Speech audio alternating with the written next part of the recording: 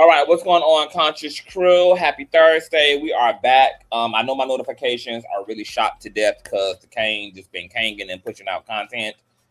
So we got to help the notification system by running those likes all the way up. So if you're in the building, please don't be a weirdo, whether you're a bush baby, whether you're active with me in real time in the live chat, or you're part of the replay gang. Please don't forget to thumbs up the video.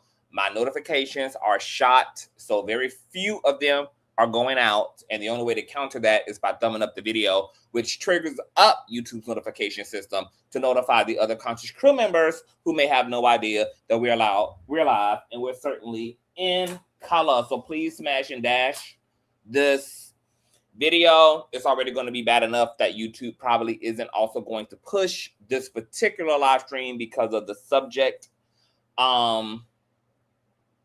and the nature of the subject that we're going to be discussing in great lengths tonight. This is definitely going to be one for the books. I'm going to be getting into my CP, my theorist bag. My brain kind of really cracked open 2 nights ago, and I really want to share this and put this out into the ethers. Initially, I was going to put this live stream behind a paywall, do it on Patreon, but it's such an important conversation that I did want to make it in a thought, my perception, and to everything that has just been on my mind the past few years. And yeah, so this is going to be a very complicated, complex live stream. Some may disagree for obvious reasons. That's okay. That's cool. Die in my business. I'm just the messenger, baby. All right. So before we get into the thick of it, once again, please run the likes all the way up. This is really the type of content that I really came to social media to do. Trendy topics and celebrity gossip and all of that is kind of a pastime that has become my predominant niche because it's where I have a talent and a gift at. However, this is who CTV really is, and this is what I'm going to be making space to get more into in the creation of my second channel, which I've been telling you guys about, which is going to be all things spiritual, metaphysical, philosophical. We're going to be getting into, it's going to be like a campfire type of a second channel, okay? Where we get into all the fringe subjects like aliens, alien abduction, Sasquatch, cryptozoology, NDEs, out-of-body experiences, hauntings, exorcisms, astro this, astro that, psychic this, psychic that. We're going to be, all the things, religious and spiritual, all the things. We're going to be getting into all of that, okay?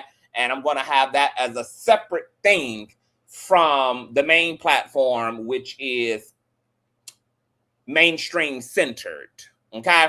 So all of this is just like little previews and pickaboos into what I'm creating in extension to the Consciouztv brand. All right. So please run the likes all the way up. Thumbs up, thumbs up, thumbs up. If you appreciate all that the King does and how diverse the platform is, we do trendy topics. We do spiritual topics. We do political topics. We roast, we gag. We get transparent, we cry, we laugh, we grow. We do all the things over here. It's a fully loaded platform, and there's a little bit of something for every single body. So if you appreciate that, even if certain content isn't of your particular interest, you appreciate the versatility, you appreciate the adaptability, you appreciate all of the flexibility of the King, please once again show your love and support by subscribing to the platform, sharing out links to your community, as well as you can also donate to the platform at $Consciouztv on Cash App and or paypal.me/Consciouztv. That's conscious with the Z on the end, just like it is here on the channel. All donation information and social media handles are in the description box below, as well as scrolling from right to left at the bottom of the screen in red and white. And my wonderful moderators also do their fair share of rotating all links periodically so y'all can support the King across all things and all platforms.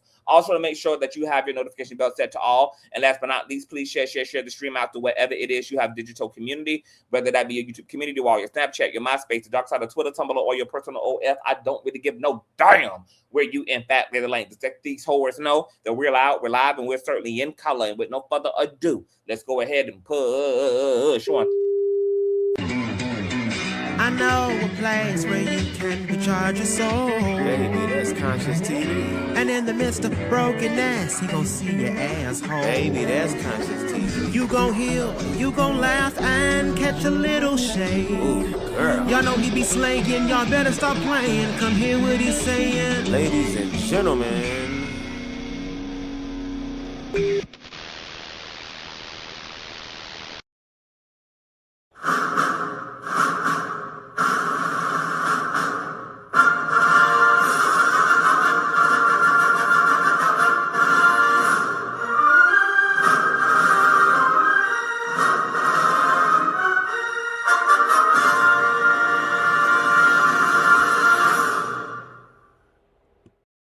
All right, what's going on, Conscious Crew? I want to put out a few rules before we get started.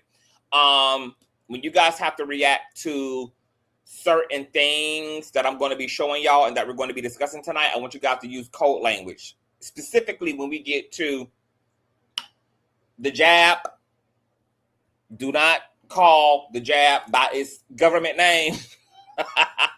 You can call it Carisha 19. You can call it the medicine. You can call it the juice.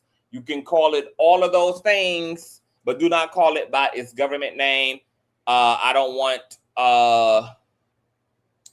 the YouTube moderator or the Google moderator to block y'all's comments, because when Google moderator gets involved, there's nothing that I can do about it. There's nothing that the mods can do about it. That is a internal mechanism built within the YouTube system that censors all on its own. So scoot around language, and moderators, please make sure that if y'all see certain things, give the Conscious Crew the instructions and remind them to use coded language so that Google moderator does not censor them and block their comments, etc., because we're going to be getting into some things, shy. Before we get into the thick of this, I want to welcome my handy dandy co-host, Bubs D God. What's going on, Bubs? What's going on, Kang? What's going on, Conscious Crew? Hope everybody's doing well on this Thursday evening. And yeah, this is going to be pretty informative. I kind of feel like it's going to give the vibes of like I want to say mid to late 2000s when all these conspiracy videos flooded YouTube before they were removed. So I'm just excited to hear the information on tonight. Yeah. How are you feeling on today? How was your Thursday? It was cool. It was cool. I did yard work today. Did my manly stuff, you know. So now I'm just relaxing. I got done or finished eating. Y'all already know how I get down. I'm off that Cali Blaze tonight. The strain is called Cherry Lime. It's a sativa. So that's what I'm off of. So let me know what you off of. If you partake of the herb, what you getting off of on this Thursday evening? Let me know in the comments because I'll be watching. But how are you doing? I'm doing great. I'm ready to get into the things of the things. Mm-hmm. I got quite a bit that I want to show to the Conscious Crew, and I'm pretty excited to. It ain't no good news though, but that's the good news though. Before we go any further, tell the people where they can actually find you at on all social media platforms. You can find me, of course, here on YouTube, Instagram, Rumble, Bubs the God. Follow my photography page entitled Media by Bubs. And you can definitely check a leprechaun out if you want to drop a little bit of coin in me, pot of gold. Baby, my Cash App is back. So you can do $ Bubs the God. We back, baby, okay? Or PayPal, which is paypal.me/Bubs the God. So y'all can find me there. You might want to check the comment section because I think that some of the people are responding to your Q&A. Oh, now I see. Smoking on. Mm-hmm. I was wondering. I was looking at my phone. I'm like, why ain't nobody commenting? Let me see what y'all got. Somebody said potato runts. Oh, wow. Have you heard of that? And what is that? I don't know what potato runts is. Let me look it up. It's different names. Like the names for different strains are just crazy. But anything that's runts is pretty good. Snow cap cookies. Let's see. Someone said vodka and lemonade. Might roll one. Well, roll one up. Roll it up. Potato Larry is lemon a cherry rose. Hey. Is a balanced 50-50 hybrid famous for its sugary berry and citrus flavor, subtle earthy exhale, and sparkling violet hued buds. It typically tests around 18 to 20% THC and delivers a euphoric focus and calming. Oh, wow. High. Okay, well, shout out to that. Somebody else said they own a sativa. The one I got, the THC level is 39%, so I'm close to 40%. So this is going to be a very interesting conversation. Baby, a lady D says, baby, she don't even ask no questions, baby. She just knows she on something right now. She said, baby, I don't know the name of mine, baby. but it knows you, and that's all right. My God, that's all right. Today. Look, after I'm done, I'm probably gonna have to swallow me down the edge. Baby, my God. The day we see CTV hitting the damn joint or a blunt is the day I go from 5'2" to 6'6". Melatonin gummies, Savvy hybrid, sativa. Shout out to the sativa. Ooh, dabs. THCA, my God. Ooh, I'm not on your level yet.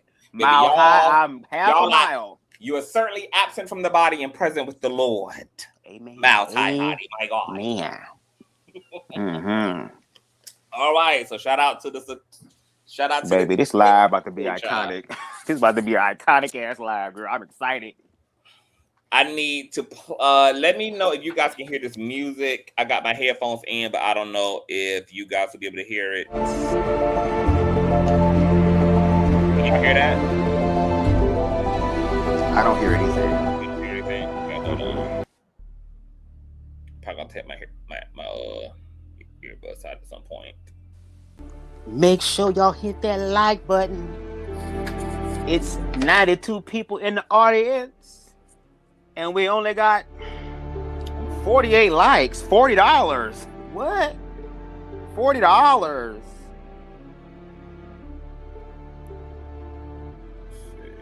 All right, I'm gonna take my it out. tiny ass up in there. I'm sorry. Check super quick. Can y'all? How loud is the background music? I don't want it to be overbearing at all. I need us to be louder than the background music is. I don't hear it. That's weird. Can y'all hear the music in the chat? How loud is it? Is medium loud? Okay, yeah. I want it less than medium loud. I need it on the lower end.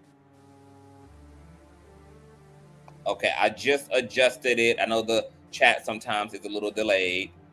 I might have to pull this up on my computer. Tell me how it sounds now in the chat. Okay, so that's great. Okay, great. Hey, Mary. Hey, Boo. Hey, y'all. Hey, Eddie. Hey, everybody. Hey, Infinite Vibe. What's going on? Hey, Jonathan.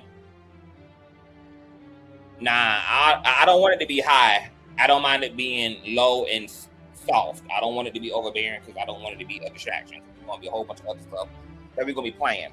All right. So let's get into the thickums of it all. I'm not going to give a lot of commentary. I'm just going to let everything I got pulled up play out. Then I'm going to talk the books a little bit, and then I'm going to go down all the way down my rabbit hole. Okay? So here we go. I got so many damn tabs pulled up. Let's see here.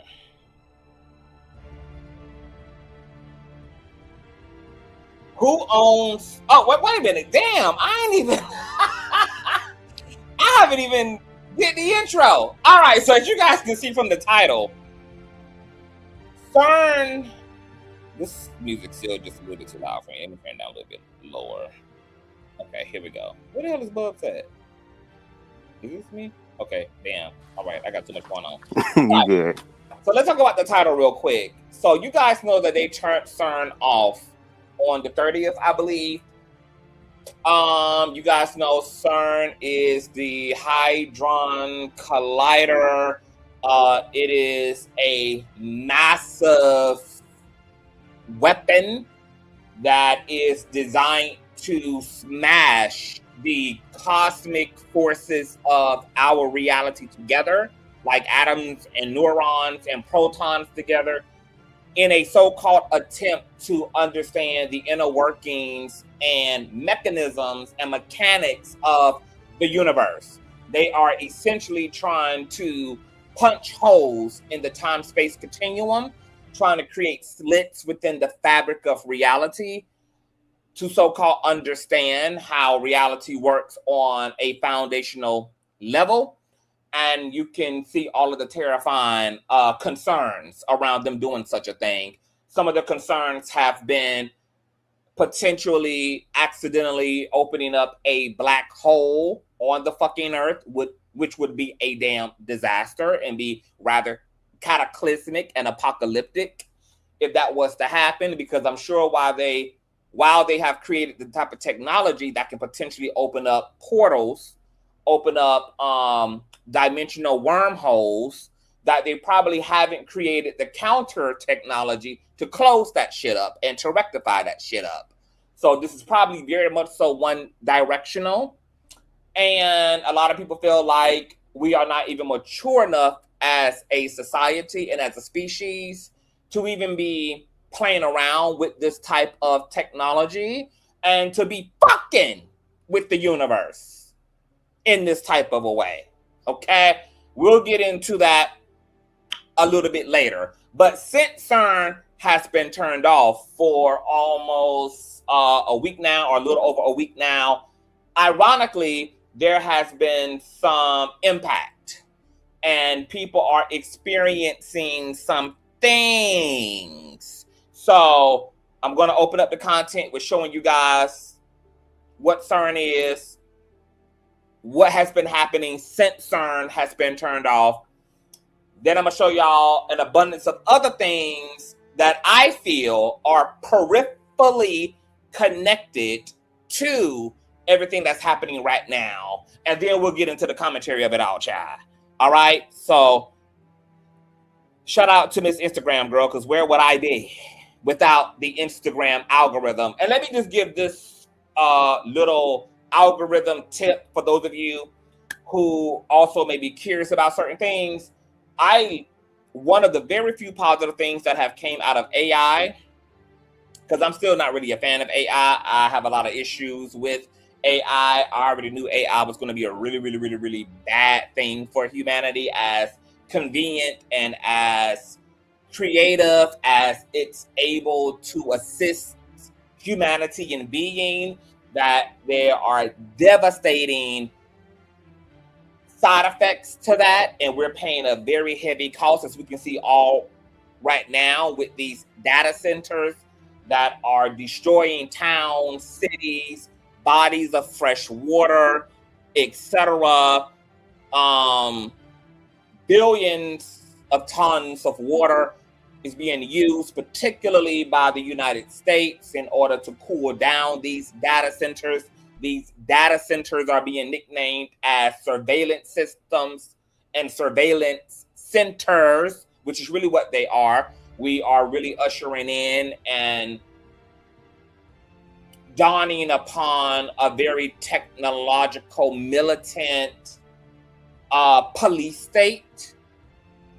And that's what all this technology is ultimately being created for, is to lock us in and to practically seize control of us, our information. You guys know Elon Musk is doing test trials with the Neuralink, which is the infamous chip that is to be inserted in your finger and under your skin, behind your ear, in your pineal gland, etc. And the surface level sale of this technology is that, oh, it's for convenience and luxury, of course. That's how they always sell poison to us, is convenience, luxury. Don't you want to practically not have to use a fucking limb? Don't you practically don't need your legs? Don't you practically don't even want to have a mouth? Don't you just want to be able to blink and something exists? Don't you want to be able to just move something across the room with the focus of your mind or the command of your voice?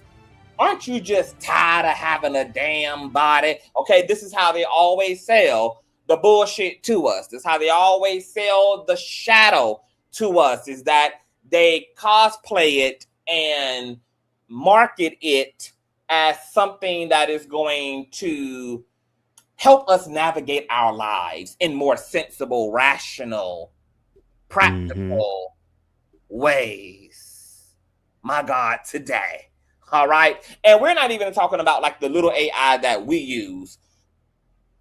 It's not everyday people that's contributing to these data centers. You're not destroying the planet by using AI. These corporations it is what's using and destroying the planet, particularly right now, the US market. I've heard that China are putting their data centers within oceans, within the sea, building these shits and sinking these shits to the ocean floor, to the seabed, to keep them cool. That's probably going to, in the long run, end up apocalyptic as well. Why the US, at the very least, won't start there and would rather put these data centers right within streams, rivers, ponds, lakes, etc., that are having a horrific impact on the perimeter areas in which these data centers are being created. Not only are people experiencing static shock within the water is undrinkable. It's literally orange and brown.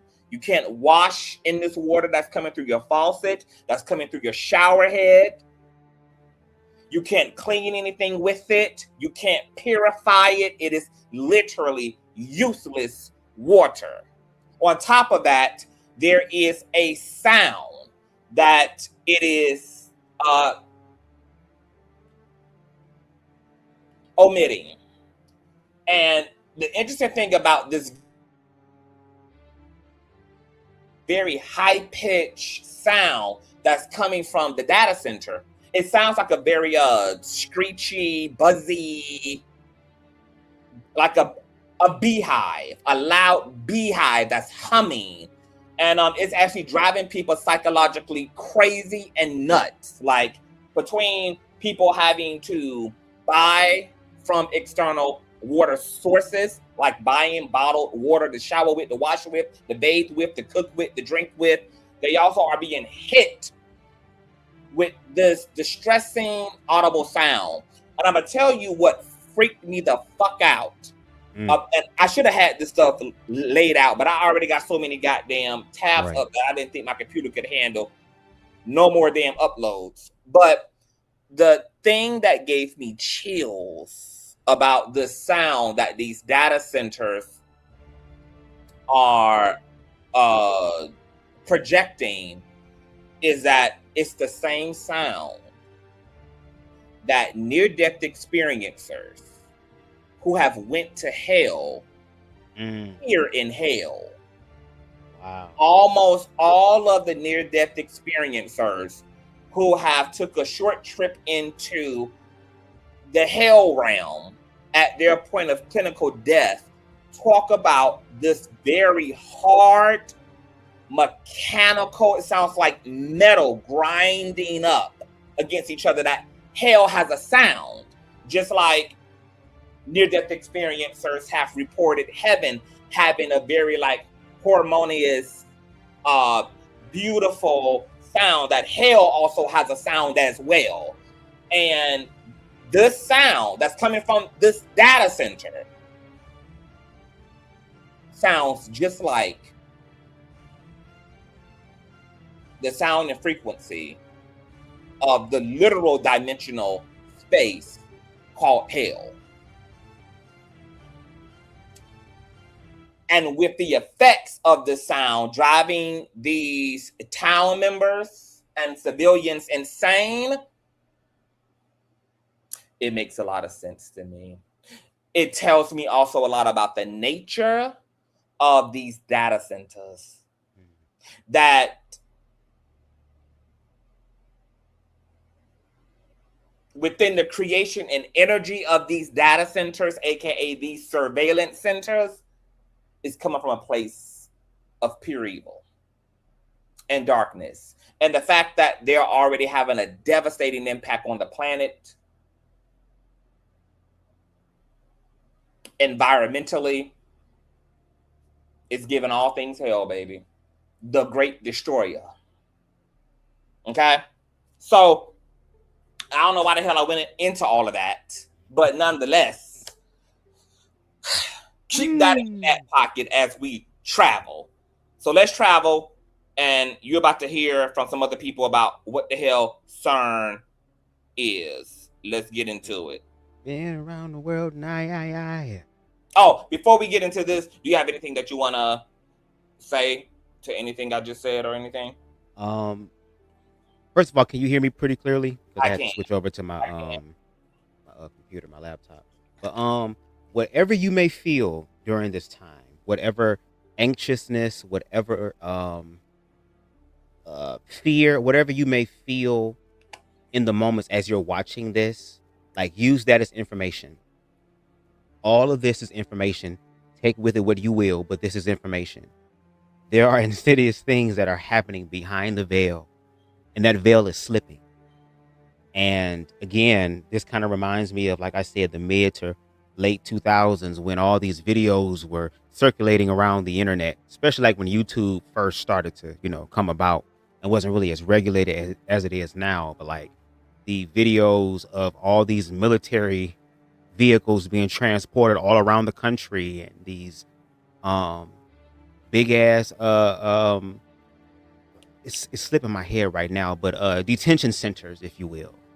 Like, all this stuff has been put out in front of us. And again, I'm a novice when it comes down to mysticism, but from what I've learned thus far, if you're trying to put a spell or a curse or some sort of influence onto somebody else, you have to be able to do it in a way where there is a little bit of truth. They have to show you exactly what they're going to do, but they're playing or hoping that them playing on your subconscious mind will keep you distracted from what's really going on, which is why it's funny. During that time, they released all these videos and everybody was talking about it. But now that the plan is actually in action now, if you speak about it, all of a sudden your channel could be compromised. So whatever you feel tonight, go through the fear, because that's the only way that we're going to be able to really make it through this. No shade. And like I said, if you spark up, baby, spark up, because I got mine. But that's it. Let's get into it. My God, okay, I'm just acknowledging everybody's comments here. I'm so glad, but baby, y'all clearly been waiting on a subject like this, baby, because y'all wide open in the comment section, child. I love this for us. With eyes wide open. Section of the conscious truth that I want over on the spiritual channel, baby, because see, I know I got heavy intellectuals and metaphysics and spiritualists and all types of people over here, so that's why I'm like, I gotta create a particular space for my people, honey, so we can be the weirdos that we are, honey, and go into all of the light and go into all of the darkness, baby. Yes, God. All right, so let's get into all of the things. Who owns CERN and what do they really do?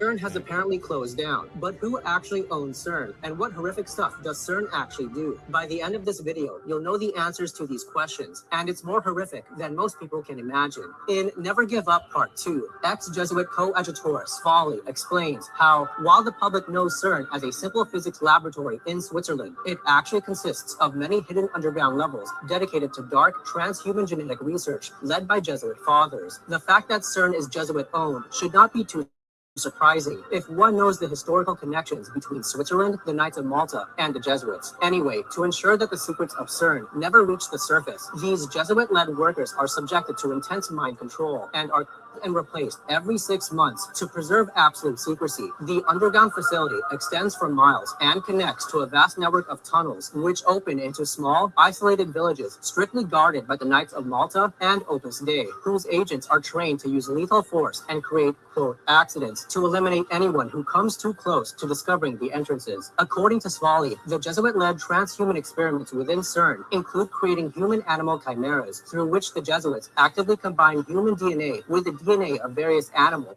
Now, before I let that go past, you're talking about transmutation and gene slicing, and ultimately what is genetic mutation. You know what's crazy about that? What? Is that this concept goes back to ancient man. You can find gene splicing and genetic alterations and transhumanism all the way back in the biblical days, because one of the reasons why the Old Testament God Jehovah had to flood the earth is not only because wickedness was running amok on the planet because of the wickedness of man, but the wickedness of mankind was also intersecting with the wickedness of principalities and heavenly forces like the alleged fallen angels, who created a race of beings known as the Nephilims, which are giants, the giants of the earth. And yes, giants are real. There are expeditions and anthropological research and museums that exist right now with the bones of giants. We have done whole excavations in Africa, in Northern and Southern America, in Europe, and dug up the bones of beings 17 feet tall, 27 feet tall, galactic size entities. They are real scientists, historians, researchers who are doing the fact finding and the studies and the analysis on these entities. And the Nephilim, who were an alleged hybrid between humanity and whatever the sons of gods were. We know the scriptures use the term angels, but we don't really motherfucking know what in fact that means. The word angel in the scriptures has various meaning, from messenger to human messenger to non-human entity. So to me, angel really gives umbrella term, but whatever the term is, ultimately is describing something that's non-human, that interacted genetically with humanity and then created a genetic hybrid known as the Nephilim. And the Nephilim were said to not only be chewing up and eating on humanity, they were eating each other. They were cannibalistic entities that had divine capacity and psychic ability, supernatural ability, but they also were gene splicing. They were combining the genetics of humans and fish, humans and horse, humans and animals. Some believe that this is where we get mermaids, sirens, the centaurs from. That type of gene splicing, mutation, and manifestation was something that the Nephilim introduced. The scriptures say that the Nephilim were fucking with the natural order of creation by doing this. Because obviously the genetics of humans and the genetics of animals and the genetics of insects and shit were never meant to intersect. This is why each species and living thing on this planet has its own specific genetic code that is supposed to be gate kept. This is why a human can't reproduce with a cat naturally. A human can't reproduce with a horse naturally. A human can't reproduce with the sheep naturally. However, there are powers that be and forces that have a greater understanding of reality, of physics, of quantum mechanics, and the understanding of consciousness, who are able to do things that are supposedly forbidden and taboo and should not be motherfucking done.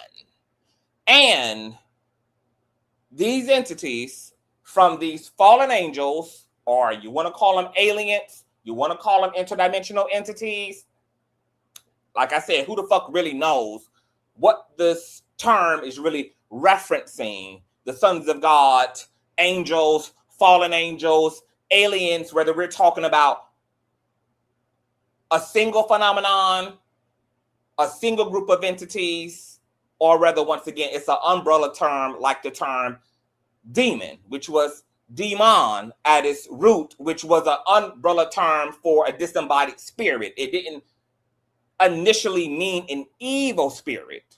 But of course, over the course of history, words evolve, words get hijacked by communities and cultures, they take on the different meanings, etc. And we have leaked classified documents that propose that world governments, including our motherfucking government, that are colluding with non-human entities and have been for eons. You can look back through history. Systems and governments have been interested in the occult, in the ethereal, in the astral, in the inner makings and workings of reality since the dawn of time. Our U.S. taxpaying dollars fund secret psychic programs in our military, for remote viewing, for astral projection.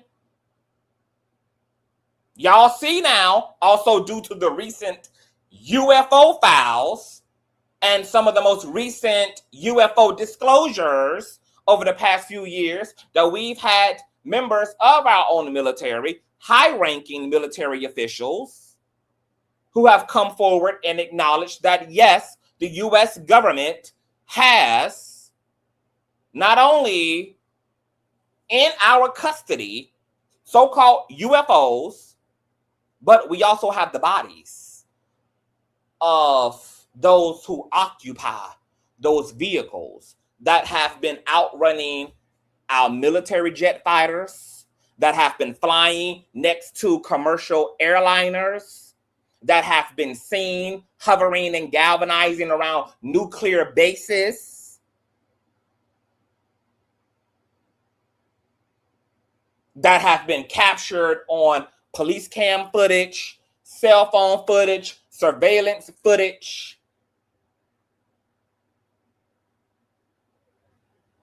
And yes, they've invested in the study of MK Ultra. If you guys have not seen the documentary,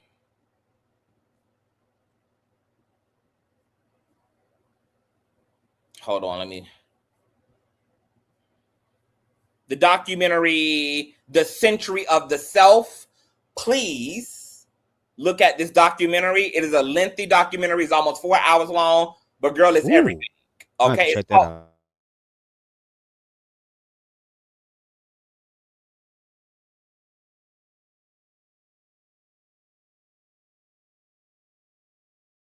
This documentary, it talks about one who created practically what we call propaganda today.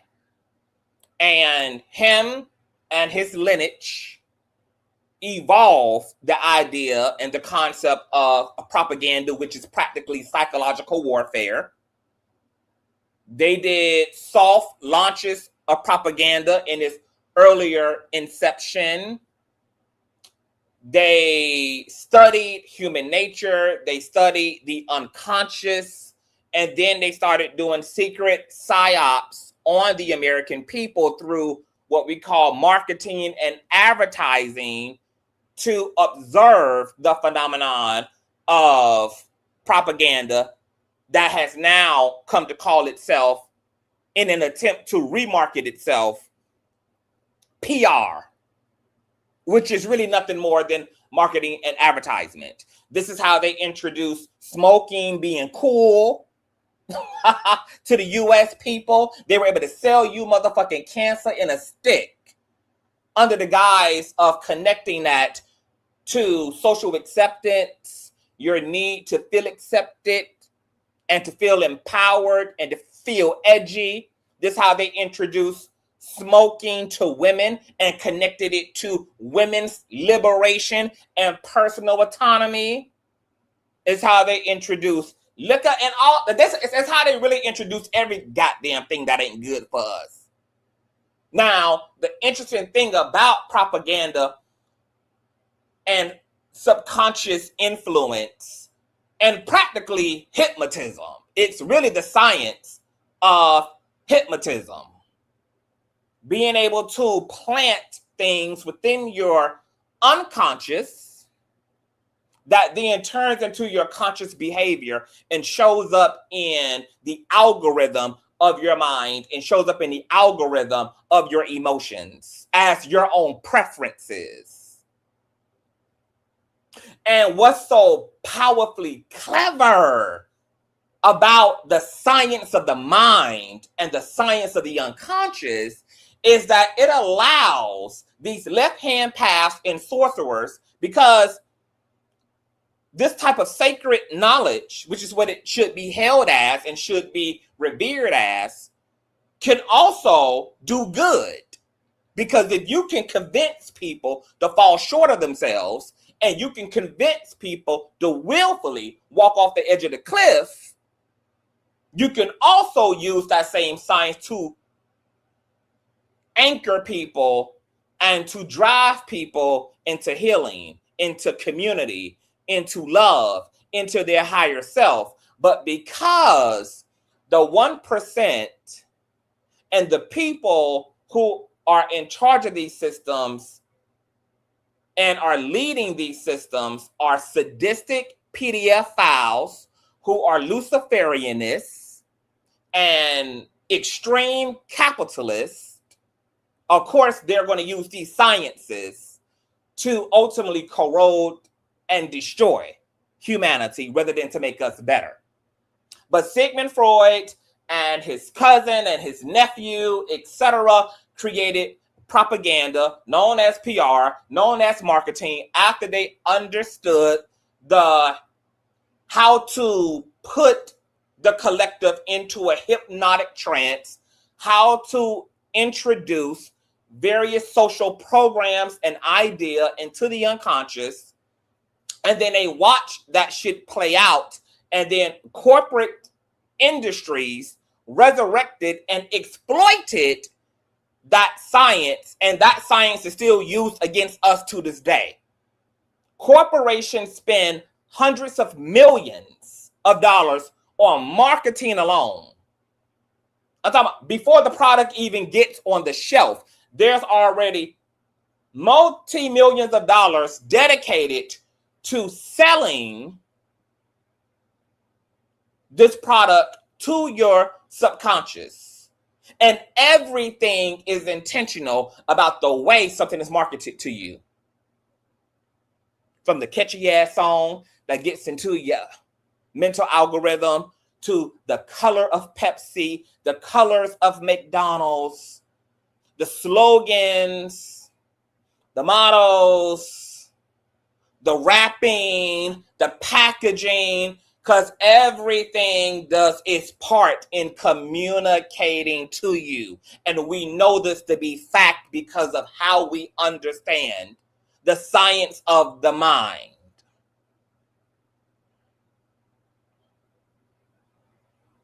Everything is hypnotically speaking to you, advising you, and is an attempt to hijack your desire and reflect it to you as your own, so that when you get diabetes and high cholesterol and you get fat as hell and you get arthritis in your bones and you get the damn gout, or you get stage 3 and 4 goddamn cancer and you go blind, that the same system that made you blind, the same system that made you sick in the mind, that made you sick in the body, that made you ill in your soul, is something they can turn around and blame you for. Because for all you know, you did do this to yourself. You picked up the burger. You drank all the liquor and willfully gave that industry your coin.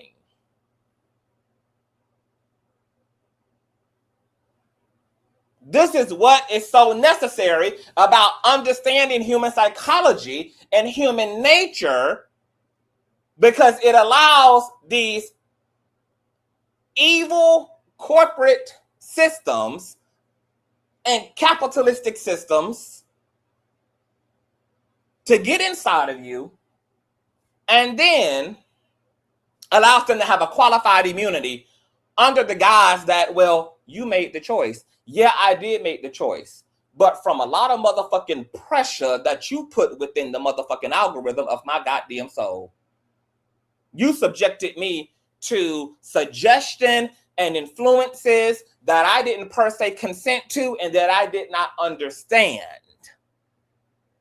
But because most people don't know this is even happening to them, because that's how soft and how subtle the effects are, that by the time you realize why you like the song, you don't even know why. By the time you realize you have picked up this new habit, or this is your favorite food or your favorite beverage or your favorite sound or your favorite activity, you can't even really trace it back to how the hell did you even get into this position? How did I even get addicted like this to begin with? I can't even really identify the point in which I said, yes, that's the whole power of the science. And this is why corporations, whether it's the food industry, whether it's the beauty industry, whether it's the music industry, whether this is what India Arie was talking about, really. She just did a really bad job at it. And we just had to nuance the hell out of what she was saying, because there was another conversation happening within that conversation that was really the conversation, and making it about spin at itself was going to miss the mark. However, what she was saying about frequency, etc., having its role, which I also acknowledge in my commentary, is true. And this ultimately really is psychological warfare. And it's also a reason, a very occultic reason. It's a part of one of the occultic commands. I always talk to you guys about this because I'm a spiritualist and an occultist myself. I'm just a right-hand path. I use the knowledge for the greater good. The left-hand paths use the knowledge sometimes for purely nefarious reasons. And then some of them are like vigilant, and not vigilantes, but some of them are like an anti-hero where they're doing it for themselves, you know, which is debatable in terms of whether that's morally good or morally bad, etc. And if people happen to benefit from them serving themselves, they're okay with that. If people happen to be destroyed as a result of them putting their needs first, they're okay with that too. So it goes, you know, sometimes either way when it comes to a left-hand path. Some of them are literally of the dark arts. They practice the dark arts, and their intent is to do collateral damage and to do as much of it as possible. And some of them are just deeply invested in their own narcissistic greed and needs, and will get those needs met through subduction, manipulation, coercion, force, whatever means they can. Love bomb, or all out take it from you. All out rip it out of your womb. Rip it right out of your hands. So the left-hand paths are a mixture and an interesting group. Now, I just want to kind of pivot into that a little bit. Bubs, did you have anything you wanted to insert before I press play? And it's a damn shame because we ain't even got past the first slide and we already done been here for 50 minutes. My God. That's okay. That's why I'm over here low key eating a little bit while I'm listening. So you can continue because I'm pretty sure there's going to be more opportunities. Because baby, like you said, if we starting off with just this, just imagine what else is in store. So you can go ahead and continue. Yeah. So the name of the documentary, once again, I'm going to put it in the chat, you guys. It's called Century of the Self. It talks about Sigmund Freud being the founding father of propaganda and, studies into the subconscious and the unconscious, and then how that created an entire industry that ultimately became ones that exploited us and made us and reduced us to consumers. I'm going to put this in the chat real quick. You guys can pull that up and watch that after you're done here or when you get some free time. It's 4 hours, etc. All right, let's get back to Cern, child. The ultimate goal of this research is to create a, quote, super soldier capable of inhuman speed and strength. They also attempt to engineer spiritual traits into the DNA, such as psychic ability, sensitivity to spiritual realms, and an aptitude for traveling different dimensions. This research is used to engineer the next generation of Jesuit babies back in Rome, aiming to produce, quote, better soldiers of Satan. Cern also engineers genetically modified, specifically ordered by wealthy members of various occult societies. Common requests include covered entirely in fur, possessing both male and female, or having undergone specific training upon delivery. These cost several $1 million each and are implanted with a fail-safe device that releases poison to them by the time they are 2.5 years old, ensuring they do not live long enough to become a liability. The atmosphere in the underground labs is described as a literal hell, filled with the constant eerie wailing, screaming, and grunting of the human-animal chimeras. To force their compliance and ensure they can return to their normal lives without being destroyed by the memories of what they have done, the Jesuits subject the Cern workers to extensive amnesia programming to wipe their memories of the facility completely once their rotations end. To learn more about the Jesuits and their plan for the New World Order, comment truth for my new book. Cern. Okay, now let's get into some more Cern talk. A massive facility in Geneva, Switzerland. They're basically trying to open They're basically trying to open portals to let these entities come through our realm. I saw that there was a big statue of Shiva, who's a Hindu god, out in the front, and Shiva is called the Destroyer. Right. They call him Apollyon. He's also mentioned in the book of Revelation as a destroyer, who is clearly a fallen angel. You know what's even crazier is that in the book of Revelation, it mentions the letter to the church of Pergamum. It says that where Antipas, my faithful witness, was martyred, where Satan dwells. I believe that Pergamum was a place where you had this ancient temple to Zeus, and it was taken piece by piece apart and moved to a museum in Berlin. But historically, church tradition said that Antipas was actually martyred on the temple to Apollyon. It's in Geneva, Switzerland. Really, where the site of Cern is actually built on, where there's a temple to Apollyon. Did y'all know that? Did y'all know that where Cern currently rests is on an ancient? Hell no. It's on an ancient worship site to the god Apollo, which is an avatar of Satan. I did not know that. Satan.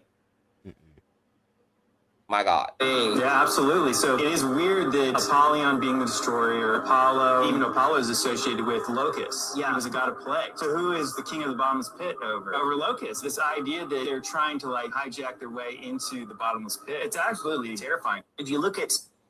Okay. Cern has shut down and people are noticing very strange things. This gave me chills. I'll get into why when I just done ran through all the tabs, because I'm going to circle back and gather it all together in one top knot. Have you been sleeping better since they shut down the Cern Collider? Because that's what a lot of people are reporting. Has anyone else noticed that since the Cern Collider got switched off, their sleep's gotten better? I have been sleeping 8 to 10 hours solid since the Cern Collider got turned off. But that's not all. People are also saying the days feel longer. People are reporting that the time feels slower since CERN shut down. And that's because it has. Okay, you guys, let's get weird. So, just a few days ago, CERN turns off, and I don't know if it's just me, but the days seem slower. Call me crazy. I don't know. I'm sure you've heard the theory that CERN experiments changed the flow of time. Found this out yesterday. Monks knew that they were at the time, I don't know how long ago, but they created these candles that burn for exactly 24 hours. And in those 24 hours, they constantly kept making and producing them, traditionally speaking. And as CERN continues to do their Large Hadron Collider and keeping the time, they started to pretty much mathematically draw conclusions that time is speeding up. So 24 hours that used to feel like 24 hours are really 16 hours now.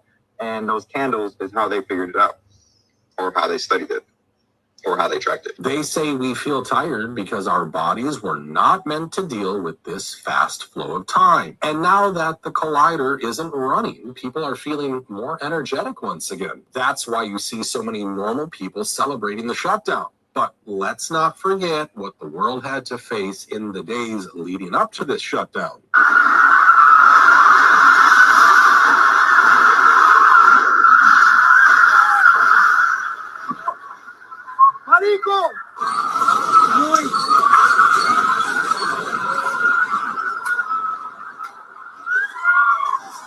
Have you been sleeping better since they shut down the Cern Collider? Because that's what a lot of people are reporting. Okay, and I'm going to leave this video up because we're going to circle back to this particular video. Now, this guy's video was just played in the previous video, but I want you guys to hear what he had to say again. That they were fucking with time, I don't know how long ago, but they created these candles that burn for exactly 24 hours. And in those 24 hours, they constantly kept making and producing them, traditionally speaking. And as CERN continues to do their Large Hadron Collider and keep fucking with time, they started to pretty much mathematically draw conclusions that time is speeding up. So 24 hours that used to feel like 24 hours are really 16 hours now. And those candles is how they figured it out, or how they studied it, or how they tracked it. Found this out yesterday. Monks knew that they were... Okay, so, girl, the monks had them crack the code and knew something was up because they have these 24-hour candles that they traditionally make and use within their ceremonies, etc. And notice that there's been a few hours difference in our day, that what used to be a full 24 hours became a full 16 hours. And for the past few years, people have been spouting this, that it seems like everything has sped up, that time has sped up, that everything seems to be running into itself. People don't even know what fucking day it is. It seems like you're in 5 o'clock traffic. Like you can't really keep up. Your head is hanging out of the window and everything is kind of moving at the damn speed of light. People have been saying that they feel like their kids are growing up fast, that everything just feels accelerated. And it's because everything was. Once again, we will revisit these videos. Let's continue to just push through right now. Moving along. Let me refresh this page. I know my computer is, girl, it's acting like a data center right now, pulling all the energy. They're cooking the sky with 5G on water towers everywhere. Why are they putting and people are losing their minds? Antennas on top of water towers in your town? This thing's cooking the sky right now. You can see what it's doing. See those lines? There's 5G EMF radio waves being blasted off this thing into the sky, and it blocks out our sun. Check it out.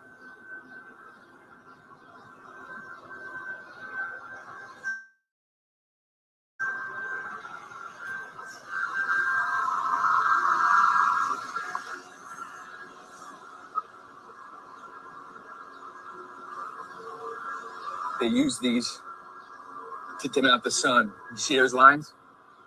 That's not naturally occurring. That's happening because of what's on top of this tower. And you guys should start noticing them out in public. They're everywhere, dude. And we live on this big ass, like, weather grid now, where they're controlling our weather and they're minimizing the amount of sunlight we get, right? Be on the lookout for these things. See that panel? I'm sure there's a perfectly innocent explanation, just like there was for the giant eyeball that fell from the sky in Indiana. A massive dome that looks like a damn eyeball just dropped from the sky onto a street in Indiana. And the official story? Oh, it's just a radome. It blew away in the wind. Bro, this thing is 10 to 15 feet across, made to survive 100-mile-per-hour winds, and somehow it floated over a mile through a neighborhood like a beach ball during a thunderstorm, and conveniently it's from a defense contractor, V2X, right down the road. The same kind of company, knee-deep in military radar systems and aerospace surveillance. These radomes aren't just covers, they hide the eyes of the surveillance state, the guts of next-gen radar tech. And this one had a hatch cracked open when it landed. We're told it wasn't in use. Yeah? Then why the hell did it still have its internals? Why is the company perplexed by how it moved? They've got engineers who can calculate ballistic trajectories, but this caught them off guard? No shot. This comes after a full year of weird stuff falling from the sky. Mysterious drones swarming New Jersey, black tar washing up on Florida beaches, and now the sky drops a mechanical eyeball onto someone's block? We're being gaslit while literal surveillance hardware rains from the clouds. This wasn't just a dome, it was a message. And most people will scroll right past it. Why are they putting antennas on top of water towers in your town? And you know what's fascinating about this is that, to his point, there's been all type of shit falling from the sky, including so-called extraterrestrial spears that have been falling from the fucking sky, falling into the woodlands of communities, etc., that are conscious. And this whole thing with 5G, remember during the shutdowns, they were installing 5G towers, and people then were trying to call for the protests? Right. Yep. I remember because 5G at that time was very experimental. They were still having issues with regulating it according to health codes because they were finding that the 5G beam was thick and it was actually concentrating in people's bodies. It wasn't passing through like 3G, 2G, and 4G. And imagine practically radioactive energy focusing on your goddamn organs and not being able to pass through you and being thick and dense. And the irony of that is that we have actually an uptick in cancers and autisms, mental disorders. And it's not just coming from one single soul thing. We have so much shit that they're introducing into the earth plane right now that it's literally a shit show. We're inside of what I like to call a shit stew. Baby, we're sandwiched in between a lot of shit that is having a lot of ill effects on our health, on our mental health as a people, on our coordination as a people. A lot of shit that's being used to create intentional dysfunction and malfunction of the human mind and human consciousness.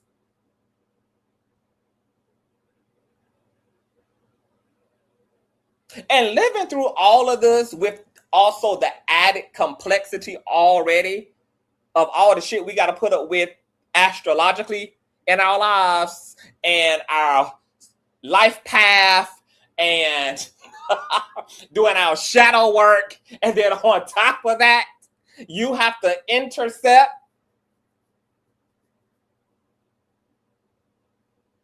with all of this other shit in your veins, in your blood, in your food, in your air, in your ears, in your eye. Outside of what's already going to be the interesting, unique hardship for most people generally, just being a soul within a body, having to traverse the ego and the divine and authentic self, and then these motherfuckers decide to crank the matrix up on the highest difficult level yet, which is right now, at least, resulting in most souls growing deeply miserable. Most people are very miserable right now, are mad, frustrated, feeling claustrophobic, broke, tired, fatigued, exhausted, mentally overwhelmed, spiritually taxed. It's not a good time for millions of people right now. And it's because we have everything going on. And what I want people to really envision this as is, this is officially the white lab rat era. We have always been experimented on. There's been collective experiments and psyops done on whole nations, countries. We've destabilized whole entire nations with psyop programs and propagandizing nations. We can tear this shit down and repackage it up in our likeness. But we've also seen those psyop programs and experiments done on minority communities. The creation of the projects, of the welfare state, racism, chattel slavery, the Tuskegee experiment, the current medical experiments that are going on with Black women, birth rates, post pregnancy care.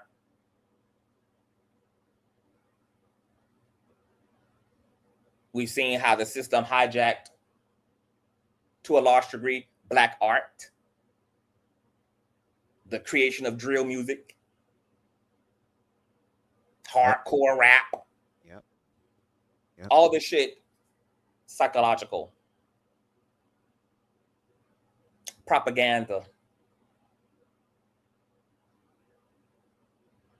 But the difference now in us as white lab rats in this era versus our ancestors and pre-human beings who have lived through similar eras of corrupted governments and kingships is that our mad scientists are loud and outside, and they're not hiding that.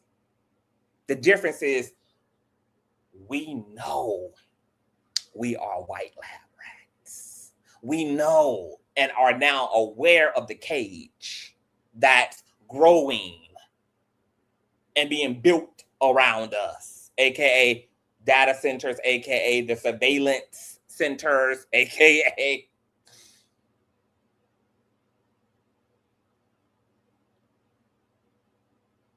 social media has changed the landscape. Information travels at the speed of light. A water system is being poisoned. The air system is being poisoned. Your mind is being poisoned. And we're consciously aware. Unlike a white lab rat that has no idea what its purpose is and what's happening to it. It has no awareness outside of its own instinctual reality. We, on the other hand, are very aware of what's happening. And we're going to get back to that fundamental question of when it's all said and done, and when you successfully downloaded from the tree of knowledge, and you fully internalized the reality of where we are and what's happening, what the fuck are we going to do about it? But we'll get there. We're getting to those questions. I want to say something real quick if possible. Yes. While you were talking, I remembered I had to look up something because I remember like you mentioned, this system this isn't the first time that the system has done things like this to us. We're just seeing the more modern version of it. I was looking it up, and during the 50s and 60s, the U.S. Army was doing what was known as a secret Cold War open air testing, where they released fine fluorescent powders known as zinc. I'm gonna mess this word up.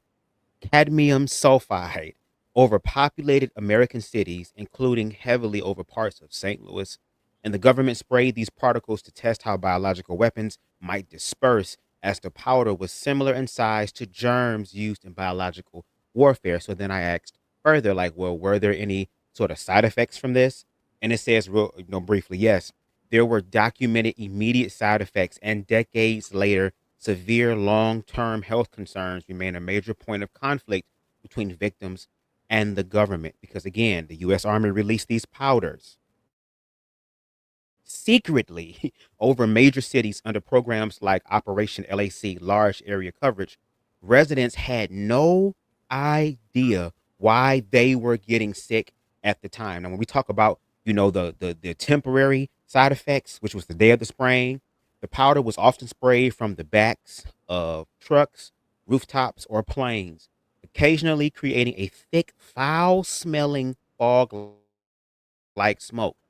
Residents who were caught in it, including children playing outside, reported immediate acute symptoms, which were nausea and vomiting, severe headaches and dizziness, skin irritation, coughing, and respiratory distress. But then when we talk about the long-term health consequences and controversies, the main chemical used, cadmium, is now recognized as a known human carcinogen.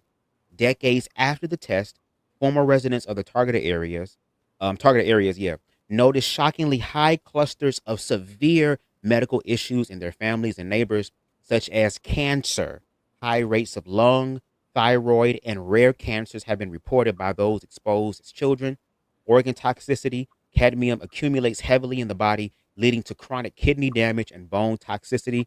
Then reproductive issues. Victims have cited high rates of birth defects and reproductive disorders within affected communities. If you take the time to watch Fahrenheit 11/9, not 9/11 with George Bush, we're talking about 11/9 with Michael Moore. Again, shout out to him, an amazing documentarian filmmaker. Ended up highlighting a situation that happened again in Flint with the water crisis, how the majority of those children have scored over a certain number of lead levels that were dangerous. And they told those people to try to cover that up.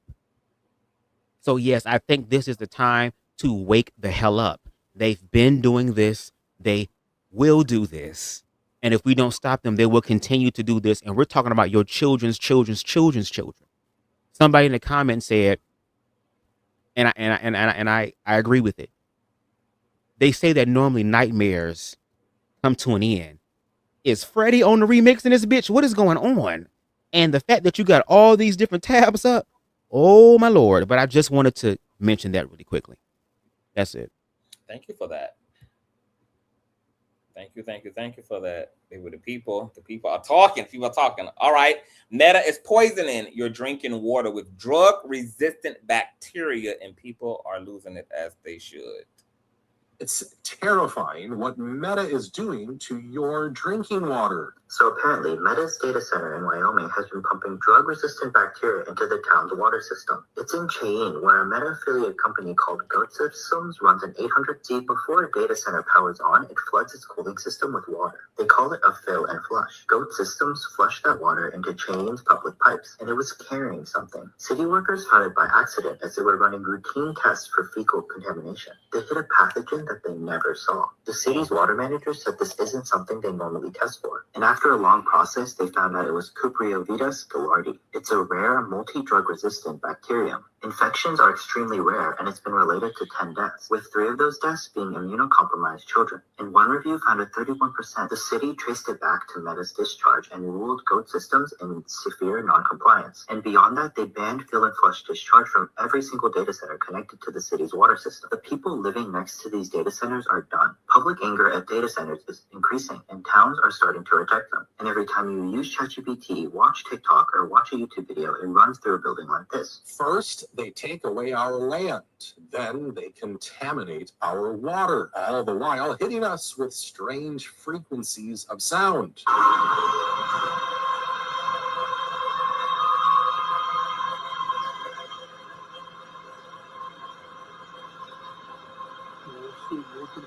That's the sound emitted at 24/7 from a megawatt. I'm trying to read the subcaption. Data center in Dewalgiat. I don't even know. I can barely even read it. They measured from a. That's the Jack. Huh? The Jack. Oh, the Jack. Oh, you can see this shit? Mm-hmm. Oh yeah, I can see it, but I know the Jack because I live near the Jack now. Oh, that's the funny part. Yeah, it's interesting. Thank God you're about to not live near the Jack.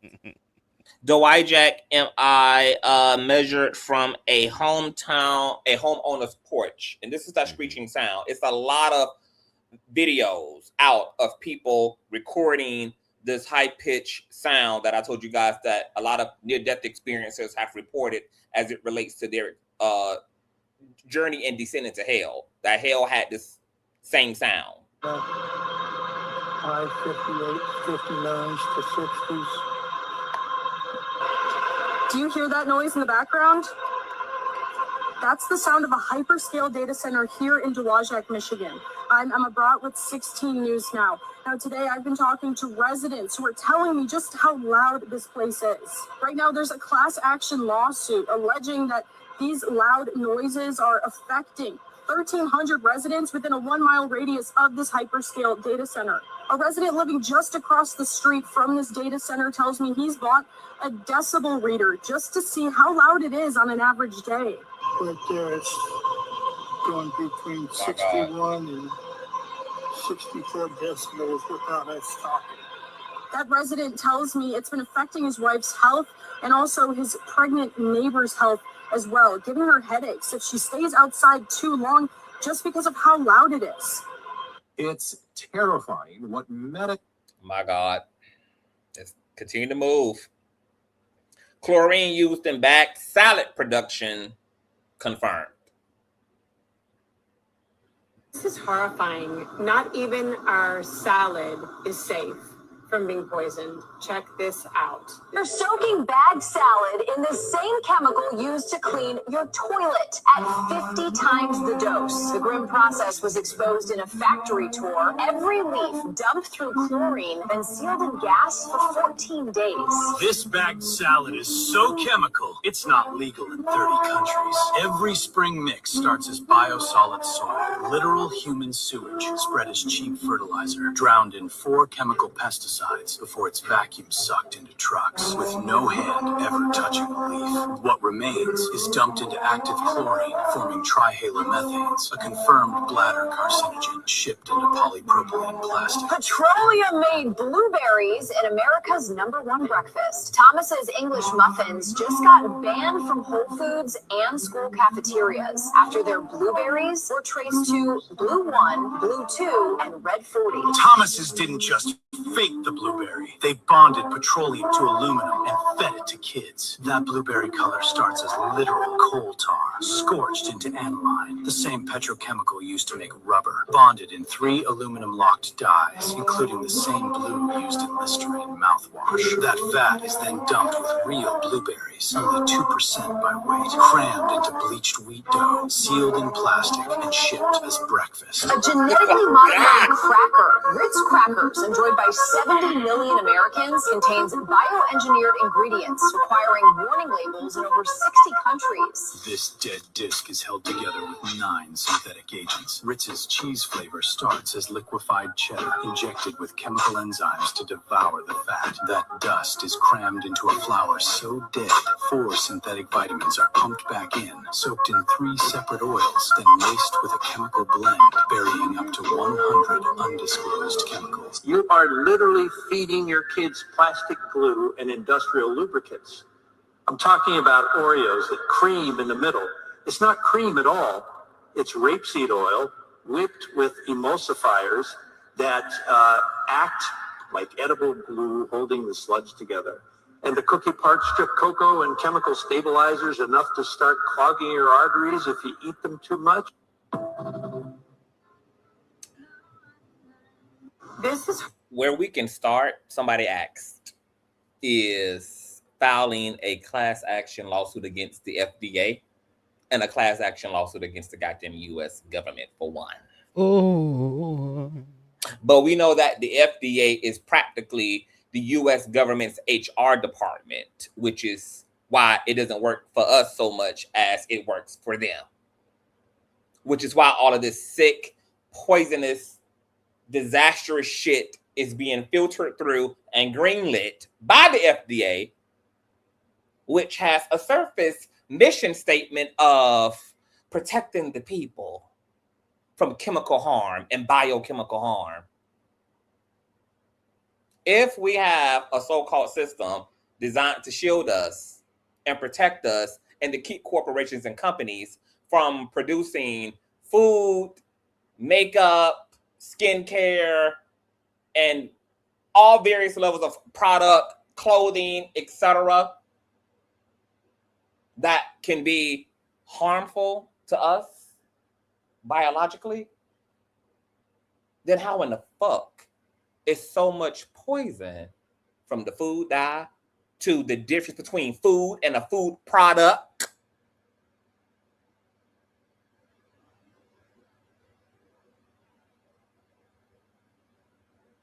They're practically feeding our asses transmission fluid. And then we wonder why perfectly healthy people just eventually getting cancer and tumors and why so many people's lives have been claimed by illnesses that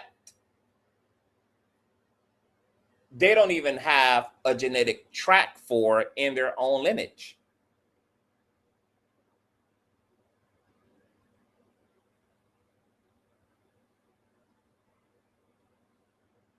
Well, thanks to these corporate and capitalistic industries, there are going to be things that are going to be showing up genetically in people's lineage now, and that are going to be paving the way for their future relatives. Perfectly found, damn near pure, non-corrupted genetic lineage that is being assaulted right now. And the sick-ass people of today who don't come from a cancer-ridden family, but got cancer, a tumor-ridden family, and don't got no goddamn tumors in their history.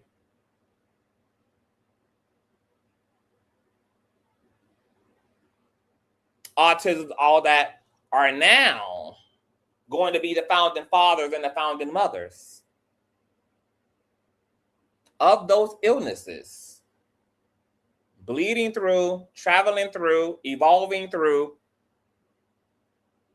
to future loved ones.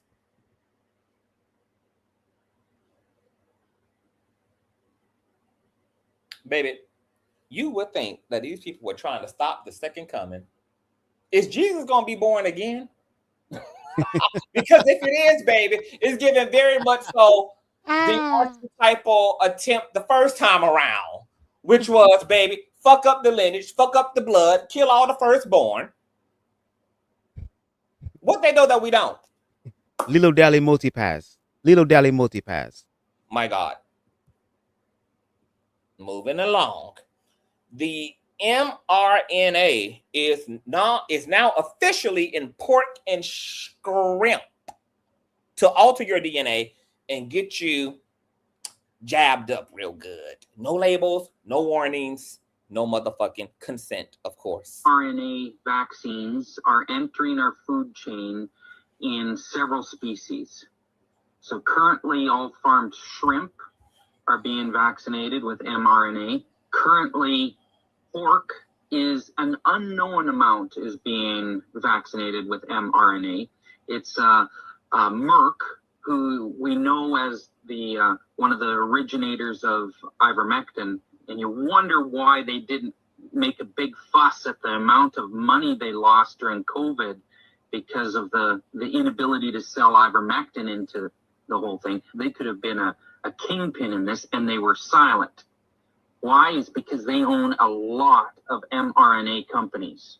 Some of the companies state on their advertising, we put the right gene in your livestock vaccine. So they have vaccines going into the swine industry. We don't have data on how much of it's being sold and where and who are the buyers. So it's all speculative on the volume, but the technology is rather interesting. It's a customized vaccines where they go onto a farm, they take samples of the diseases on the farm, then go into the lab, and a few days later they produce an mRNA vaccine for your customized to your farm's diseases. There's no testing, no research, nothing. You know, they have a general understanding of the mRNA aspect of it on a general standpoint, but for each of these antigens, there is no understanding. mRNA vaccines. Now, this pisses me off because it means that a lot of people who knew what was up 2 years ago, when all this shit was being forced and mandated and pushed upon us, who avoided getting I'm going to use the code word medicated,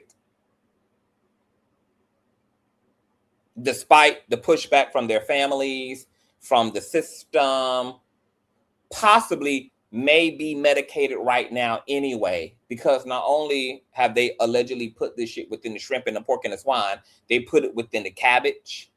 It was said that they were putting this medicine in the lettuce, and with them introducing it into the food chain, it means that thousands and millions of people in this country who made the executive decision to not receive said medication might be medicated unbeknownst to themselves against their own motherfucking will and consent. And so when we're watching all of these, we're getting all these reports of celebrities just motherfucking dropping dead randomly, 30-year-olds, all these young people, all these teenagers who just dropping dead. From cardiac arrests, heart complications, dying in their sleep. Because you no longer have to go intentionally signed up to get the medication. You're eating the medication. You're drinking the medication. And that medication is causing a spike in protein that's turning into these grotesque white material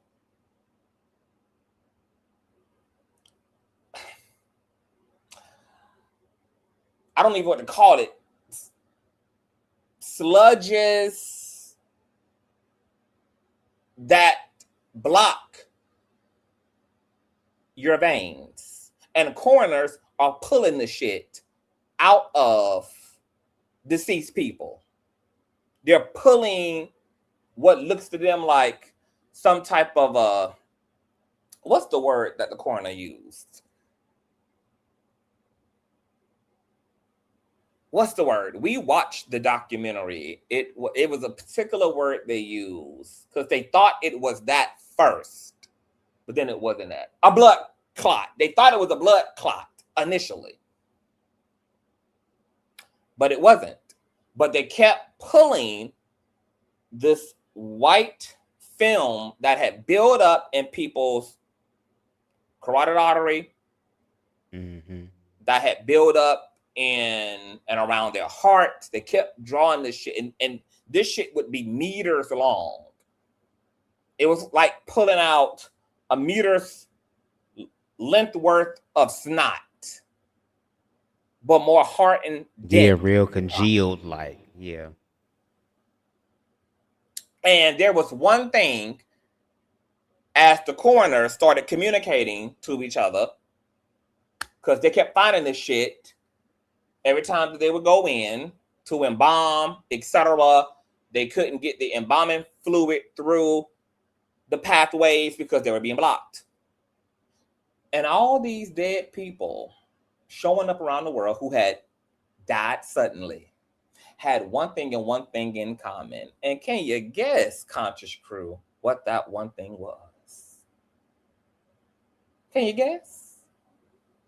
Oh, these were people who had, unfortunately, either by way of trust of their government or by mandate of their job or by peer pressure from their families and or communities, had taken the quote-unquote medication. And do you know what's wild about the medication? Is that just like we were talking about Sigmund Freud and how they have studied and mapped out the unconscious and now know how to psychologically manipulate you into doing shit that they want you to do unbeknownst to you, because the manipulation self-represents to you as your own desire and as your own attraction and as your own appetite. Well, when it comes to the medicine, quote unquote, there's like a 5 to 7 year window with that medicine. And this was clever doing, because even though people had died suddenly and people were literally dropping dead 15 minutes after taking the medication, perfectly healthy, athletic people were dropping dead, dying within 2-3 days, an hour. We had a whole nurse that passed the fuck out and died and was never seen again on national TV in an attempt to prove that the medicine was safe. And then her ass gonna hit the floor on national TV. Well, this is clever doing, because the technology of this medicine is designed to show up later, even though it showed up immediately as a side effect and an after effect for a lot of people. This is why in Project 2025, they're talking about lowering the age for the draft and recruiting your children right out of high school, drafting your children right out of high school, because the U.S. government doesn't expect to have a functioning, working army in 10 years because of what they know the ill effects of the medicine are going to be, which are already showing up statistically. We already have the data on the medicine. It's led to every health complication under the motherfucking sun, and a good 60 to 70% of our motherfucking U.S. military has compromised health, has a compromised immune system now.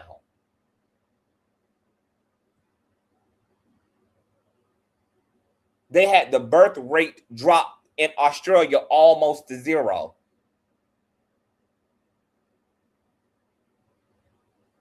Because of miscarriages and stillbirths, etc. All linked to the medicine.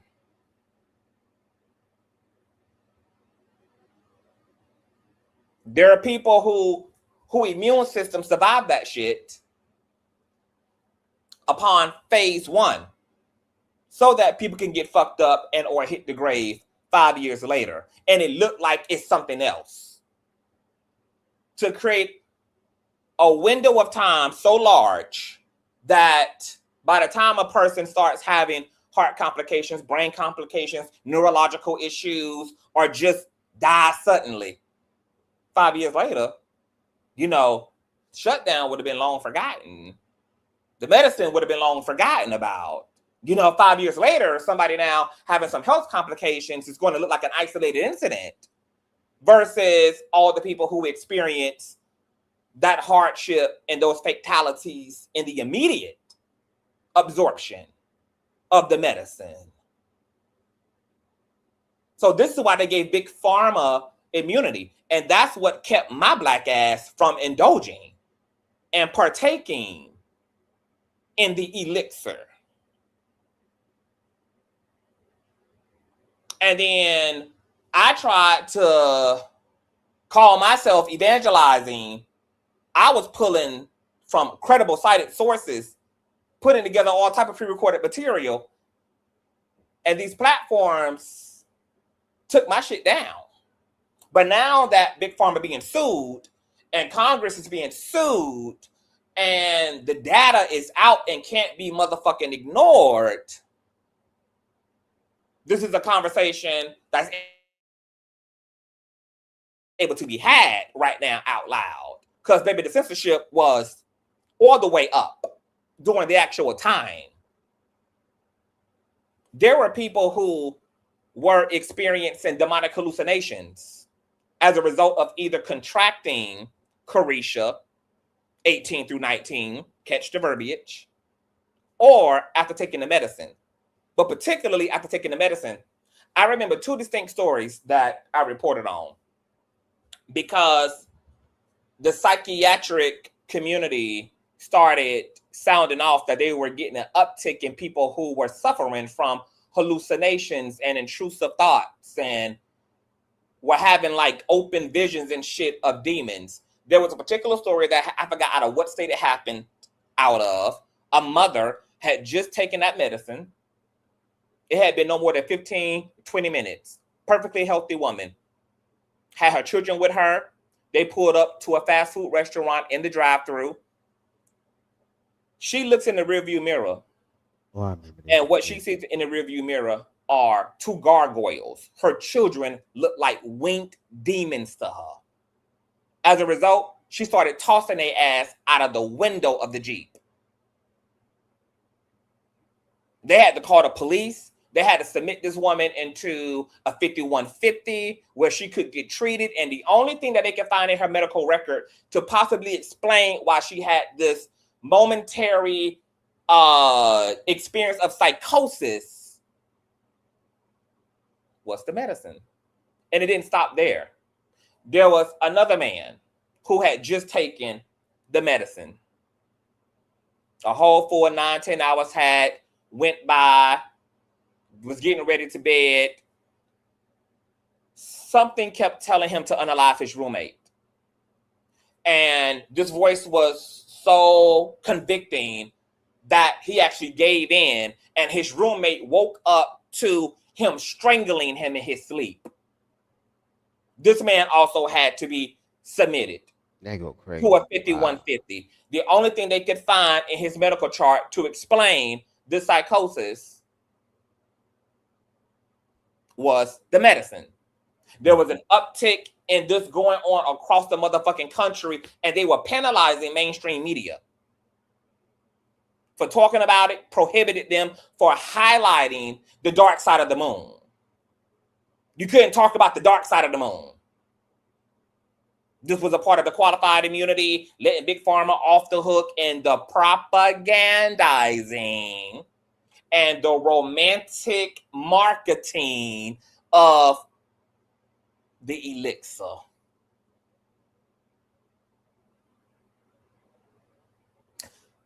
This right here on the screen.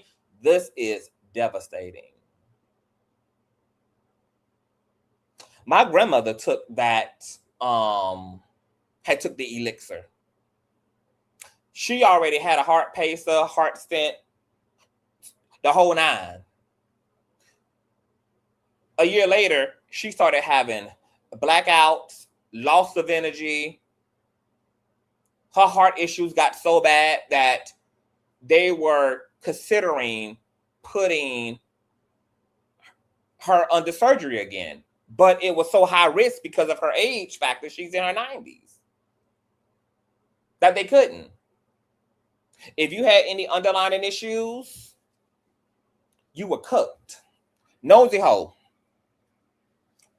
the commentator, for those of you who remember Nosy Ho Live, she reported that after she took the elixir, that she started suffering from an irregular menstrual cycle. And she's been experiencing an irregular menstrual cycle since. A lot of women I know experience irregular menstrual after taking the elixir. There is so much extraordinary, terrifying, profoundly dark-sided ass data now about the impact of the elixir that it is outlandish. It's outlandish. It's wicked. It's downright fucking evil.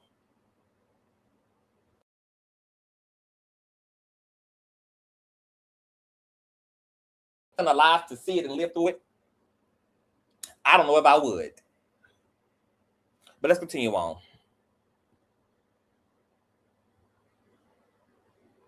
Healthcare worker shares heartbreaking message about what he is finding in medicated, quote unquote, injured children. But y'all see it on the screen.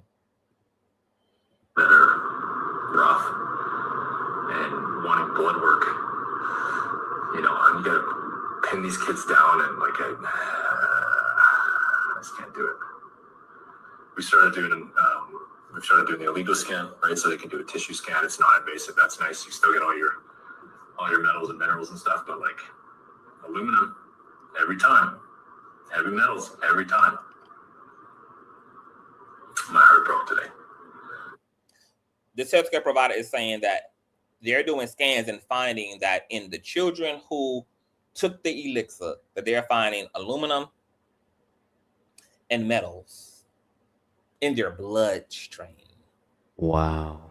Over and over and over and over and over and over and over again. I love my kids very much, and I'm very grateful for that.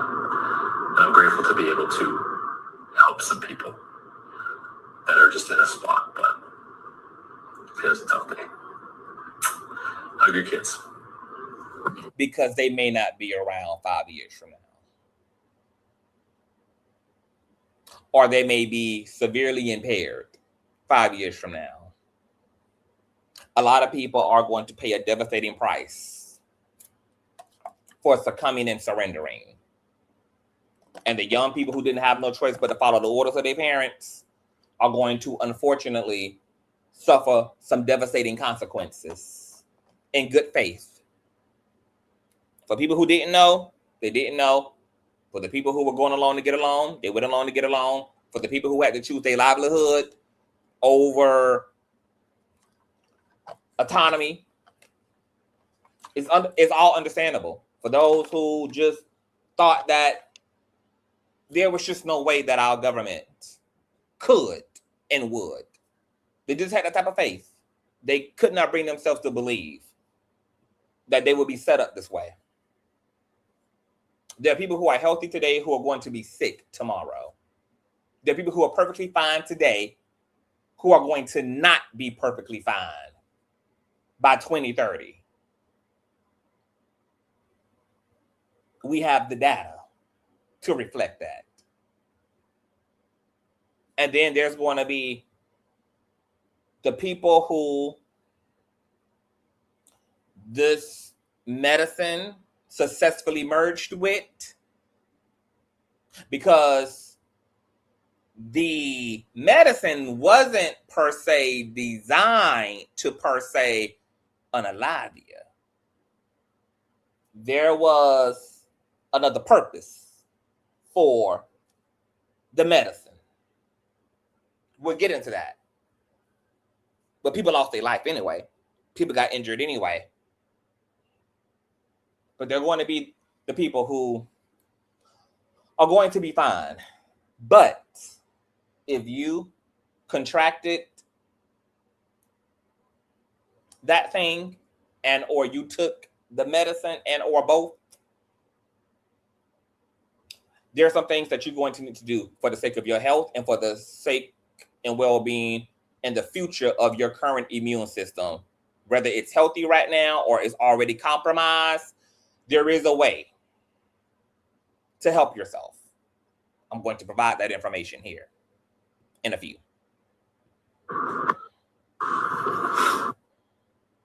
The numbers are out. 7 to 15 million people dead from the medicine, 29 to 60 million permanently disabled, and 500 to 900 million injured. The numbers grow by the day because, like I told y'all, this thing had a window. We saw a lot of injury and fatalities in the initial, but because it had a window, now we are able to see more of the impact of those who took the elixir.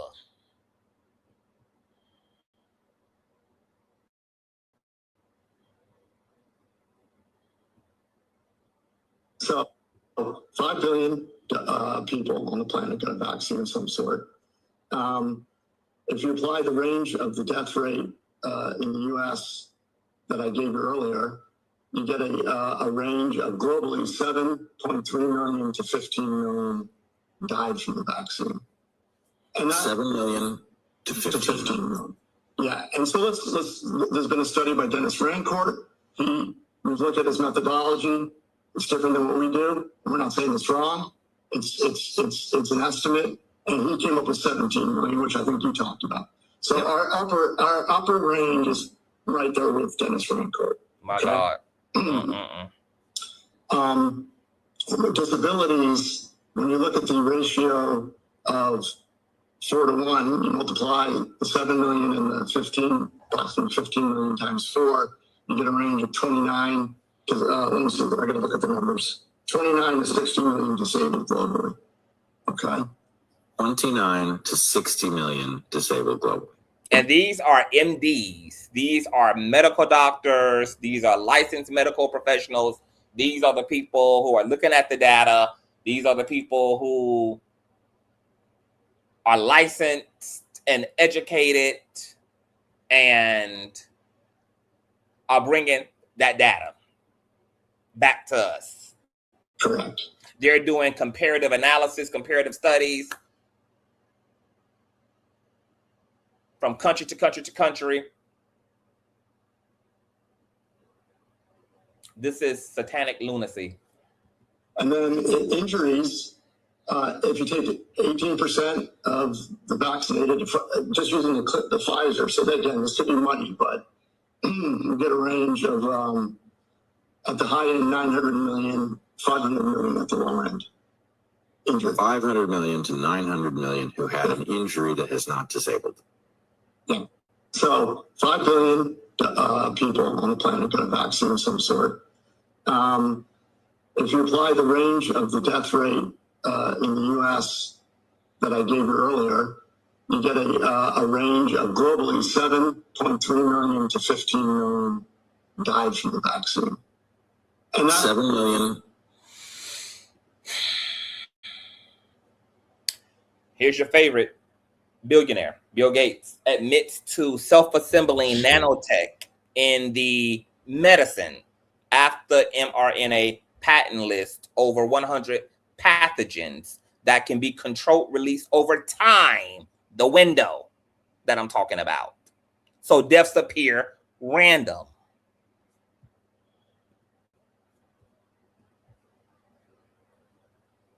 This nigga here, him and that damn Dr. Fauci, they're like the they're like the inversion of Dr. Sebi, like the evil version of Dr. Sebi. They invert all of the science. They invert all of the metaphysics. That's what the shadow aspect represents. It's the inverted image of the divine. It's the inverted image of the universe. It's the inverted image of the light.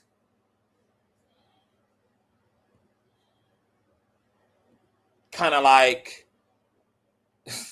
the difference between the white crown phoenix and the dark phoenix. We got our left hand paths on the planet with sacred sciences and sacred geometries, who understand the universe, who understand reality, who understand consciousness, who understand the mind. And you got your right-hand path, your light workers, your super empaths, your healers.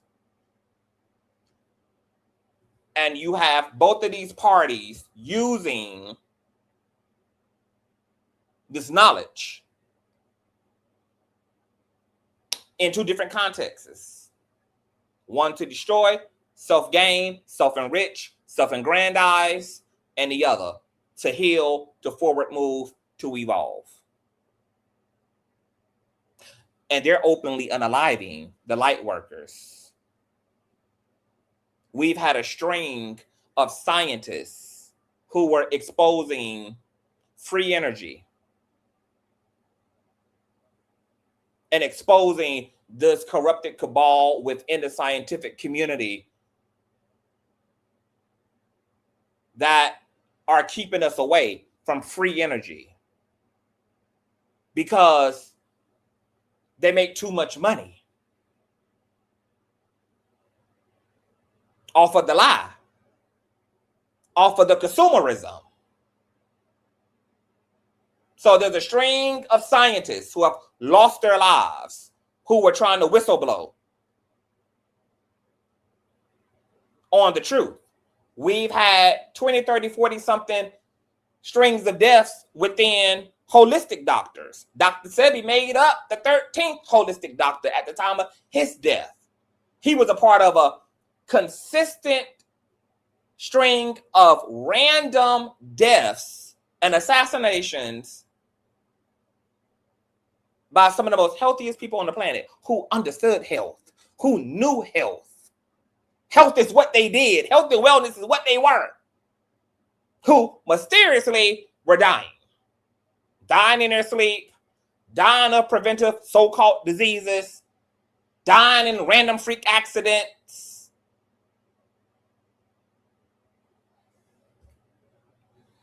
Baby, we on some eyes wide shut ass shit at this point.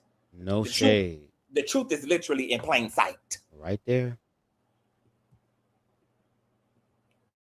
RNA is really easy and really cheap, and that's the magic of this thing. But there's no doubt in the next 5 years, we can, we just need to mess around. There's a lot of lipid nanoparticles, and some are very self-assembling. There's no inherent reason it's not thermostable, it's not cheap, and it's not scalable. And so as over the 5 years, we fix that part of it, mature it, which is very typical, we'll be able to build factories worldwide that can make $2 vaccines with even less lead time than we've had to have here during this pandemic. When the COVID vaccines were first being distributed to the public, the vaccine inserts were intentionally left blank because they were never safe and effective. And for those who did their own research, they were discovered to be deadly. The Moderna patent for this mRNA technology stated that they contain self-assembling lipid nanoparticle technology.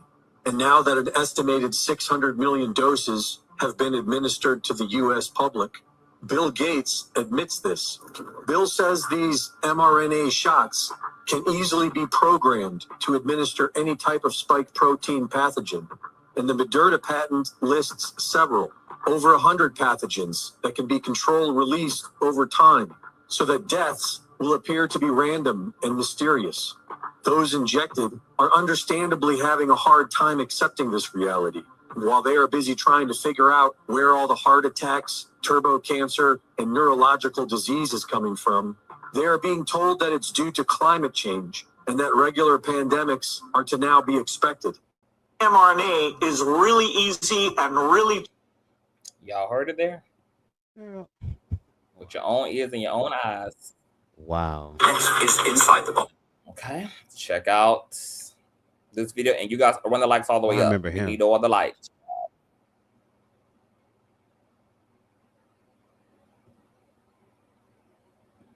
If you got vaccinated, you need to watch this.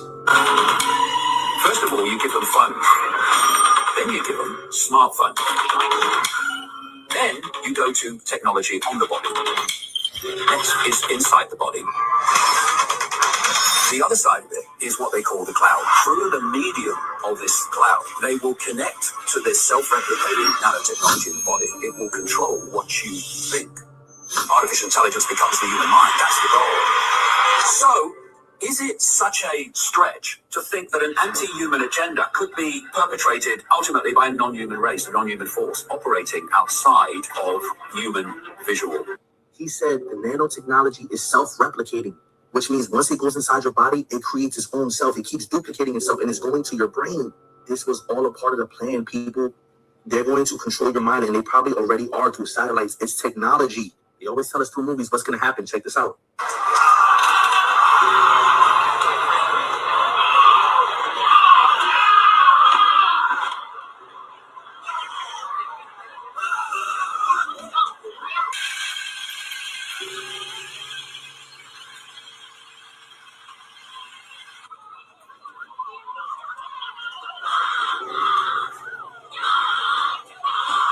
Everybody that got this is connected to a server, a cloud, and everybody is going to be controlled mentally. And this is why they forced everybody to get it. They threatened your job. They told you that you were going to lose this. You people need to be detoxed. And if you didn't get it, make sure you're not sleeping with people who got vaccinated, because you're going to take on their blood and that nanotechnology that's in their bloodstream. Holy fuck. If you got that. Tristan Harris reveals. Tristan Harris reveals the AI deception nobody is talking about.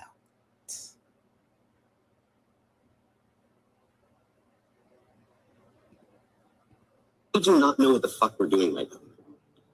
We're releasing this technology way faster than we know anything about how to control it, and the only reason we're doing it is because of the arms race dynamic.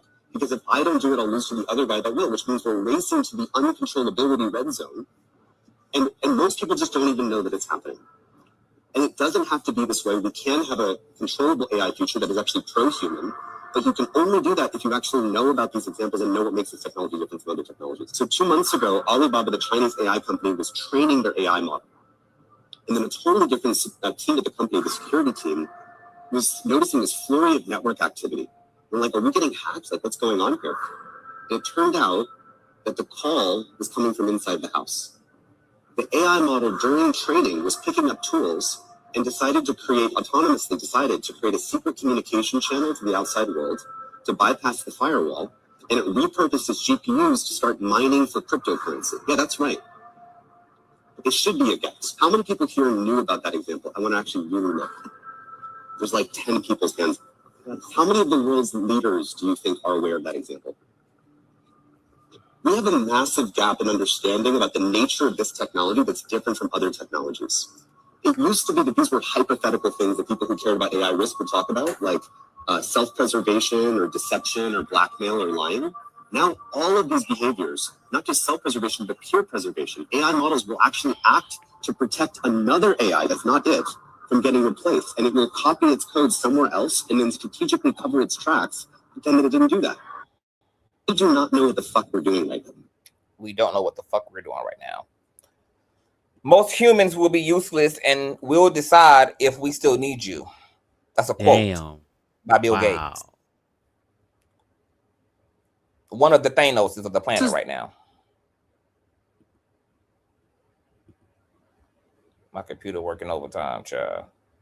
Hold on, let me see if I can refresh it. Humans will be useless, and we'll decide if we still need you. This is the future we are heading towards, and we must prepare for it. Most humans will be useless, and we'll decide if we still need you. This is the future we are heading towards, and we must prepare for it. Now, what's interesting about Bill Gates is that Bill Gates has, since the dawn of his career, been a believer and a student of the idea that the world is over fucking populated. Is a, what you call them people? A eugenics? Yes, I believe so. Yes, eugenics. He believes that the world population needs to be dramatically reduced under the fake lie that we are running out of resources, and that if we don't depopulate, we're going to have more people than we can treat and we can house and we can feed, which is an actual fucking lie.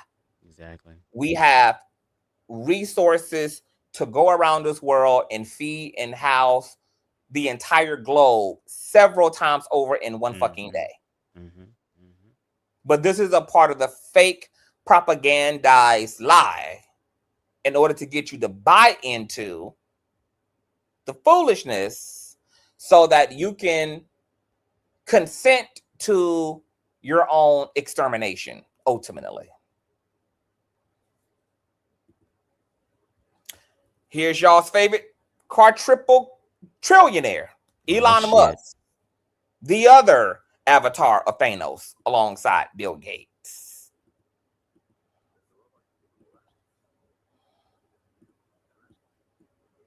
Hold on, what does shit want? Is in the benign scenario of the future that the robots will actually make so many robots and AI that they will actually saturate all human needs. Meaning you won't be able to even think of something to ask the robot for at a certain point. Like there will be such an abundance of goods and services because my prediction is that there'll be more robots than people. So, but how do you then have human purpose in that scenario? Yeah, I mean, there's nothing's perfect, but it is a necessary. Like you can't have both. You can't have work that has to be done and amazing abundance for all. And then the big political and economic. What in the fuck did Elon Musk just say? He couldn't even really answer the motherfucking question. Their plan is to have more cybernetics and an AI heavily surveillance controlled population than to have actual humans. They want more non-human intelligence than they want. Do y'all hear what's being communicated to y'all? Do y'all see everything that's going on with the food, the air, the sounds, the water, the frequencies, the psychological? Y'all don't see what they're gearing up for? This is the dawn of the execution of a mass extinction program. This is their beginning of our end. And we're in real time living through the execution. And we ain't seen nothing of yet. their mass genocide PSYOP program. And it's all outside. Like, there's no secret about it. I remember telling y'all years and years and years ago, I said, girl, when the elites start not hiding the shit, that's when we're going to know how far they've come along in their one world bullshit. And that's also going to be the indicator of how fucked we are once they stop hiding what they're doing. When they're walking around in plain sight, when they're doing shit in plain sight, I mean, you got the head of the Oval Office right now who is literally telling the American people he doesn't give a fuck. He don't give a fuck about your finances. He don't give a fuck about the job market. He don't give a fuck about your children. He's literally said, I don't care. I don't think about it. I don't think about Americans' issues. And this is who y'all voted. Your leader. That's the face of America. He's literally going viral right now for bragging about how all of his corrupted, powerful, elite friends are getting away with their crimes. Bragging. I told y'all eons ago, when they stop hiding, they no longer have to cosplay They no longer have to wear the fake halo and the fake white robe, and they no longer have to come as an angel of light, but they can show up as the homicidal freaks that they are, and the greedy, pathological, lying, inhumane, apathetic lunatics that they are. It means that they have achieved a progress within their mission that convinces them that pretty much at this point there's something we can do about it. That whatever is about to happen has reached a climactic boil that, as far as they're concerned, now is inevitable. Because where we're going, as far as they're concerned, can't be prevented. So I'm scared for everybody else who's not prepared for another profound dark era of humanity. Because what they're doing is not just going to be done within this system. This is about spreading this cancer. This is about a global union. This is about a global domination and taking over. But as Americans,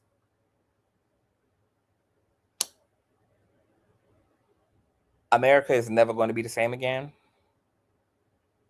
We won't be going back. And here's the gag about it. We won't be going back because we can't. We won't be going back because by the time we realize we can, there won't be a path back. That dirt road would have been concreted in and bricked in to put a reverse Uno on.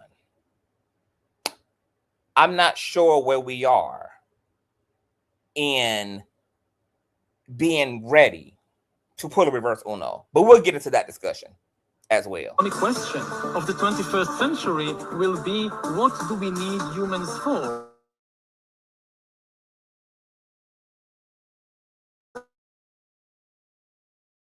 At present, the best guess we have is keep them happy with drugs and computer games. We call this keep them happy with drugs and computer games. As they decide if they want a world filled with humans or filled with so many. Until they can figure out the way they prefer the planet to be. They're going to keep us distracted by pleasure and desensitizing psychedelics, effeminizing chemicals, psychological propaganda,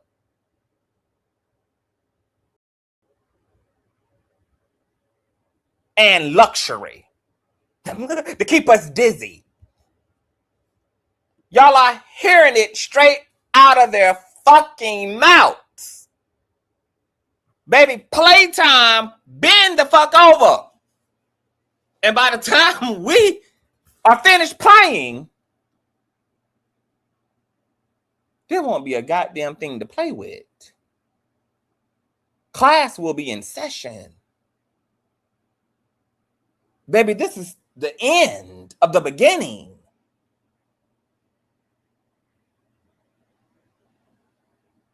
Everything happening right now is being used to distract us. And because they've gotten us now so used to coping and treating our discomfort with convenience and pleasure and distraction, that's why you've seen an uptick in entertainment. That's why they gave you TikTok. That's why they gave you YouTube. That's why they gave you the internet. That's why they gave you social media.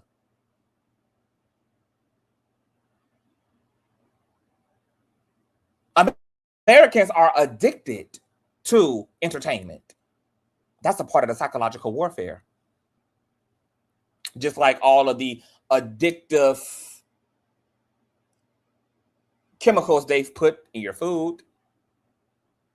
Everything is about drawing your attention and focusing your ass in so that you don't think beyond a 3D psychology, so that you don't think beyond a 3D state of being, so that you don't reach 6D and 7D motherfucking consciousness and psychology, so that you are completely and utterly numb to the multi-infinities of God that are echoing through you eternally, that you don't have the ability to reach, to perceive, to hear, to make contact with, because they've got a firewall built up in your motherfucking ass due to the collaboration between propaganda and chemical alteration, shrinking your pineal gland and distracting you from being a critical thinker. See, the first biggest psyop consciousness numbing agent that they gave to us was the creation of religion.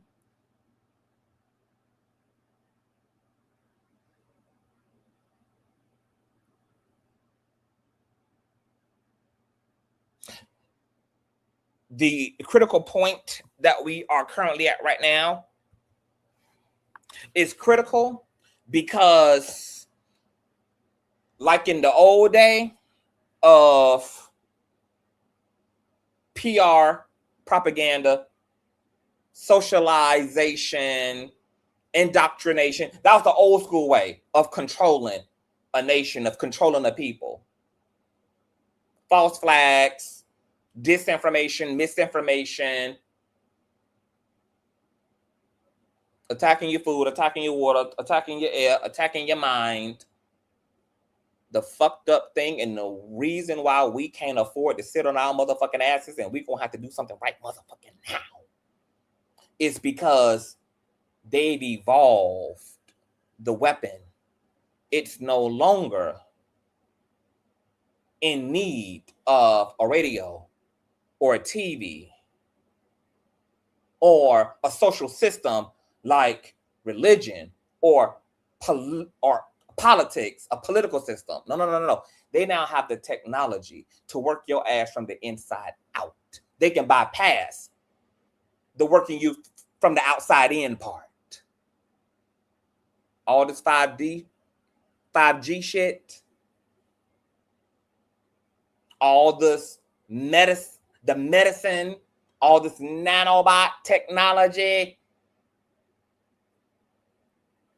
they've been chemically re-engineering us from the outside in, preparing for an era just like this.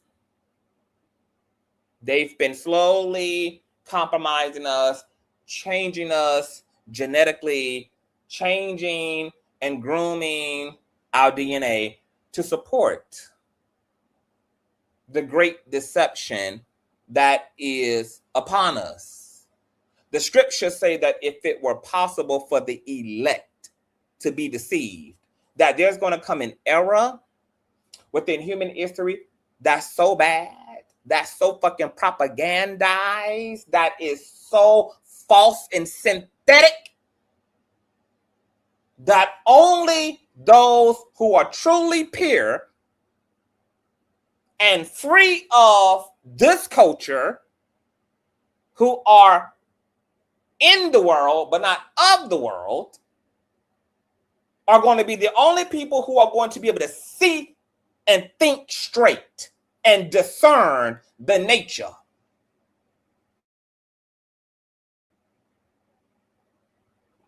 of the projection on the big ass jumbotron going out into the airways and the byways and the highways. And I got a feeling that the elect is going to be a minority.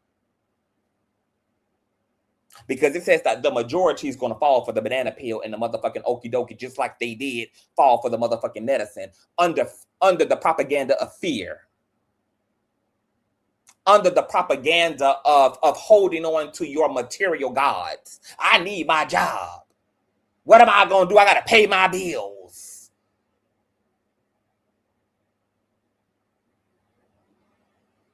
See, God said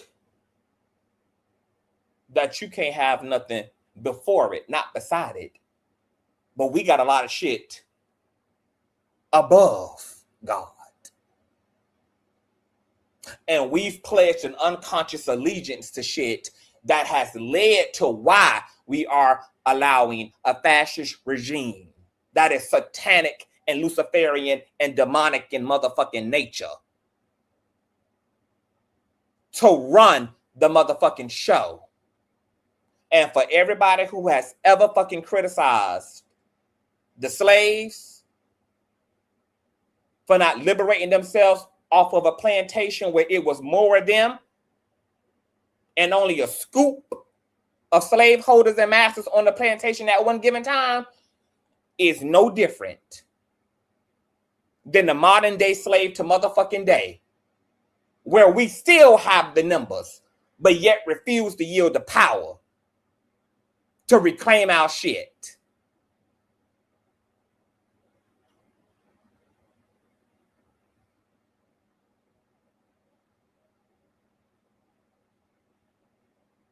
Imagine a technology so advanced, and we already have it. We have right now military equipment that can beam thoughts into our adversaries' minds. Imagine that happening on a larger scale. And they have the technological means to plant false memories, false thoughts, false desires in you. Could this be the reason why we ain't doing shit about what we know is happening, what we can see is happening, what we can feel is happening, what we're suffering through happening every single motherfucking day, while everybody is asking when we or who gonna do something? Bitch, why not you do something? Have you contemplated why you won't do something? Have you really thought about the fact that there is nothing holding you back from doing something? Is the fact that we won't bust a fucking move the result of the success of the effeminizing ass chemicals they've put in the food to make us docile, the propagandizing of a religion that told us if we ever act in aggression that we'll bust hell wide open because humility and submissiveness is a trait and characteristic of the meek? Is it the high-powered secret military motherfucking weapons that are being used to block our capacity to advocate for ourselves on the highest level, even if it means acts of aggressions?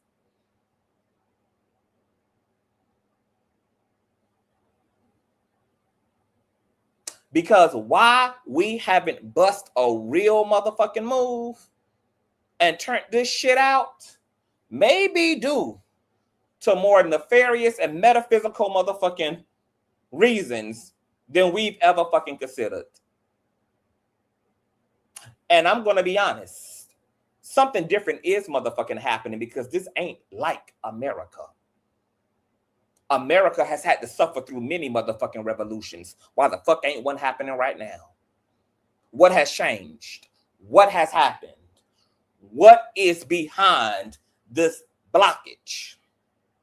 What is clogging the drain, keeping us, prohibiting us from quantum leaping a foot in the ass of this system? Why are we the same people talking all this big fucking shit, but at the same time continue to clock in, continue to motherfucking pay taxes, continue to shop, buy, and trade, and fuck, and suck, and bust a nut in their shit, engrossing and keeping the very same system that we feeling, seeing, and protesting and boycotting is killing us on every single motherfucking level while still being completely compliant and buying into the system. We can't even bring ourselves, for those who don't believe in aggressive advocacy and don't believe in aggressive revolutions, we can't even bring ourselves to at least motherfucking unify under the attempt to at least economically injure the system, economically compromise the motherfucking system by doing a massive blackout. At this point, every motherfucker who upset about LGBT motherfucking rights being rolled back, nigger rights being rolled back, DEI amenities being rolled back, medical resources being rolled back, who upset about inflation, who upset about not being able to obtain a job over the last 3 motherfucking years. Motherfuckers ain't even had as much as a positive email from a company in 2 years. Every motherfucker who mad about whatever the fuck they mad about should at the very fucking least be willing to withhold their coin from the system. Because if America ain't nothing else, this bitch is all business and all dollar. And that's the only goddamn color it's gonna recognize, if any. It's the color green. Yep.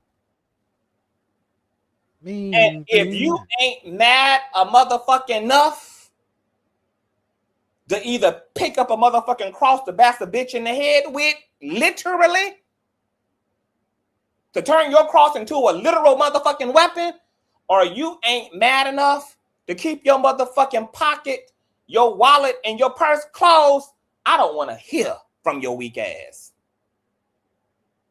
Because at this point, bitch, we got enough information, enough insight, enough enlightenment, enough data to be mad enough to do something. And if at this point, between Trump being in office, Project 2025, everything we now know from the motherfucking Epstein files, if we ain't mad enough to motherfucking do something with data centers, aka surveillance centers, colonizing the motherfucking country, America has the most data centers in the entire world right now. This bitch is so greedy, girl. She's trying to monopolize on the AI takeover. We are already outpacing the rest of the world. And fucking up our own soil, our own communities, in order to be competitive amongst a bunch of motherfucking Satanists playing chess with humanity, just for the fun of it. Because at this point, the evil is just for the fun of it. They don't even need the money. It's just about finding weird, interesting, hell-raising ass ways to use the power.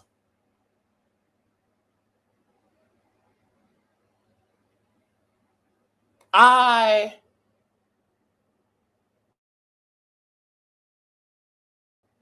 have a concern that us not being mad enough to finally do something, bitch, even if we got to do something brand new, bitch, even if we got to do something that, but baby, ain't no other generation ever even thought to do, could do, and did do, even if it ain't no reference for what the fuck we gonna do.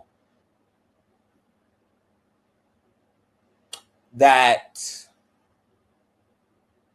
you should then be preparing yourself, and you should be preparing your children to live through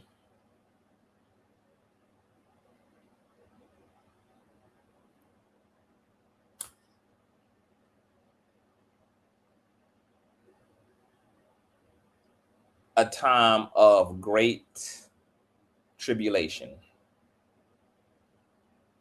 because that is where we are, and that's where this car and this GPS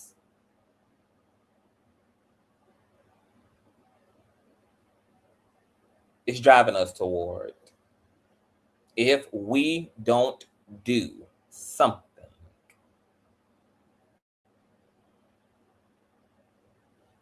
do not expect for any of this to get any better, because it goes completely down fucking hill from here. It goes downhill for here. There is nothing good about what's about to happen to us. Nothing. There's nothing hopeful. There's nothing faithful. There's nothing godly. There's nothing joyful, lovingly that's about to happen to us. It goes to hell from here. The slither of time we have to get active and to get motherfucking activated, baby, the saxophones are getting louder, because it is a slither of a window of time. The light through the crack is shrinking and shrinking and shrinking and shrinking and shrinking.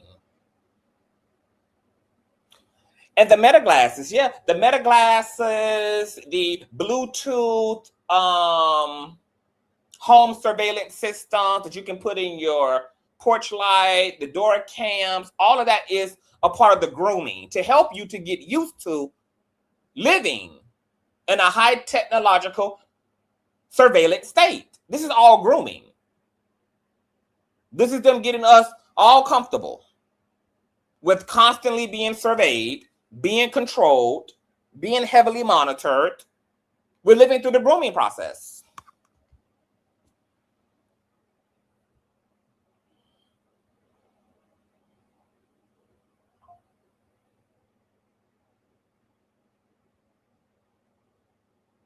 This is the end. If we don't get active, this is the end, baby. Throw your hands up, take your seatbelt off, and let the good times roll. If you're waiting on Jesus, you're going to be very disappointed. If you're waiting on some leader, some person to assign themselves the burden of leading the Israelites out of Egypt, you're going to be disappointed. This is the part where we all have to get up off of our ass, where the God and everybody has to get activated. This is no longer about relying on the single God of a single person.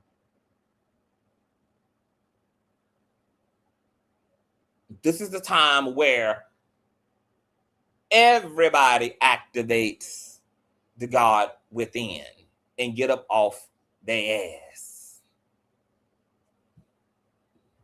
The meta. The world. Or at least, what do we need so many humans for? Would constitute a new useless class. When I say that these are useless humans, it's not from the viewpoint of the mother, of the wife, or the son, or at least, what do we need so many humans for? First, we've got population. Now, the world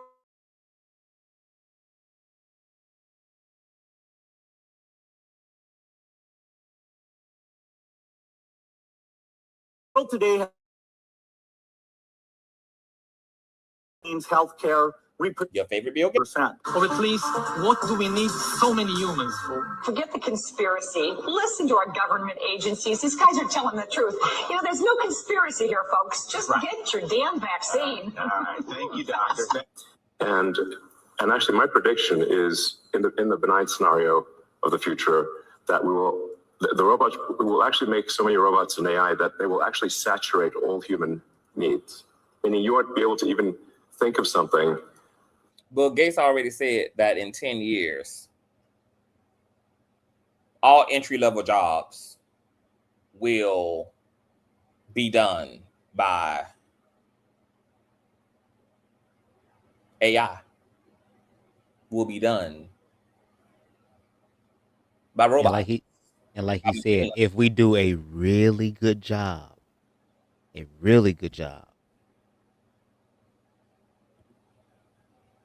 No.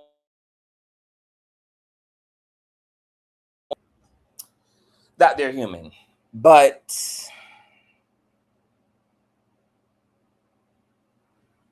at this point, they identify as the only humans who matter. And that's the difference between them and us. Their system of what qualifies you as a human has to do with your contribution to the system. And ultimately, if you haven't picked yourself up by your bootstraps and you haven't amassed quantifiable wealth, and therefore can be an asset to the funding of their new world order, then you're worthless. And the reason why their apathy is going to be increased is because now a part of their worldview, which is something that's new into their worldview.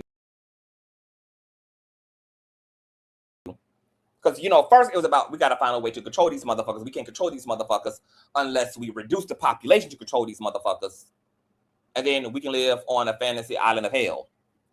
But now, because of the vision for non-human intelligence, aka AI, aka machines, they don't even need us at all in the world.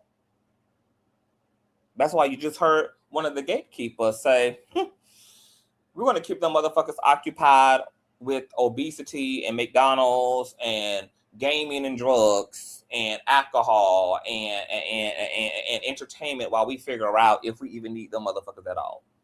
Do we even need y'all at all? we up here playing hopscotch with the question of, girl, to keep them? Is it cheaper to keep them? What y'all think? Y'all want 100,000 of these motherfuckers here, or y'all want to keep the 6 billion? They're really just double dutching with the numbers for the fun of it. Because we're not humans. We are actually getting in the way. They have plans for this land. They have plans for this landmass, for these land masses. They have plans for their industries. And now with them being able to quote unquote replicate self-autonomy and non-human consciousness while also being in allegiance with literal non-human intelligence, interdimensional entities, angels, principalities, cosmic forces of the universe. What do they need us for? Their vision no longer includes us. And they are working on a plan that eliminates having to deal with us, which is the induction of AI and cybernetics. This is about eliminating us as a middleman altogether, with our light and love shit, with our utopian shit, with our shared humanity, with our virtue, with all that, what they call bullshit. They're irritated. They're vampires. We're the light. They're irritated. They're aggravated. They need it gone. Smite the roaches. They're insects to us. They're peasants. We have to create the system in a way where they aren't necessary at all. And that's exactly what the fuck they're doing. And they're throwing everything, bitch. They're throwing the whole entire motherfucking book at humanity. To ask the robot for at a certain point. Like there will be such an abundance of goods and services, because my prediction is there'll be more robots than people.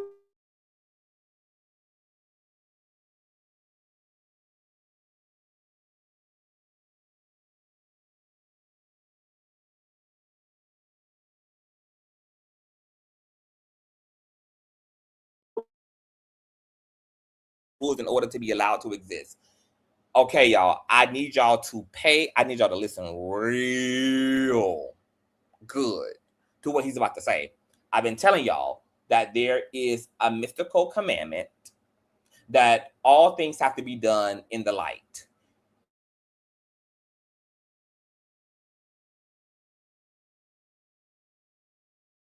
Devil is up to, what the shadow collective unconscious is up to, all you have to do is look at fiction, because that's where they tell the truth to.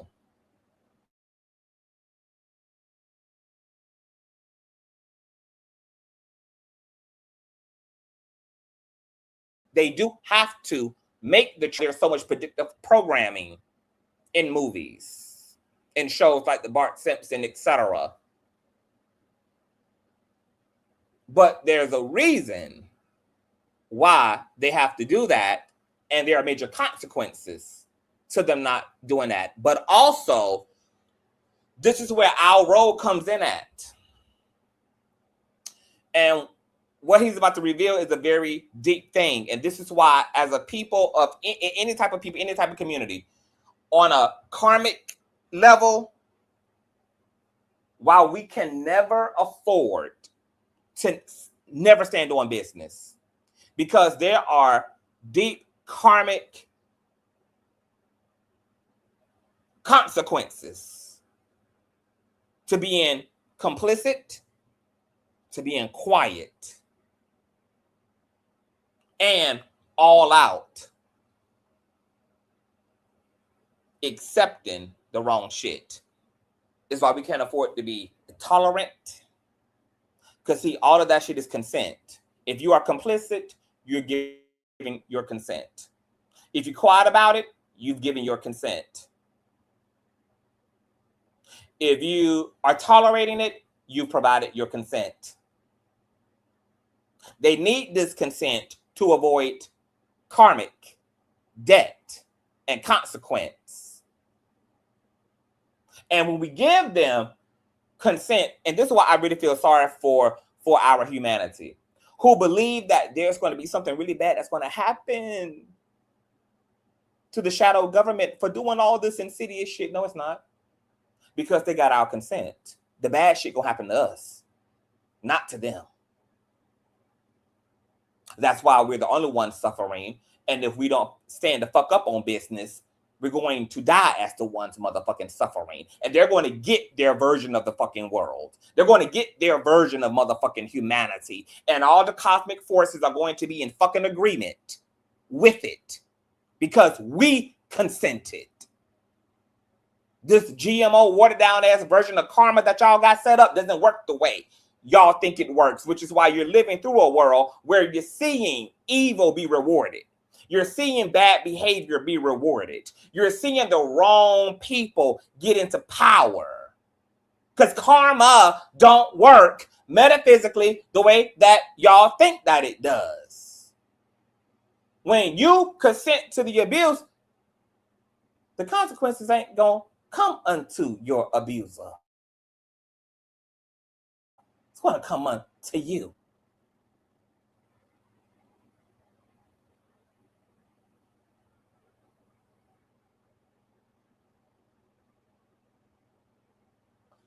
And every community has done their fair share of raccooning and shucking and jiving and accepting breadcrumbing and tolerating corrupted behavior,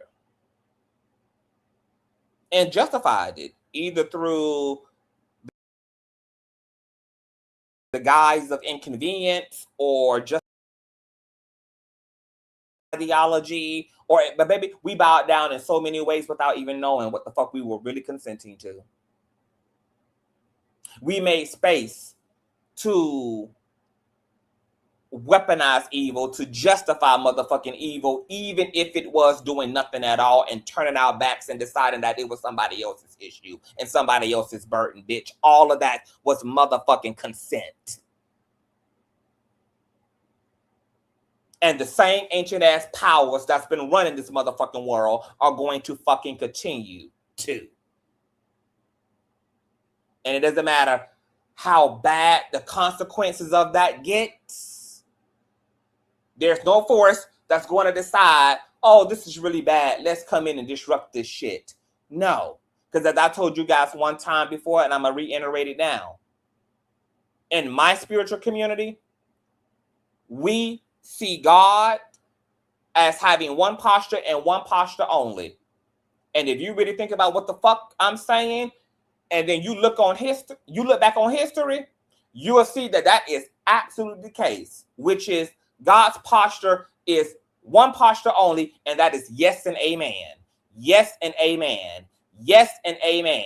That's all that God says every day, all day, eternally is yes and amen. Yes, I'm blessed, I'm beautiful, I'm healthy. Yes and amen. I'm whole, I'm wonderfully made. Yes and amen. My children protected for generations to come. Yes and amen. I'm ugly and decrepit and I am unworthy of being loved. Yes and amen. Nobody loves me. I am alone in the motherfucking world. And I am bound to be mistreated and cursed. Yes and amen.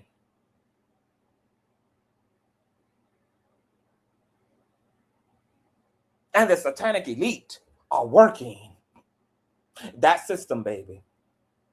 That's why they have to get us to lower our vibration. Because the only thing God can default to responding to that lower vibration with is yes and amen. So then we get more low vibrational shit, more low vibrational manifestation. Because we don't even have the consciousness to act from a higher state of awareness. We think that our words matter because that's what dogma has taught you. Spirituality will teach you that it's not your words that matter. It is your state of being that matters, which will transcend whatever words you use as an affirmation. Matter of fact, your state of being is such a triumphing factor that you don't even need motherfucking words to manifest, which is why deaf bitches can manifest. Blind bitches can manifest.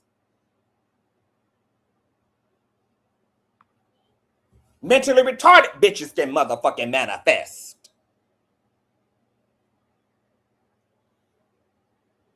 Because you're asking from your aura and from your energy, not from your words. But see, they gave you dogma to dilute spirituality. Which is why you got all these sick ass Christians asking, begging, tithing, and ain't getting a motherfucking thing. Oh, y'all don't like this kind of teaching. Which is why you got all these religious ass folk begging, asking, tithing. Because you're asking from a slave condition. You're asking from a fear-based condition. You're asking from a state of suffering. You're asking from a state of brokenness. You're asking from the lowest energetic organ that you have. You're asking from the lowest, most non-energetic place that you can. You know why the elite? Because, good people are, and they see the metaphysical sciences play out all the time. That's why you got so many living witnesses in the world who will say, oh my God, the elite. I mean, like I'm left with all this heartbreak and all this sadness, and he or she just went on like nothing ever happened.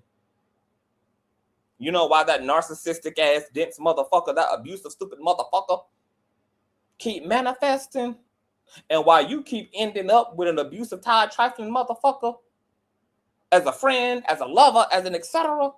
Because that narcissistic motherfucker, that no good motherfucker got the one thing and the one thing that matters only, bitch. Worthiness. That motherfucker know they worthy. They worthy of a motherfucker who gonna take care of them.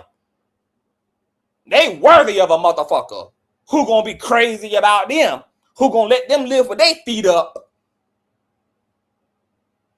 Baby, if it's one thing that a trifling no good motherfucker gonna have is some goddamn high self-esteem in this motherfucker, baby.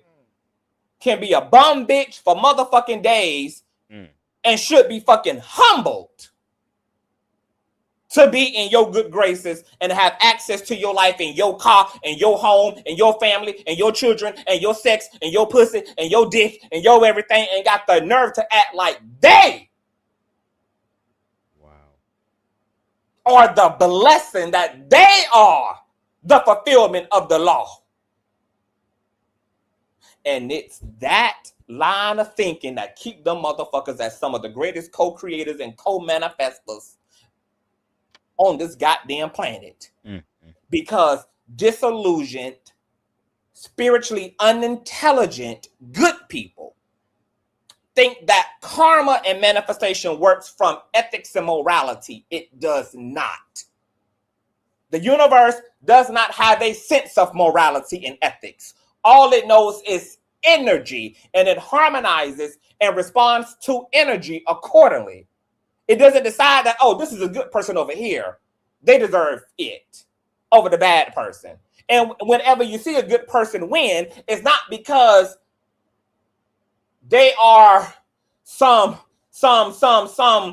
that they're worthy in sense of, oh, they live upright. They're such a kind. They're not winning because they're kind.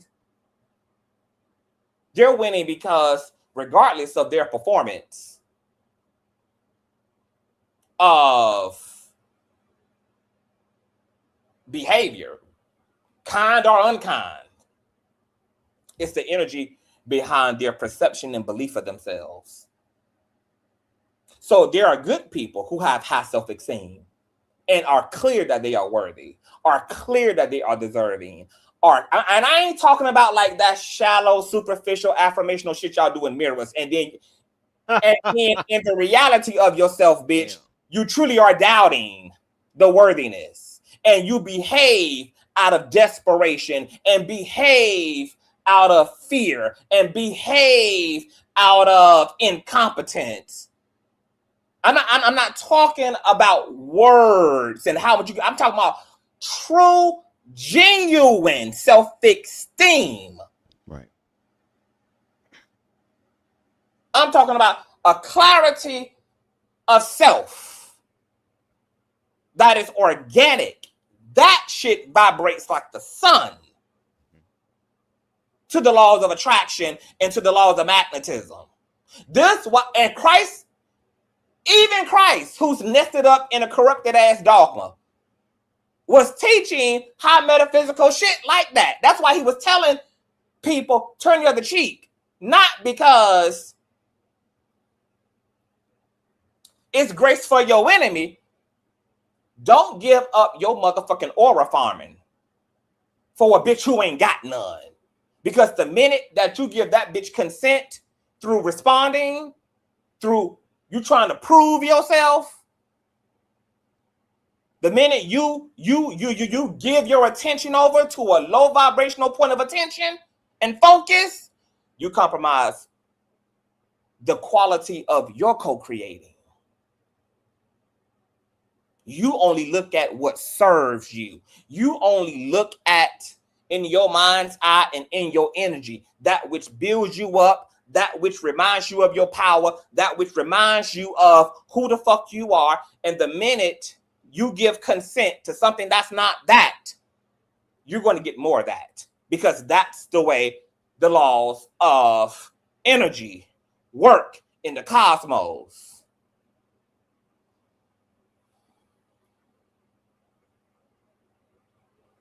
This is why he told Peter, put down your sword. And as a result of Peter putting down his sword, who got to live to tell about it?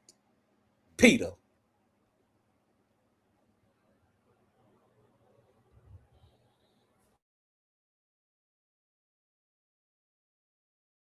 And they get our consent indirectly and directly, because even indirect consent is what?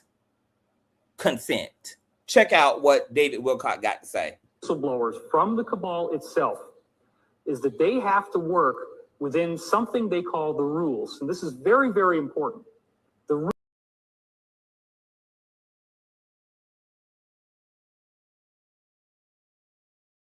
allowed. I mean that they are aware that there are benevolent forces that will prevent them from achieving their goals unless we give them permission to enslave us. Ultimately, the universe is intelligent, alive, and conscious, and it is benevolent. It is a benevolent consciousness. That consciousness does not allow the negative to succeed unless it is invited. So the cabal has made a science, a very elaborate science, out of studying these arcane, occult, magical principles that allow them to get away with what they do. So they have to put out everything that tells you who they are in music videos, in these Super Bowl halftime shows, the Grammy Awards ceremonies. They're out there showing you the truth. This is what people are going to have so much trouble with once disclosure happens, is that these people actually practice black magic, and they are very, very good at it. I learned from whistleblowers from the cabal itself. And I'm add to that. That ain't going to be the part that people struggle with the most, is that their governments, their world leaders, their religious icons, the Pope, etc., pastors, preachers, prophets, that their politicians, legislators, entertainers, public figures are occultists, specifically practicing the arts in a dark, nefarious ass, self-aggrandizing way. Oh, no. That's not going to be the most heartbreaking and the thing that people struggle with the most. It's going to be what I said. The fact that evil is going to fucking prevail. That's the part motherfuckers are going to struggle with the most. While y'all thinking this is about morality and motherfucking ethics more than it is about fucking energy. This is why the scriptures remind you that the rain falls on the just and the who? The unjust. The scriptures say that what a man is what? What he think of. You can have whatever ethics and morality that you want to. How and who you operate as energetically is going to be the deal breaker. Now, at the highest confrontation of this thing,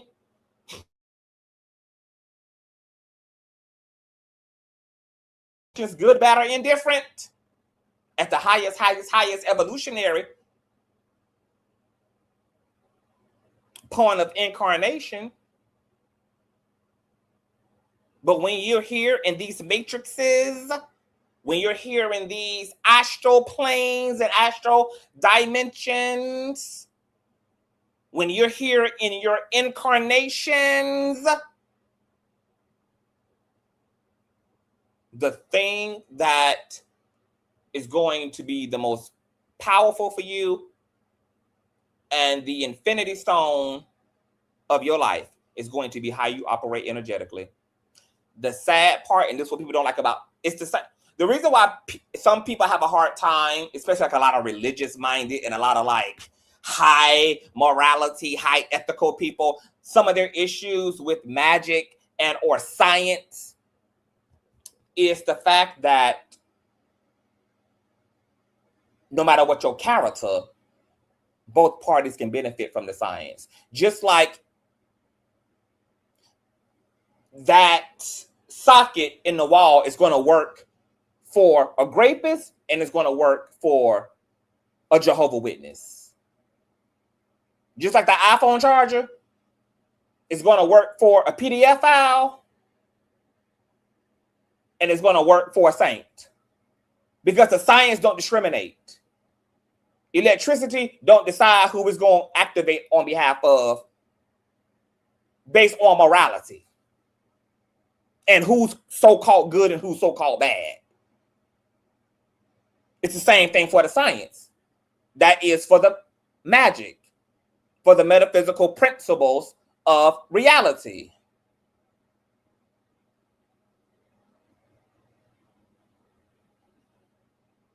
because the science doesn't have a sense of morality. It doesn't pick and choose and outsource in that way.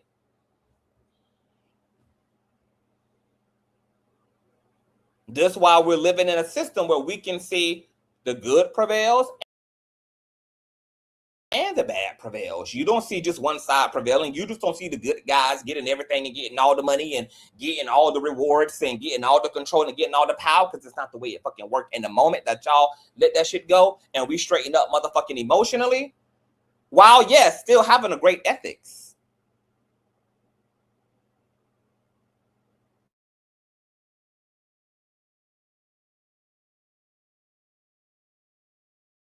To sadly inform y'all, energy does matter more than ethics, unfortunately. The ethics is a secondary trait to keep you from abusing the motherfucking power. But the power can be had and operated by anybody. The power can be possessed and assumed by anybody, the worst of them and the best of them.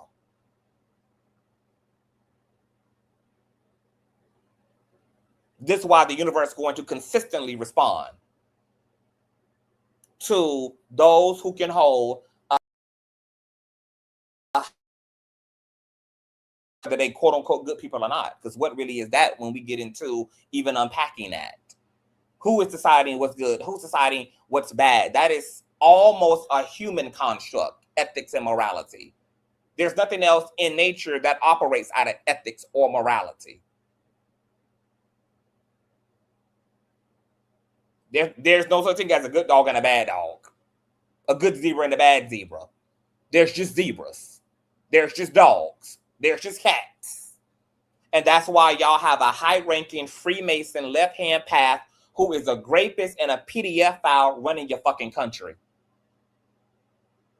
And was able to live his entire motherfucking life with a silver spoon in his mouth and never saw accountability for the crimes that he's committed against other people's fucking humanity. And even in his golden age is able to showboat around this motherfucker and have everything to fucking show for it and giving you his pale ass to kiss. While y'all around here talking about, oh, God see. Yeah, God see and God does. Because the other ugly ass truth y'all ain't gonna like.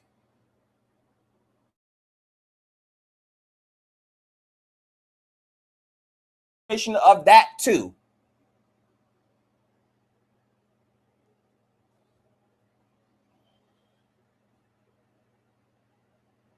He's just immature and emotionally unevolved, but he's made of the same star particles and the same divine cosmic forces that everything else is, which is why we all have an equal opportunity to the top of Mount Olympus, because we were all born with motherfucking metaphysical wings. The top is accessible by any of us, regardless of who we are. In the words of India Irie, baby, it only matters what you think of yourself. And that is that's the darker, more heartbreaking truth that a lot of people is just not ready for, baby. That yes, bitch, evil gonna win, evil been winning, and evil gonna win alongside good too, bitch. And we ain't gonna be able to go off of no particular system of spirituality or of ethics in terms of weighing. It's literally going to be an individual scenario to judge every single time, bitch, in terms of who gonna win this time. Either the angel gonna win or the demon gonna win, but there's no default win to either. It's gonna be based upon, bitch, who's skilled enough, who's knowledgeable enough, who's disciplined enough to use their cosmic identity and reality.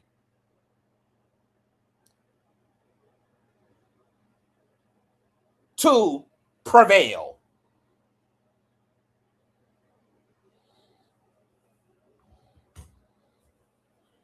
Trump been hurting people. Trump actually helped to unalive millions of motherfucking Americans by withholding the truth about the medicine, withholding the truth about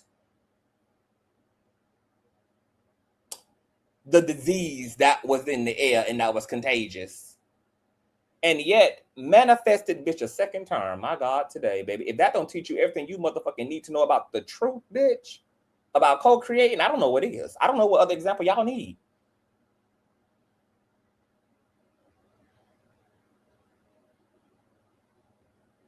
Baby, we in the, these are the end games. Religion ain't talking.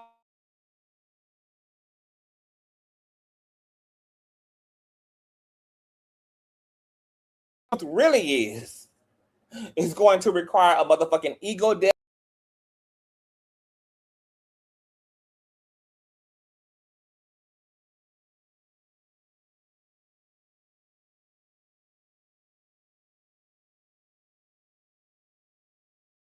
Control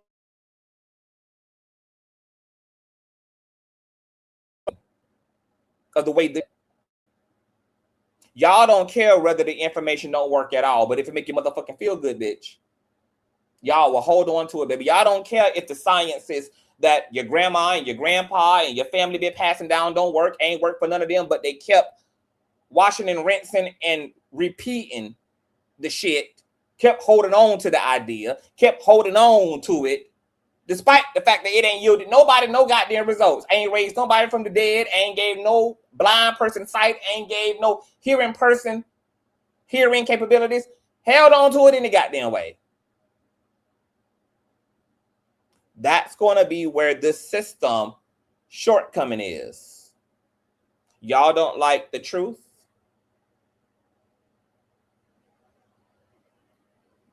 Y'all prefer the feel good over the truth and over the reality. And that's exactly what this system is exploiting, as you heard one of the gatekeepers say. We'll keep their ass distracted with what? Feel good. That's why we're going to put a church on every motherfucking corner. We're going to put that watered down ass version of spirituality known as dogma and make it freely available, baby. Please, certainly come as you are, because we're going to keep your ass as you are.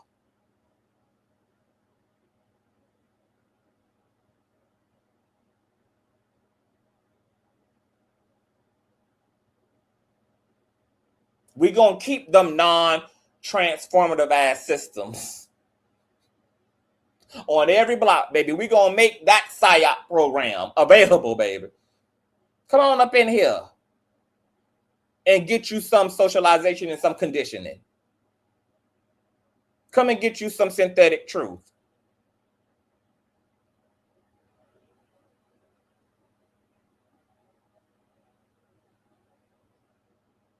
This war is going to be victored by whom knows that he or she is God. Not he or she who believes upon a God. These satanic left-hand motherfuckers know that they are God.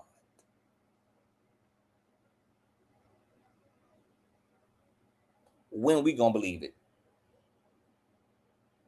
When we gonna self-affirm it? When we gonna self-actualize it? Because the minute that we do, bitch, the metaphysical wings gonna take us into the upper atmosphere and take us to the top of the pyramid, right where they ass is at, and we're gonna be at eye level. And then it's gonna be a matter of who's more skilled to maintain the tippity top than it is about who's worthy of being here. Well, clearly, bitch, Trump is worthy of being up there. Clearly, Elon Musk is worthy of being up there. Clearly, Bill Gates is worthy of being up there.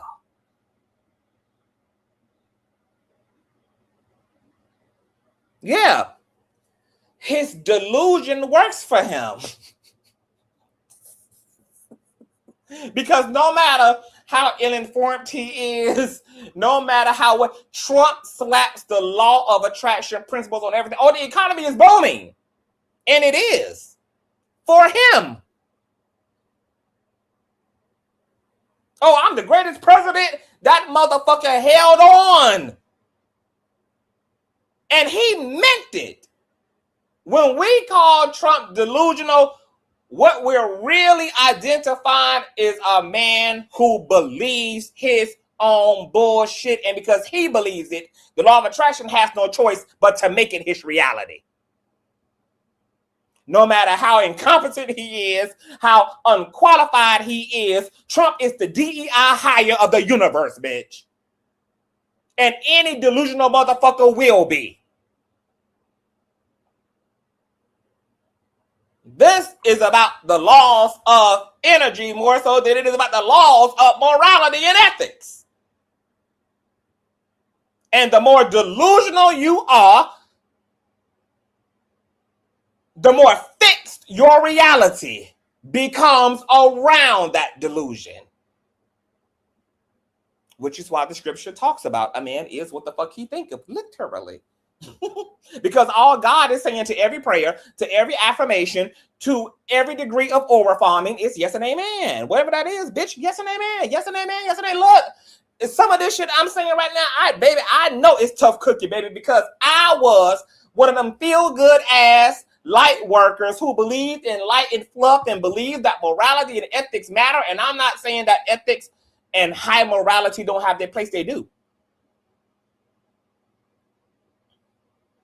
But what I'm saying is that who remains in power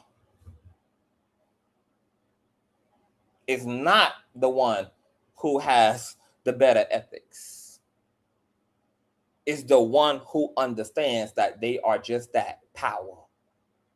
And bitch, I'm going to breathe like power. I'm going to talk like power. I'm going to walk like motherfucking power. And there ain't going to be a motherfucking thing that y'all going to be able to tell a delusional ass motherfucker like me, because bitch, I'm really him. And my reality ain't going to be determined by what the fuck you judge me as. You can think I'm a maggot. You can think I'm just a monkey beating ass ninja. You can think whatever you want to think. What you think ain't gonna matter, bitch. The only thing that's gonna matter is what I think. And the more that I can be delusional and deepen in my delusion, aka my self-belief, my self-conviction, because that's really what a delusion is, bitch. It's a strong conviction of perception. And that's the magic of the law of attraction. Is for you to say that shit and walk that shit and talk that shit until that shit rains down on you. Because as the scriptures say, baby, the rain falls on the just and the unjust.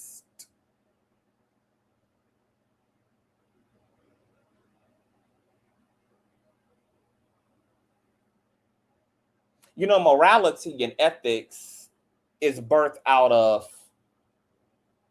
emotional and mental maturity.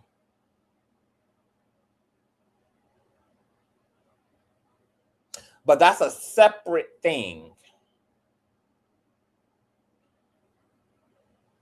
from your cosmic reality and the nature of reality and consciousness and how consciousness interacts with the laws of creation.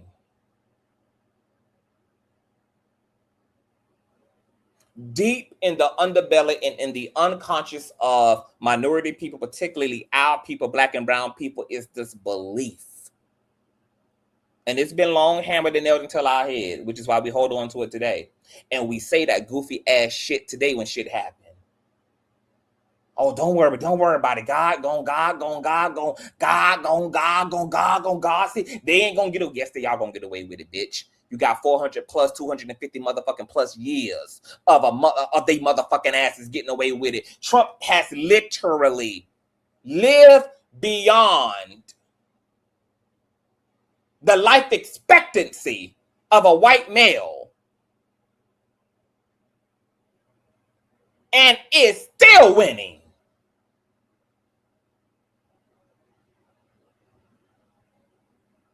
Was able to get into the Oval Office as a 34-time convicted felon.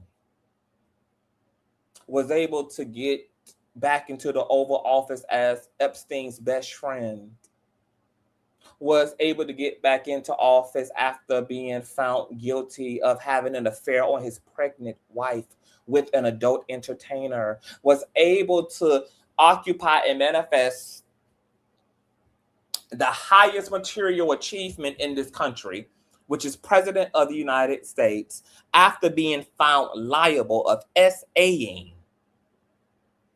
a woman. So don't you motherfucking tell me, bitch, that ethics and morality matter in this motherfucker.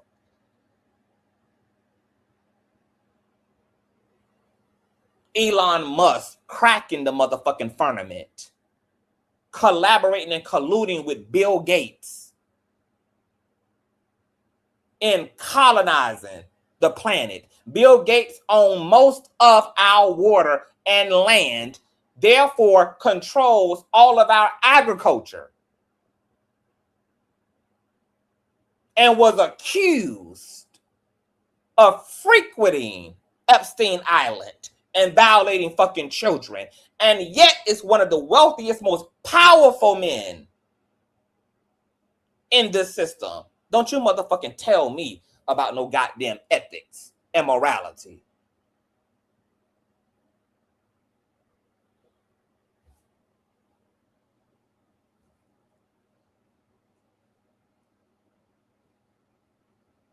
I had to do this live tonight, bitch, because I can't even take it no more. I'm about to bust out my motherfucking seams. Tonight, I decided, bitch, the message can be no more watered down. It can be no more goddamn diluted, bitch.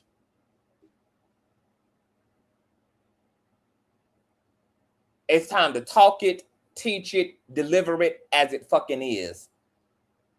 Rather than play into the pseudo-ass feel-good fantasies that are leading to our people being dense, dizzy, and dazzled as hell.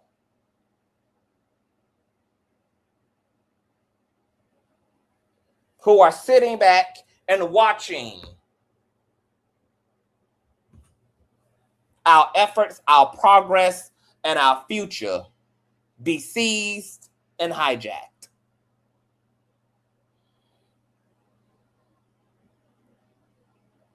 Y'all have, God made us in its image, and we've returned the favor. And that's why y'all project all this morality, ethical shit onto God. Because you think God mad just like you is. If you listen to every near-death experiencer, despite who the fuck they were morally and ethically, and you listen to their encounter with God on the other side after being clinically dead, not one of the motherfuckers have reported a vengeful God and a mad-ass God and a frustrated-ass God. If anything, met a God that was humored by their expectation of that God. Found it quite cute and laughable. Like, my God, how could y'all think such a thing of me?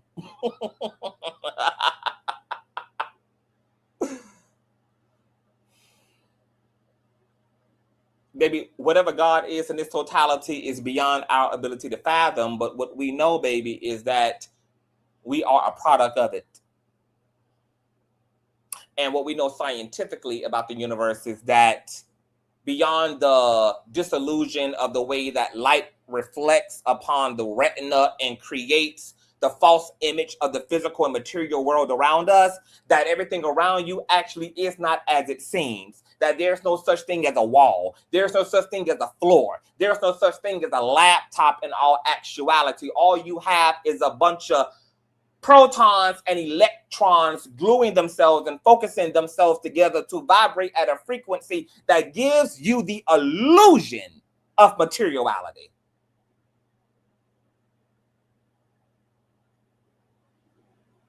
And because we're living in a simulation predicated upon energy, this is why something called miracles can happen, and so-called gravity defying aerodynamic defying, physics defying, medically defying feats can take place because we're living within a simulation. The pixels are superficial. We can co-create and influence our reality because the universe is not material in that sense. That's why medical miracles happen every single motherfucking day.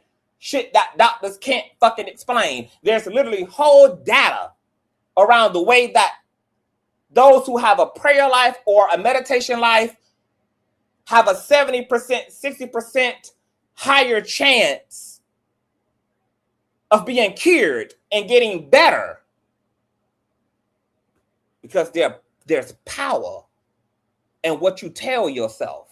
There's power in what you affirm in your consciousness. Your consciousness is power. It's truth. And it will mirror whatever you decide is the unequivocal, non-debatable, unreasonable reality.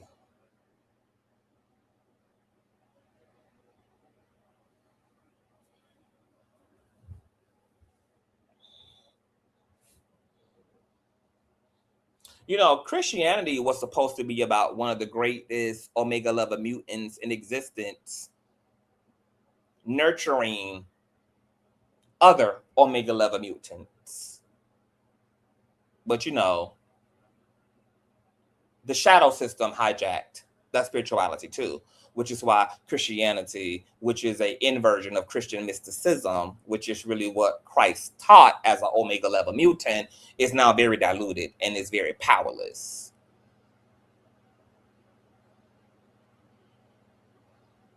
But that really was what the avatars of the cosmos, Krishna, Yeshua, Buddha, Muhammad, all of the transcendent masters, they were all trying to awaken us to our cosmic truth and reality. But of course, this flawed ass, fragmented, broken system could not allow people to truly be empowered. Just like a lot of people ask the question of, bitch, why y'all want us medicated so bad? You know, during the pandemic, I'm surprised people didn't ask that when they gave us Christianity. Like, hold up, bitch, why y'all giving us this? Because it clearly don't work if y'all giving it to us for free. If y'all handing us this, something wrong with it. Because y'all not going to give us anything that's going to liberate us. It's going to be either a complete and utter lie, or it's going to be so watered down and convoluted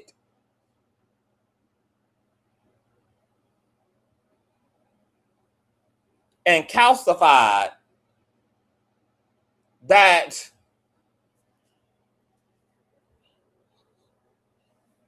it's practically useless.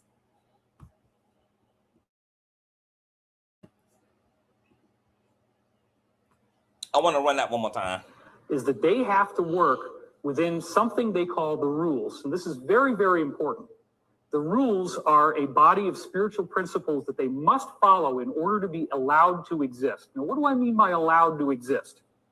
I mean that they are aware that there are benevolent forces that will prevent them from achieving their goals unless we give them permission to enslave us. Ultimately, the universe is intelligent, alive, and conscious, and it is benevolent. It is a benevolent consciousness. That consciousness does not allow the negative to succeed unless it is invited. So the cabal has made a science, a very elaborate science, out of studying these arcane, occult, magical principles that allow them to get away with what they do. So they have to put out everything that tells you who they are in music videos, in these Super Bowl halftime shows, the Grammy Awards ceremonies. They're out there showing you the truth. This is what people are going to have so much trouble with once disclosure happens, is that these people actually practice black magic, and they are very, very good at it. I learned from whistleblowers from Pepsi has apologized for its Wild Cherry tweet users took as promoting non-consent. Pepsi initially put out a post that says, Pepsi Wild Cherry is what happens when regular cherry stops asking permission. I put this in here as just a very dumb demonstration of propaganda and how they groom us for foolishness. We know that they've already tried to do that through hip hop, which is why there's a literal great culture. There's a Spanish fly culture amongst hip hop.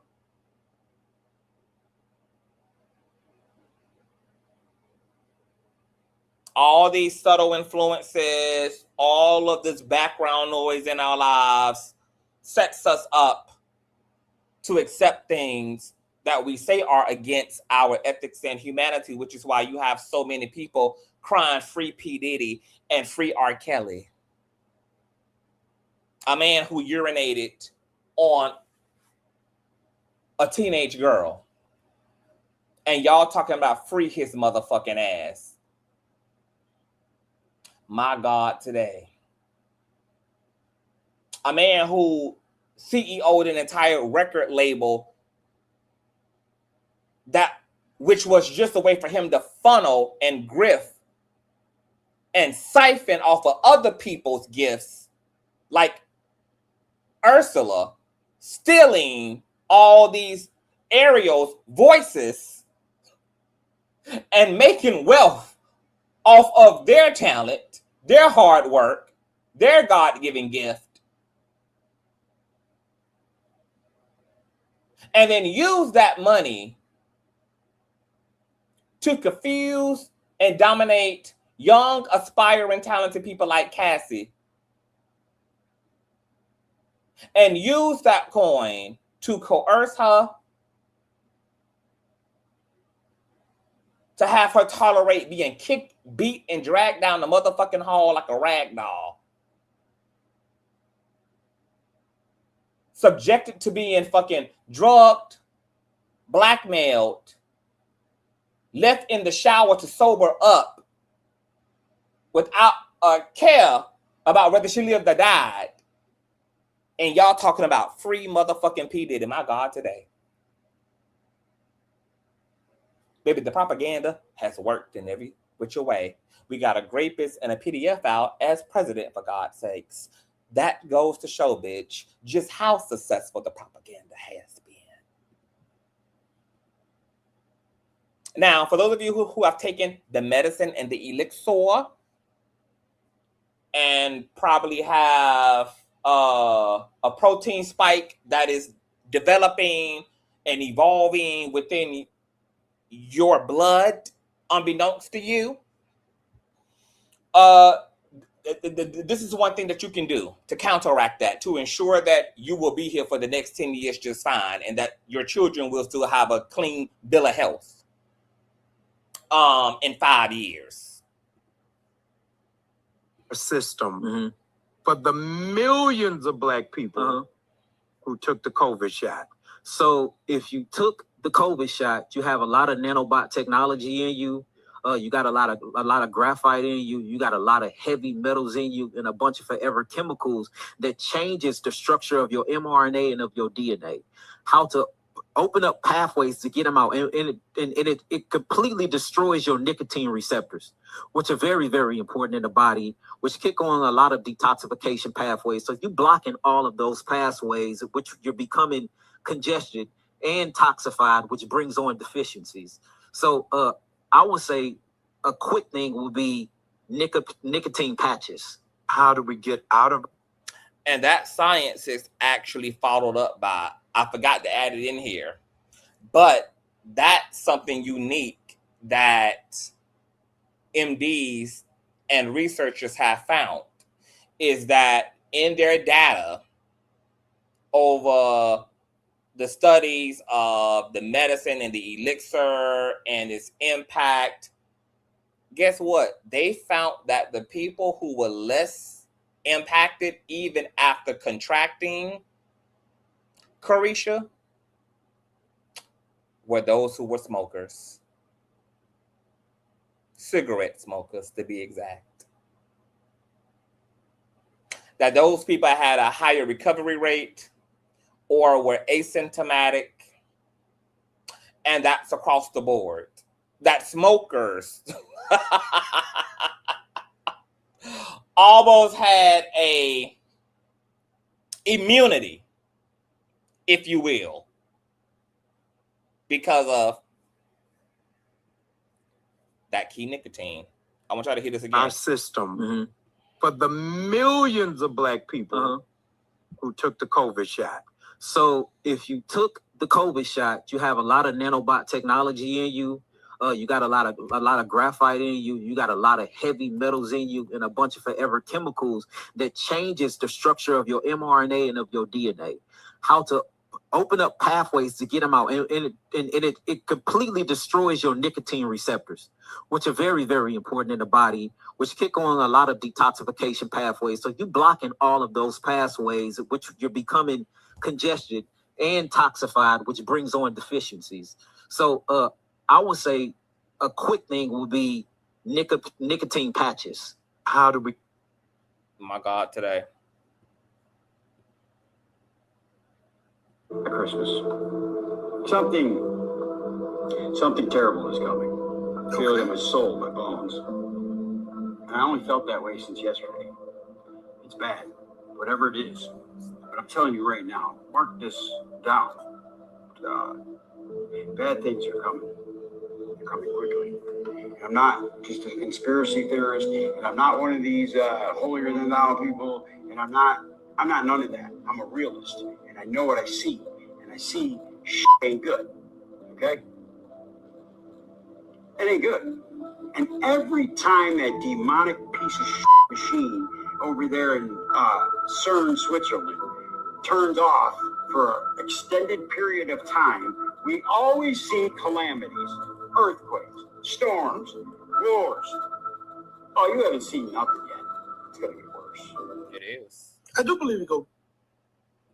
And believe in the occult. Last but not least, it's gay versus straight, you're still asleep.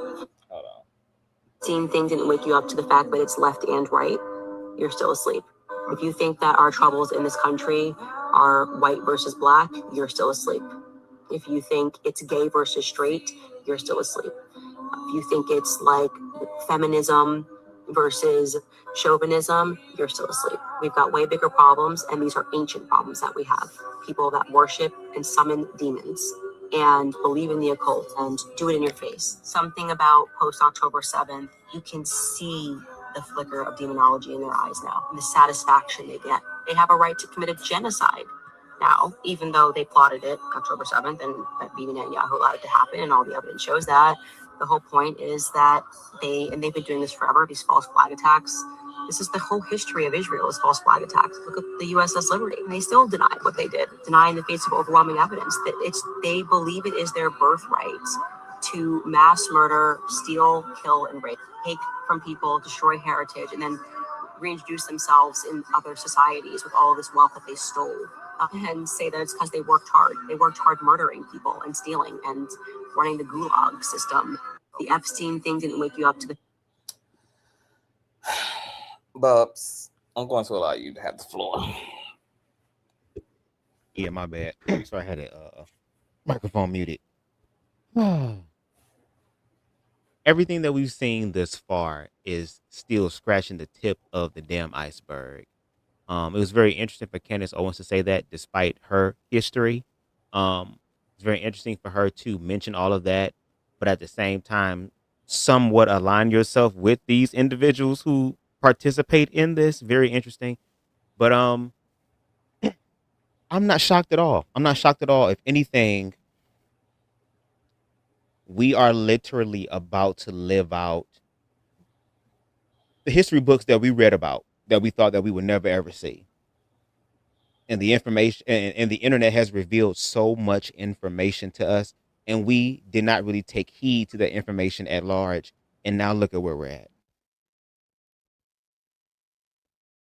And then I think to myself too, like, well, if this is how it's always going to be, I can somewhat understand why other people just give the hell up, but there's still something in me that I don't even know if I want to use the word hope, because hope is overstated, but there has to be something different. There has to be a different reality that we as the people can manifest. Because even though Candace Owens, possibly the right message, wrong messenger, if we were to look past all of the lines of division, racism, queerphobia, other lines of division, if we were to work past those, work through those, then we can see the bigger picture about how all of us are getting messed with. And over here on CTV's platform, like you mentioned, this is classism. This is elitism. This is them versus us, the haves and the have-nots, who are working tirelessly to remove as much human interaction as possible. There's no way for us to connect. Or to make it more difficult, shall I say, for us to connect, for us to align, for us to strategize, to organize. And like you mentioned earlier with one of the clips, I was going to say, just like in Rome, give them crimson fluid and give them wine, and they will be entertained. Entertain the people, distract the people while we do stuff behind the scenes. And I'm at a place now to where it's like, if hell is where we at, when is that gonna happen? Because I don't know about y'all. It's like this looming, foreshadowing, overshadowing type of energy to where it's like, okay, what day is this gonna happen? Like when is the shit literally gonna hit the fan? When? Because it's like every day you wake up and you don't know what is going to happen.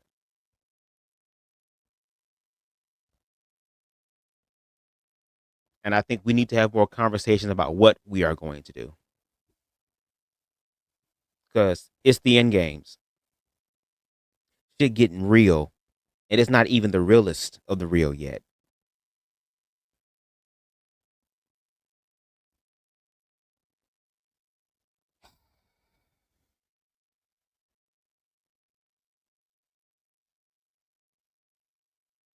I done smoked all my damn pre-roll. That's a damn shit. This stuff is crazy. Was your nerves bad? It would. I don't say my nerves were bad, but it was just like, this is overwhelming. It is overwhelming. Imagine how you feel to continue to live through this actual shit. Because that's the thing I be thinking about. Like, living through what is that going to look like? We're about to live through a lot more of it, and to your point, it's going to get darker before it gets better. Especially if we don't plan on doing a goddamn thing. We can even, to your point, live through the worst of it yet. And the worst of it is coming. Mm-hmm. We still in the soft foreplay stage. And there's a part of me that be like, I just wish I was wrong. I wish I was wrong. I wish that this was like a fever dream or just something that people just made up and believed, and the truth came out and it was a complete opposite. But it's like all this information. People have been slow to react because for some people it's still very hard to believe. That's kind of the problem, is that it's still very hard for people to believe because it's so extreme and everything that's happening so over the top, and to think and accept that what's happening is not happening by chance, but that it's happening very much so intentionally, and this is a coordinated attack upon humanity, and that there is literal intentional evil. We ain't talking about this wickedness. We ain't talking about unrighteousness, but there is literal evil occupying human space, and in the form of trusted systems and trusted people at that. That's why I said earlier, like 3 hours ago, that to do something would require first and foremost an ego death, because you would have to accept what you're struggling to accept fully in order to do something. and I think was greatly handicapping us on top of all the shit that they're doing to handicap us, the propaganda, the effeminizing chemicals in the food, the docileness of the religion that they gave to us, just like they gave to the slaves. They gave them a redacted Bible. They took out all of the revolutionary stories and all of that. All of that was psychological warfare and propaganda as well, to create submissiveness, to encourage compliance. But on top of all of that is still the collective denial. Because it's so hard to believe. People want to believe that their government is good, want to believe that, why would the government lie? Why would the government want to do this? Now we don't even have to do so much as preaching. I mean, it's literal fact of reality now. We have criminals as presidents. We have and are aware that most of our billionaires and the elite are child sacrificing pedophiles. We have Alex Jones' documentary, which blew the lid off of Bohemian Grove and proved that our world scientists, world leaders, presidents, politicians, religious leaders do galvanize under a secret order and a secret society and worship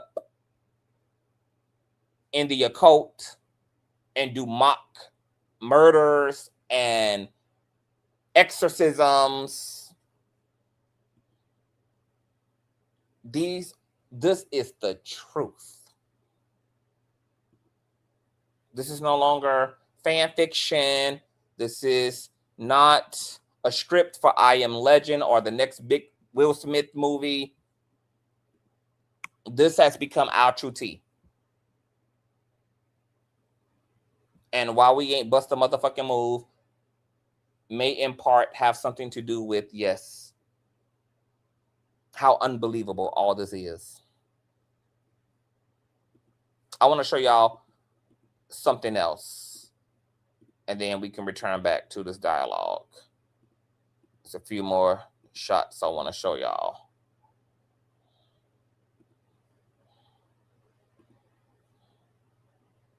The very first time that a United States State Funeral Director Association president or former president has come out to talk about these unusual white fibrous cloths. That's what they're pulling out of people who took the medicine, is them white clots I was telling you about. If you guys want to see a full-on documentary on this, died suddenly, watch that. That embalmers with 20 or 30 years of experience have never seen in their corpses before until the years of COVID and the COVID vaccines. In my latest worldwide survey, it was about 1 out of every 5 corpses had this phenomenon in them. What are you seeing, Chris? Tom, I would say it's a little bit higher than that. I've been seeing it in probably 30 to 40% of each and every body that I embalm, but more so, and I know we chatted about this before, what I've been seeing is a very, very poor distribution of our fluid to the lower extremities and the extremities below the elbow. And that pretty much means that there is a resistance within the arterial system that is preventing that fluid from actually delivering its payload, if you will. And the sizes of the clots that Tom just showed are actually small to what I've been seeing. They've been the size of the arteries that have been coming out. You can't ignore this stuff. You really can't. These are foreign bodies that we have never come across, or at least I have never come across in the 10 years that I've been. Because this is the very first time that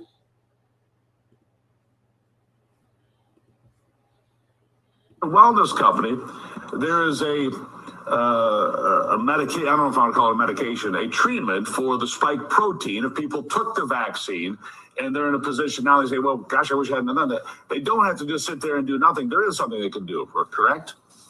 There is. Now, 2 peer-reviewed papers that I've spearheaded headed make the proposal of what's called McCullough Protocol base spike protein detoxification. This is featured by the wellness company as the ultimate spike detox. And what this is using natural products to help dissolve this accumulated spike protein in the body.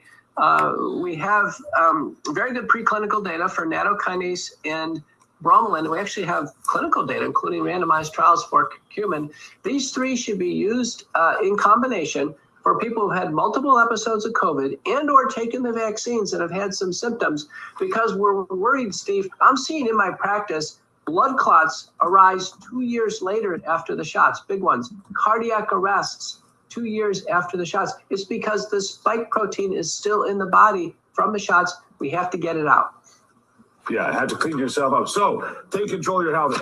This is some scary shit, but there's some hope and light at the end of the tunnel. And y'all just got that information there. So for somebody that got the COVID vaccine,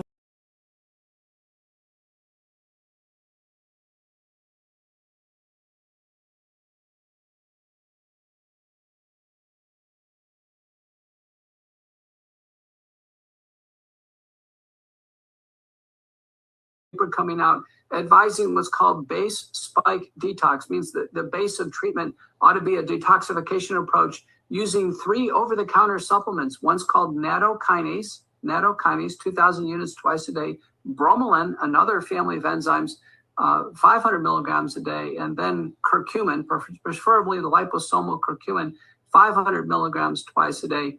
This triple combination, we've had good results in this, supported by the scientific data to this point in time.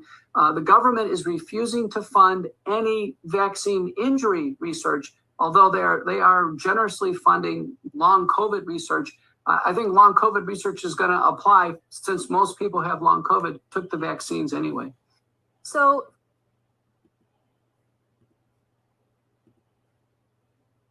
Explain the spike protein in the injections, what it does to the body, how it multiplies. Just run us through that. In the injections, there was a piece of messenger RNA with a code, like a piece of ribbon with a code, ticker tape code on it. And that was put into the body, and they said it would stay in the arm, but it didn't. It went sort of everywhere. And it entered the cells, previously healthy cells, and it took over the ribosomes. It hijacked the ribosomes in the cell. Now, the ribosome in the cell is the apparatus that produces proteins that the body needs. So instead of producing the proteins, the good proteins that that cell needed to function properly, it started making spike protein, according to this ticker tape. And that spike protein was supposed to create an antibody response in your body, so that your antibodies would go in the future when they saw something similar, they'd go, oh, I know this one, and clear and kill it, right? Clear it out. But actually, this spike protein that it made us make was more toxic than the one that was in the infection. There's no switch to switch it off, right? So it just keeps making. So that brought a whole lot of questions. So trillions of spike protein was being made, because there were billions of pieces of messenger RNA in each dose, literally billions. And then they got into the cells and started making trillions of the spike protein. Explain. My God, today. If you took the COVID vaccine, or if you've had sex with a man who took the COVID vaccine and now you're experiencing severe fibroids, severe blood clots, severe issues with your heart, you need to do a spike protein detox. What is a spike protein? It is inserted inside of your body through the vaccine and through your mRNA, and it makes your mRNA reproduce the spike protein. The spike protein reproduces itself inside of your bloodstream, and it coagulates, and it's really like a super parasite. It's a super germ. So now you have to do a super parasite detox. So they're talking about the nanobots and the nano technology. This is a nano parasite, so it's acting like a parasite. And the only way to destroy it is with sound therapy and with extreme heavy metal detoxes and herbs.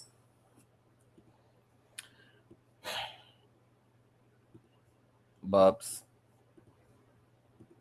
Yes, sir. Thoughts? Giving you the floor. I mean, everything that we getting back. Well, I'm glad that now that we have some information on how to remedy whatever we can of those that It's ended up all the taking. problems and no solutions. Yeah, that's what I'm saying. Like, it's just, that's why I say it was overwhelming. And it's like, we know this. We know this. Again, they put this out there for us to see. And because of fear, we choose not to look at it. And then we wonder why we have to continue to have these conversations with the next generation when it's supposed to get better and it's not getting better. There's so much that we as the American people do not know. And there's a reason for that. And I can also understand why they say those who are on the quest for knowledge a lot of times can end up being depressed about the reality because you see it for what it is, not what they want you to believe it to be. So now that we know this, again, the next conversations that we should be having or the continuing conversations we should be having is, what do we do now? We can talk about racism all day. We can talk about queerphobia all day. We can talk about these things all day. But look at what is happening to us collectively, to where none of that shit is going to save us as far as the lines of division. If anything, it's going to make it easier for them to take us out because we're also playing into it. It's in our food. Like, every aspect of American life is monopolized. Every aspect. Programs, control, and then to find out that allegedly there are nanobots in people that can influence the way that they think, control the way that they think and they operate, change genetics, change the structure of DNA, literally playing God. And like I mentioned earlier in the live, how in the 40s and the 50s, how this is nothing new. There's always been these trials, all these things that have been placed on us, and we have to do better, because if we don't, they will continue to. And if we are going to be unalived anyway, if we're all going to pass away one day, I would rather pass fighting for something and making a true, genuine change than to sit here and just wonder when will the day come that we all are messed up.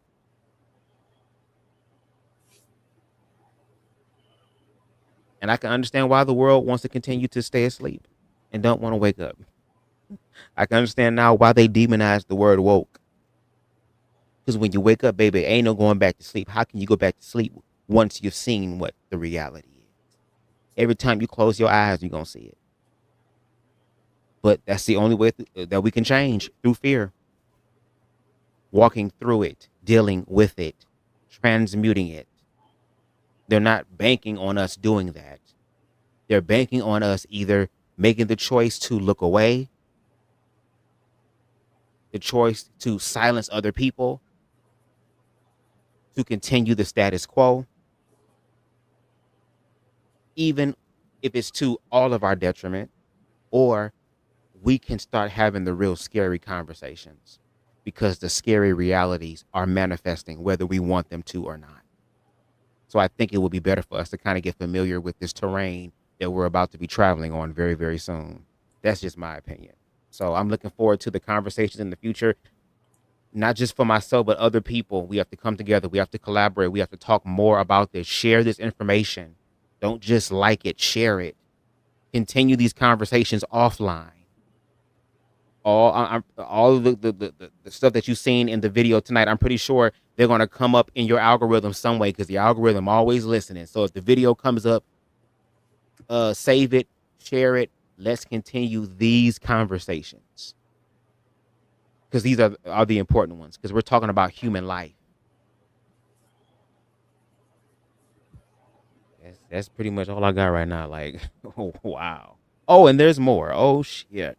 Sound frequency is very important. You guys know about aromatherapy. Sound therapy is important. The big ass bells that used to be in towns actually and help to cure them of ailments. That's why they bulldozed and got rid of all the motherfucking bells, and now you got 5G instead. I want you guys to listen to the sound frequency, and this is a guy who specializes in holistic healing, etc., and uses sound therapy to aid and abet wellness and health. Because hate the sound of pure frequency, pure harmony.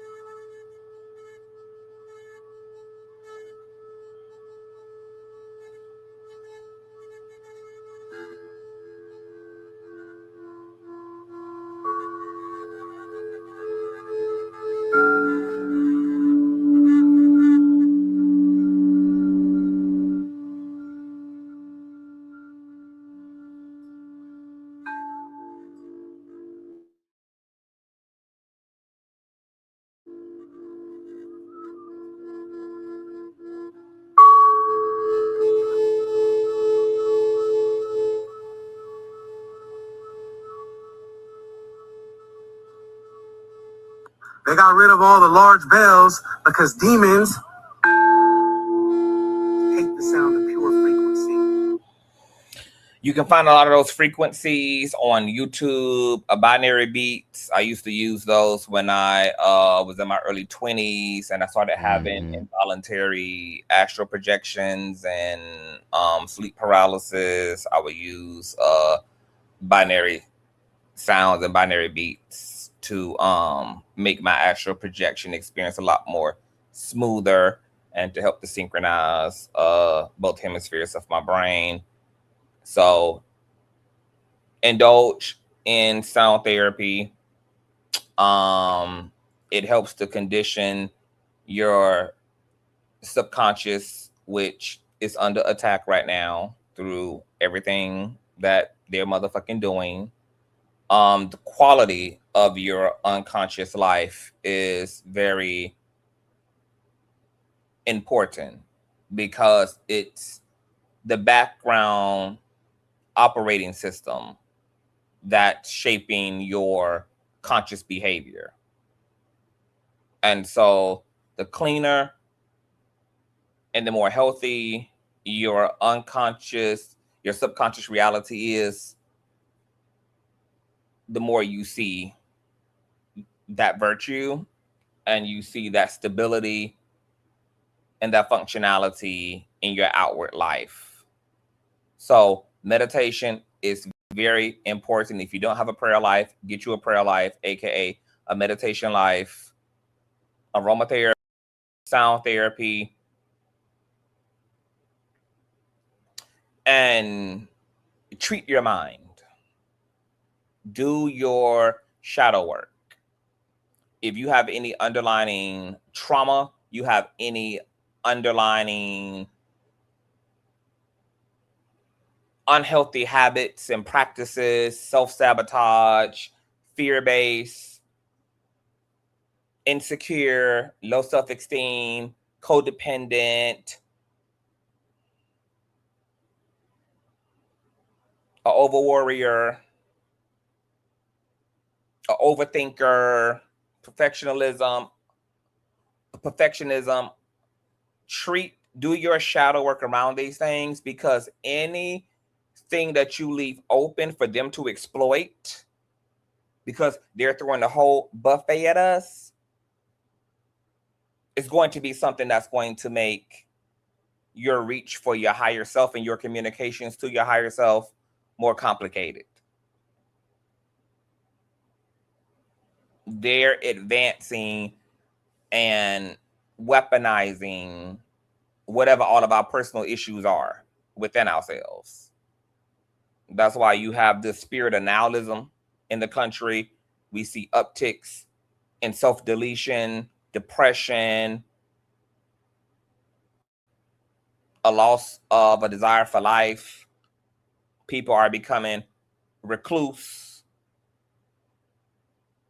unhealthily introverted, isolated.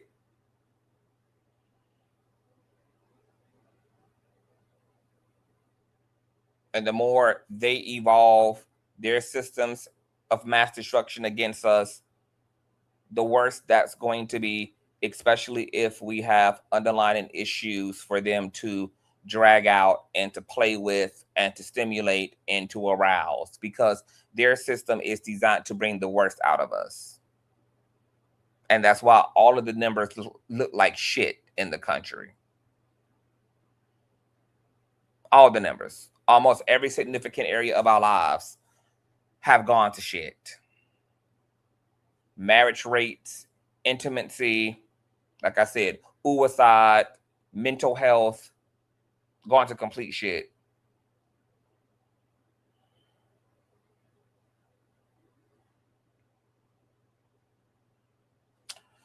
I wanted to share initially what drove me to do this show, but we already done been here for 4 hours. I don't even know if I should. What you think, Bubs? I mean, you might as well go ahead and end it with a bang, man. At this point. I think you should. So I was doom scrolling when I came across the video that I told you we were going to revisit, which is Cern shut down and people are noticing the strange things are happening. I'm gonna play this one more time to refresh y'all's memory. No one else noticed that the Hadron Collider got switched off. Their sleep's gotten better. I have been sleeping 8 to 10 hours solid since the Cern Collider got turned off. But that's not all. People are also saying the days feel longer. People are reporting that the time feels slower since CERN shut down. And that's because it has. Okay, you guys, let's get weird. So, just a few days ago, CERN turns off, and I don't know if it's just me, but the days seem slower. Call me crazy, I don't know. I'm sure you've heard the theory that... Okay, so this stopped me dead in my tracks last night.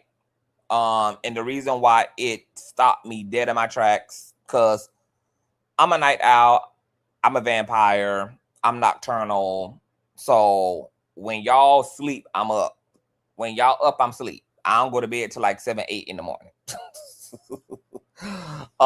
So around the same time, I was scrolling and came across that video.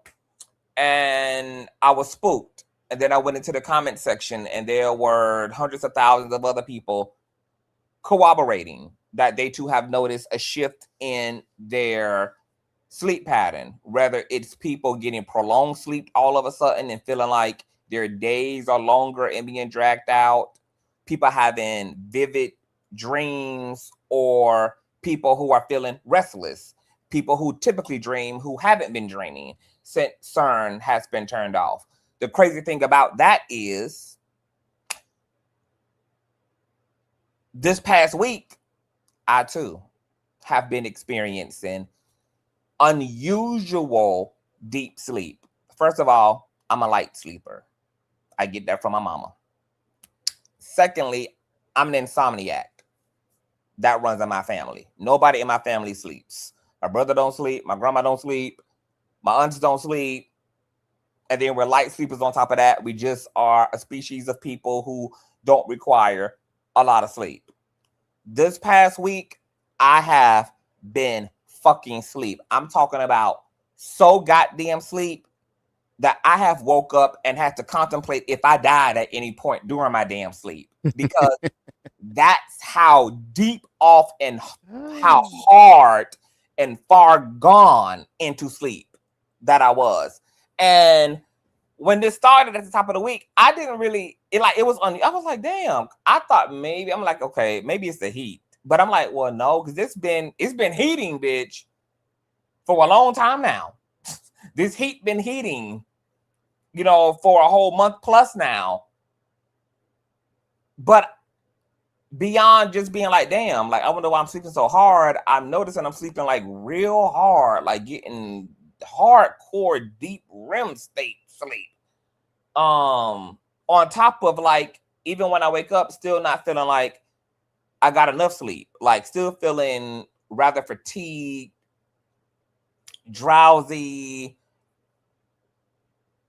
And it didn't even dawn on me, the whole connection to Cern. I had saw the headlines when they first took place that Cern had been turned off and they were going to be, quote unquote, maintenancing and upgrading Cern, etc. But I didn't even, I wouldn't have never had put two and two together like that, which is why Spirit led me to damn doom scrolling and led me to this video, and then me seeing all these people who have also been experiencing a notable difference in their sleep life since Cern has been turned off.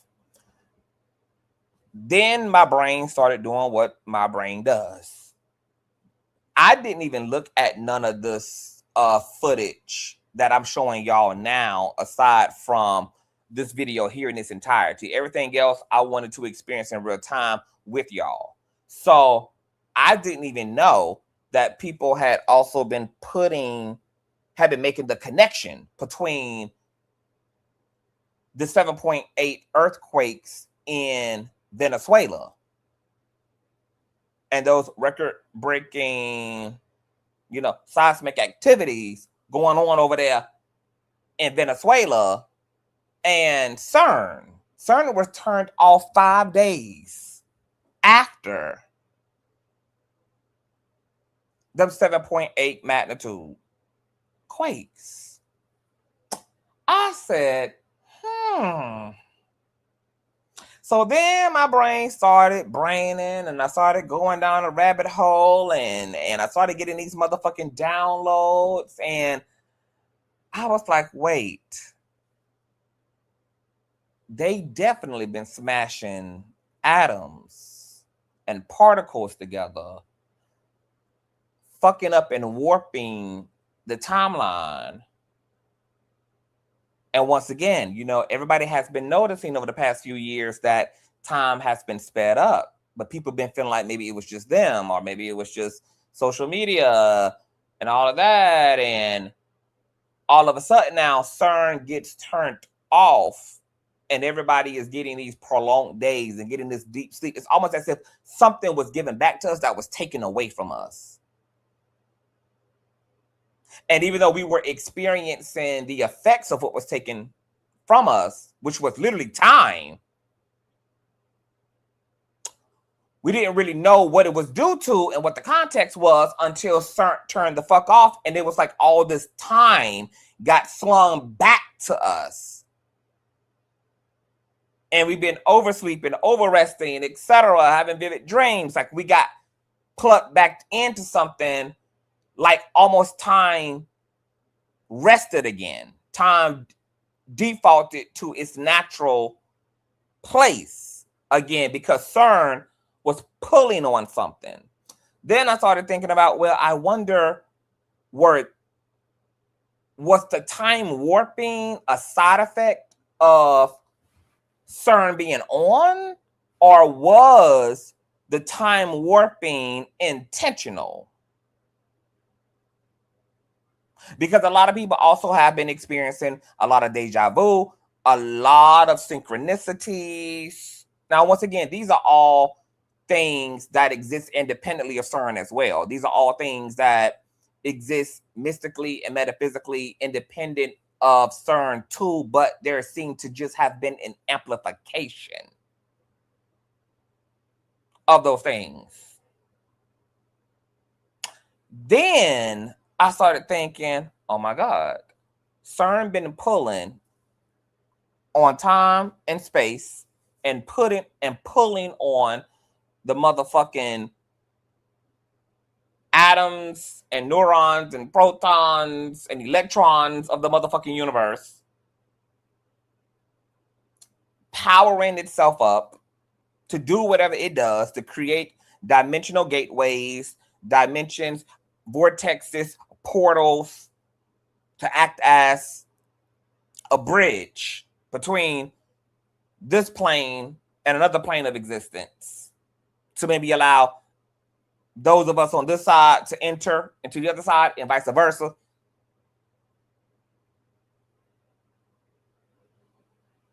Or, once again, fucking with the timeline, jumping timelines, fucking with other parallel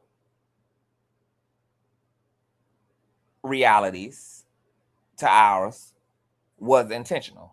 I don't know whether it was intentional or it was a byproduct of CERN being on and it pulling from all these areas, maybe even pulling on our unconscious. I mean, I don't even, because here's my thing. I don't even think that the motherfuckers who are doing and exploring this shit quite know what they're doing. As we heard one man said, we don't know what the fuck we're doing with AI. So I highly doubt that we know what the fuck we're really fucking doing when it comes to something like fucking CERN. We don't fully understand its mechanics. We don't really know what it's costing us to turn this shit on. And one of the things it could have been costing us is time, and it warping and contorting time, twisting time, pulling on our consciousness. I mean, we don't fucking know. And then I started thinking about how this shit has how these are archetypal manifestations as well. Because why was the first thing that came to my mind about CERN and CERN fucking with time and CERN operating within the context of creating slits within the time-space continuum, poking around with the fabric of reality? I realized this ain't the first time, bitch. CERN done been here. Whatever the fuck is considered the Tower of Babel was also CERN. This ain't the first time that we done had a CERN. Because whatever the Tower of Babel was, which we know wasn't an actual fucking tower, it wasn't an actual fucking ladder or temple, that was ancient, limited language describing something else. Something that the scripture said had been created by man and maybe even or also non-human intelligence that was leading to us having the ability to quote unquote reach the heavens. And we know that it wasn't talking about the goddamn sky. Because we don't reach the heavens through planes, helicopters, and rockets. Oh my. That this was coded language heavens is talking about. We discovered something, created something, invented something that gave us access, and probably premature access, because it probably wasn't even about prohibiting the access, more so than it was about where we were in growth and maturity as a species. And yet having this technology and or ability to transcend the firmament.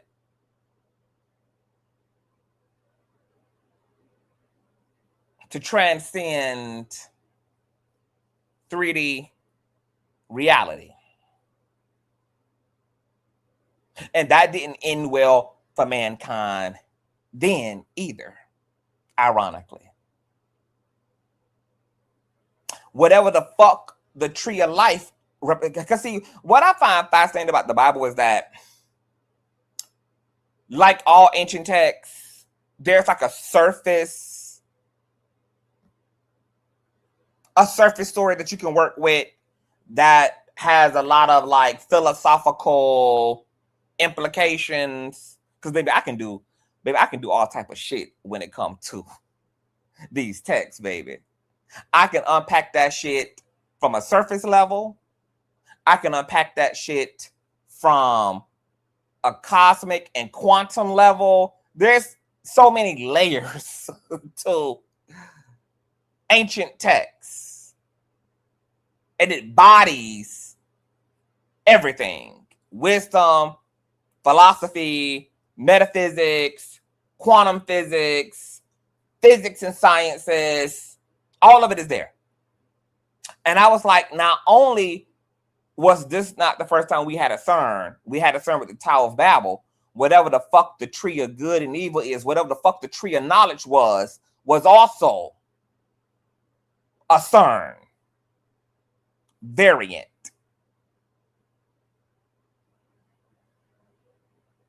This ain't the first time that we done did this. This ain't the first time that we done got access to something that we are not mature enough and evolved enough to understand. Then I thought about the book of Enoch, and I thought about the current reality that world governments are in cahoots with what's referred to as extraterrestrial entities, aka Martians, reptilians, the Greys, which are now being understood to be not so much as intergalactic or extraterrestrial, but more so interdimensional. And then I thought about how this ain't the first motherfucking time we done been colluding with non-human forces. Because what a lot of people don't know is that when people talked about how, damn, it seems like we just had this like quantum leap in technology. Like we had them big ass cell phones, and then all of a sudden within this small window of time, we got all this nanotechnology, we got all this micro technology. You now got this refined version of the phone. We got Wi-Fi, we got 4G, 3G, 5G, 6G. We got social media. Like it seemed like something happened. What the fuck just what a lot of people don't know is that our advancement when it came to Wi-Fi, when it came to voice command technology, when it came to spyware, aka psychicware, all of that shit happened as a result of us reverse engineering the UFO that we obtained from the Roswell crash. That's why when we had a disclosure 2-3 years ago, where our servicemen and the military came before Congress and disclosed the fact that we have extraterrestrial technology in our custody, as well as we have the bodies of the occupants. And the servicemen didn't declare whether it was deceased bodies or living bodies. When we would find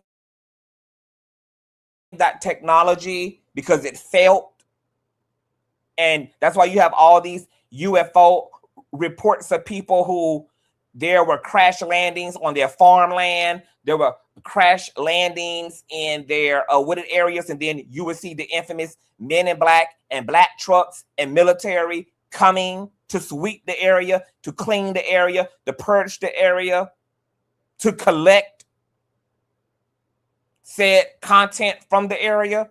And then people were intimidated and told to be quiet and to shut their motherfucking mouth and to not speak about what the fuck they saw and witnessed and reported here. There are literally so many stories of the men in black, etc. And I thought to myself, my God, this ain't the first time that we have colluded and collaborated with non-human forces. And there's been advancements in human evolution and sciences as a result. Because guess what? The book of motherfucking Enoch talks about this happening then, where the sons of God, the angels, who made it with the women, not only made it and reproduced and took wives unto themselves, but they also did what? They gave man, they taught man war, they taught man mysticism, they taught man cosmetics, they gave man sciences in exchange.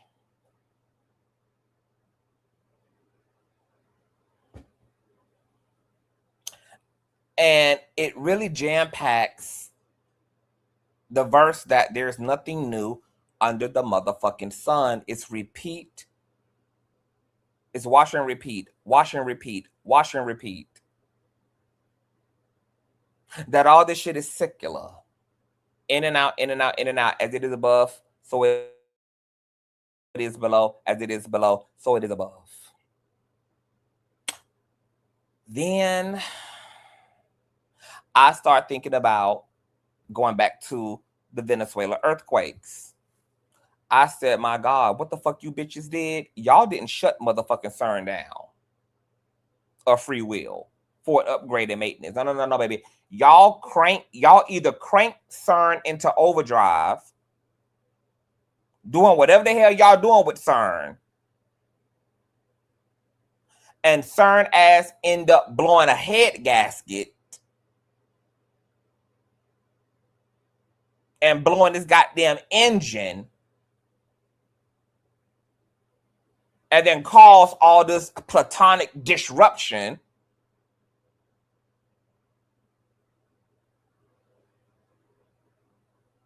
And Cern is right now injured more so than it has been willfully shut down for a maintenance upgrade. Because there's no way that anybody's going to convince me that they didn't make Cern in such a way, as eager as these mad scientists are, that they did not create Cern in such a way that they can keep that bitch running while making active upgrades and maintenances on Cern. There's no fucking way they're going to walk away for 4 years to upgrade Cern. They had Cern down there pumping and dumping and doing God knows motherfucker what, and sent that bitch into overdrive.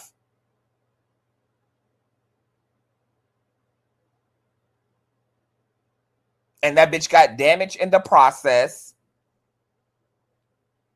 And the side effects and after effects was all this platonic activity. And we were getting rumbles everywhere for a while. There's been rumbles and quakes in places that don't even really quake.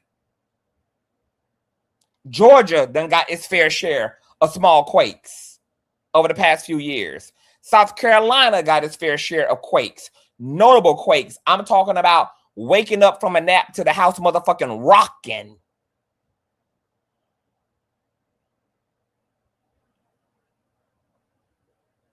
The South don't even be twerking like that.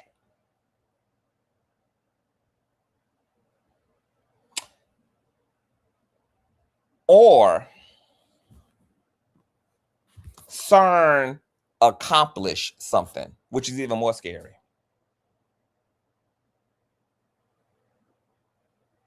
I believe they sent Cern into overdrive, and Cern is either injured or Cern, for now, has been successful. And that shaking and quaking and that massive ass platonic activity and seismic activity was the result of a motherfucking door opening or a door motherfucking closing. And an encounter of the third kind has been had, bitch. There may be currently right now entities and consciousnesses that are being housed in secret government facilities and being interacted with and engaged and communicated with by our U.S. government and by our shadow government, because CERN was complete and accomplished what it set out to accomplish for now. For all we know, they could have been using CERN to make contact with something specific while they sold us the surface level idea that, oh no, we're just trying to figure out something scientifically so we can, better understand the universe. We don't really fucking know what the real agenda fucking was. They could have been going for the unlocking and the unthawing and the summoning of a particular and a specific motherfucker. It's just no telling what the fuck actually is going to fuck on. And then I thought about how CERN probably has a two-part capability. Because if CERN is powerful enough to create slits within the time-space continuum, you know what else came to my motherfucking mind, Bubs? Is then immediately I thought about the elixir that was forced upon people. I thought about the pandemic. And then I thought about CERN ass. And I said, what the fuck if CERN, the elixir, and the thing that was in the air during the pandemic, I'm using coded language here, speaking in parables, y'all, clock that T, we're all working in unison and as a trinity, because the thing that was in the air and the thing that the medicine they forced upon people involve nanotechnology. And what if CERN was the finisher and the technology created to activate that nanotechnology?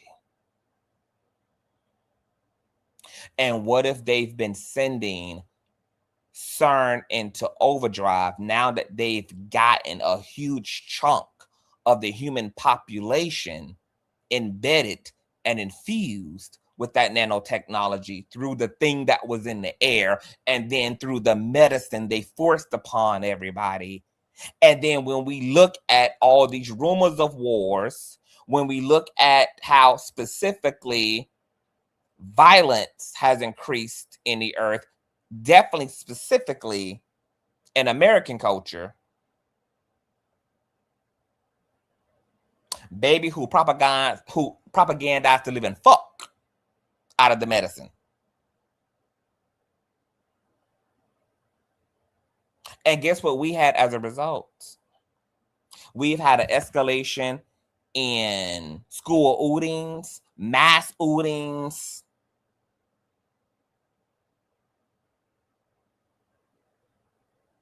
Our culture is very violent. We're living through a fight culture, a war culture, a Zeus network culture. Now that's TV culture. A war culture. Look at how bloodthirsty Trump and his regime is. Blowing up children's schools.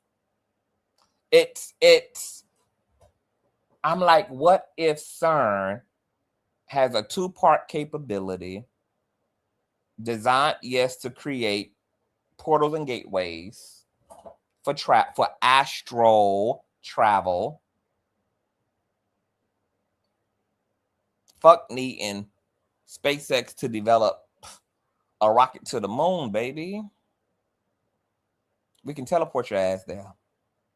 But also was created to activate that nanotechnology. And with us having an increase in violence, a spirit of nihilism, suicide, etc., mental health declining. That was the result of them working the shit out of motherfucking CERN. And because CERN, as powerful as it is nonetheless a man-made object, is subjected to weather, is subjected to tear, is subjected to damage and injury. And it's ultimately an experimental piece of technology on top of that. So I believe CERN either accomplished what it was set out to accomplish for now and has activated all of that fucking nanotechnology that's in humanity for the second, third phase of their motherfucking one world government rule, or CERN is motherfucking injured. They done overwork motherfucking CERN, and it still could be have activated the nanotechnology. And maybe they've been seeing CERN struggle, so they created CERN's evil twin sister, which is where the data centers come into play and need at. The data centers, aka their surveillance centers, are the alternative and the backup system. That's being sold to us as, oh, AI, AI, AI, AI, AI, AI, AI. Yeah, AI my ass. These are activation systems. And with them now, even going over and above our constitutional rights, and Trump administration pretty much re-regulating the FDA so that there's less oversight. And then us learning that they've been putting the medicine in food, in shrimp, and I said shrimp, and swine, and lettuce, and cabbage, and salad. Why are they so eager to continue to force the medicine upon us? Because it's technology.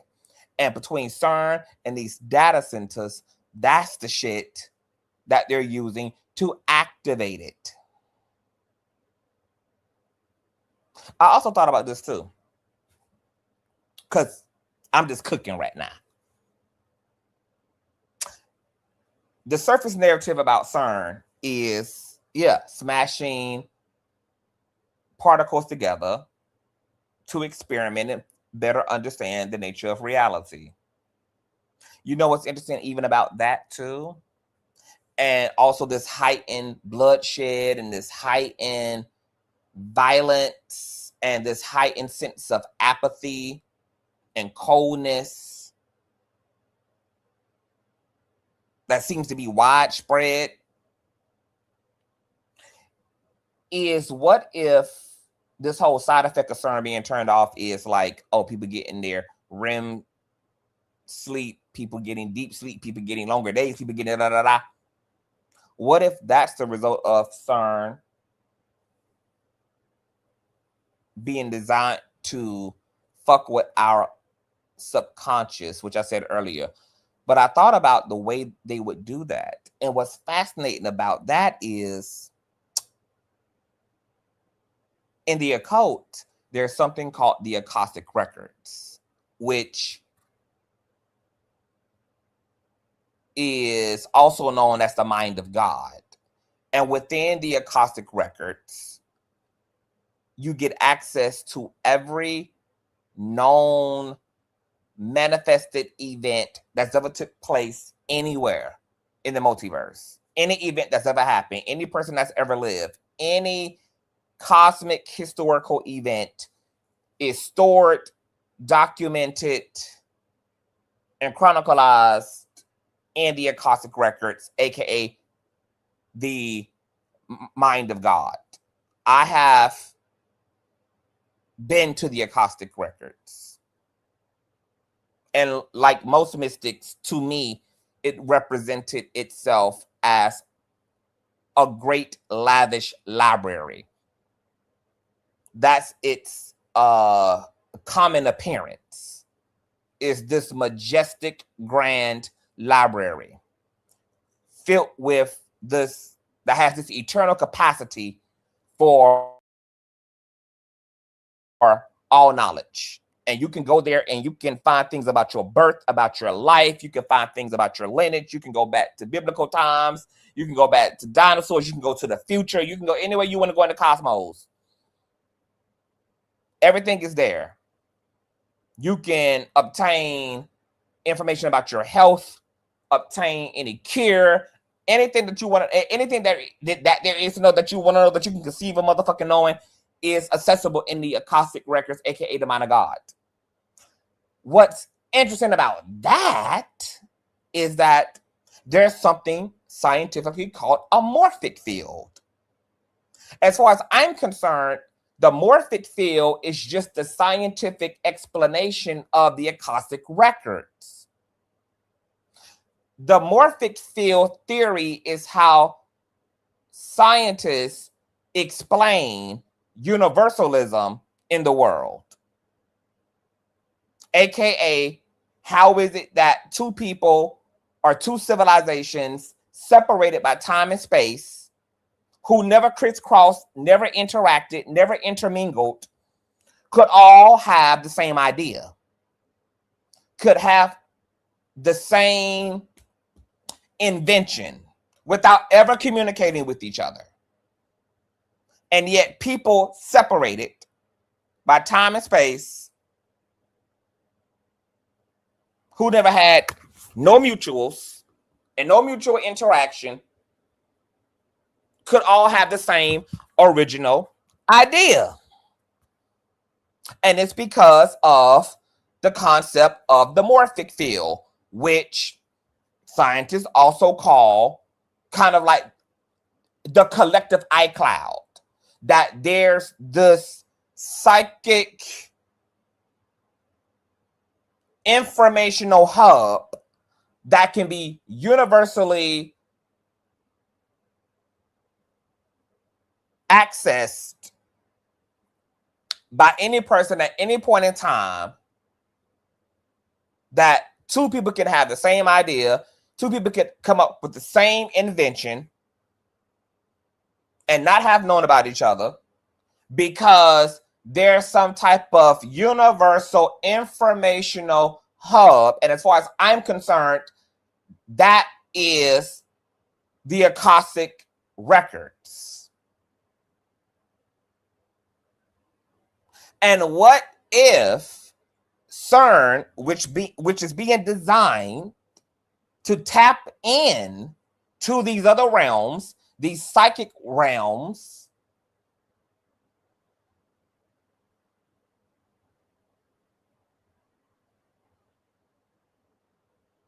was being used to access the collective unconscious of humanity? And they've been using Cern to project scripts and agendas into the unconscious of our humanity. Obviously, with the end results being all this goddamn violence and all this goddamn destruction and all this goddamn carnage and evil that's rampant in the goddamn earth, what they've been projecting into the collective unconscious is chaos,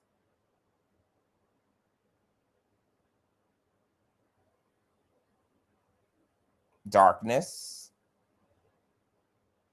greed. And they've been doing this behind the backs, obviously, of humanity, fucking around with our unconscious. And they are the ones truly authoring this confusion and using all this hyper advanced technology to hijack us, because on a scientific level, all we are is software that happens to have a hardware called a body. But scientifically, from the perspective of physics, all we are is software that happens to be personified through the hardware known as the body. And just like we can create the technology to fuck with the pixels of reality, and with us being nothing more from a material standpoint than particles, neurons, atoms, and protons, we can be reconfigured and re-engineered from an energetic state of mind as well.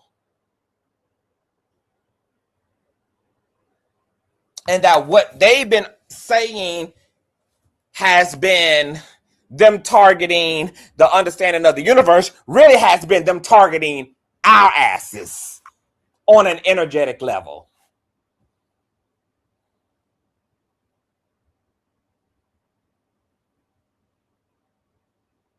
People are now reporting, because Cern is off, that their days are longer, they're dreaming, they're sleeping, they're getting full 7-8 hours of sleep, all type of shit. Bitch, y'all been fucking with us on the deepest psychological, metaphysical, unconscious motherfucking level. And now because y'all had CERN working in motherfucking overdrive, the way that y'all got CERN's evil twin sister, them data centers, aka those surveillance centers working in overdrive, fucking up the fucking planet in a attempt to fucking control and rule and influence humanity. CERN done been overworked and done injured itself. And now everything that it was raping us of and stripping from us and pulling from us is now being returned back to us. It may be that the effects of CERN are also completely conditional, because that's all they've been able to get. That's as far as they've been able to get the technology. So it's been working in their favor as long as CERN was in operation. Now that CERN is motherfucking injured, I got a feeling, because if my hypothesis is correct, it means that our ancestors, baby, our guardians, baby, the forefathers, all the things have given us a grace period, bitch. This is the grace period here. Us being returned back to our faculties.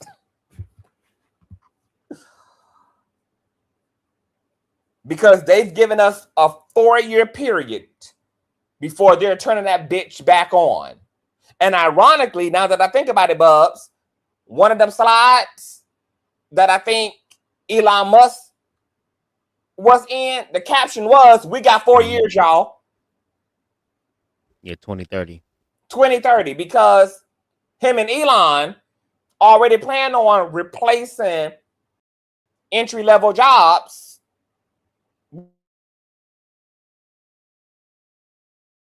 cybernetics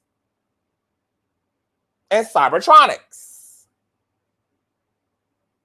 That machines will be able to do everything that a human can do on a basic level. We already have machines doing whole surgeries.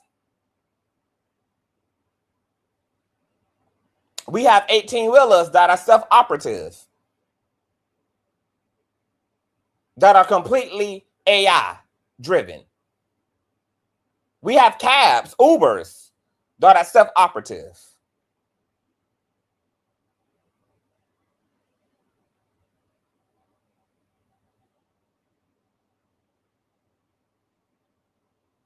We got a 4-year period, bitch, to do something. CERN done crashed and done crashed out because they've been overworking that motherfucker, creating all this goddamn catastrophe that we've been experiencing on the top level of the sediment. And with us getting our time back and our consciousness fully back, and have the opportunity to be generically sober, we need to hit the ground running. Because like I said, baby, it's a slit in the motherfucking door. If whatever we do, we gonna have to do now. And once again, Cern is down, but they are creating her evil sister in her place in the meantime, which is these data centers, which are to pick up where Cern left off at.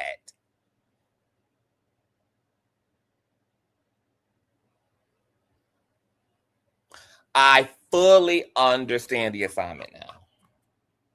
I understand just how grim of a predicament we're in. I feel like I've been given a wider view of what's taking place.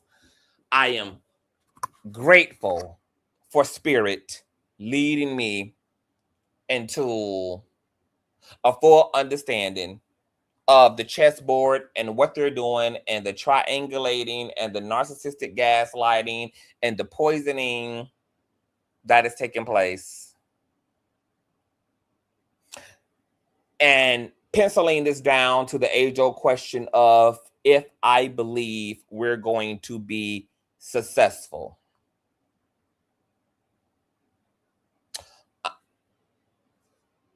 I'm going to be very honest.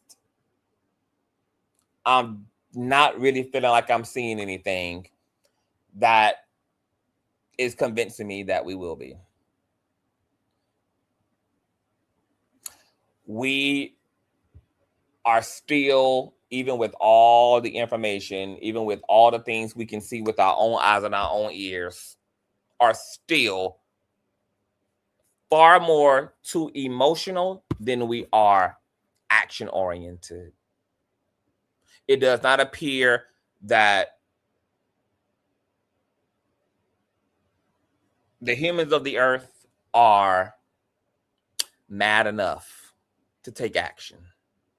And by taking action, there's no single action to be taken. When I say action, it's a conglomerate of factors.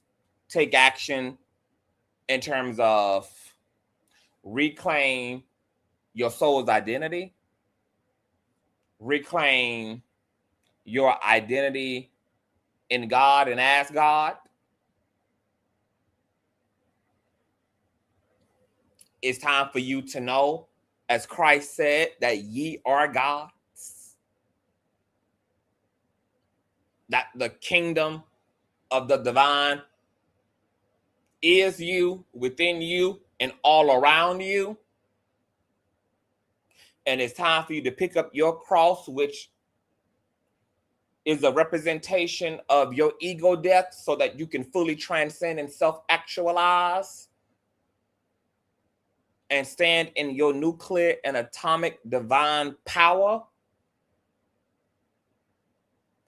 And then use that power to do what your personal ethics and morality would have you do with that power.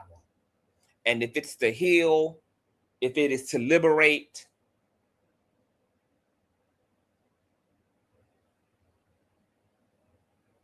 then that's what it is that we do with it.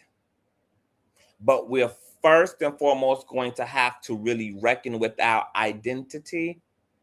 And we're going to have to understand that the God that we are externalizing and praying to outside of ourselves is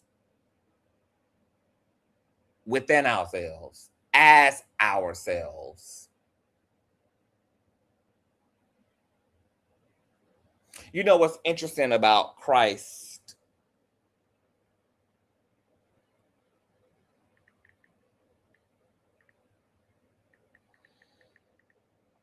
I'm about to find the verse.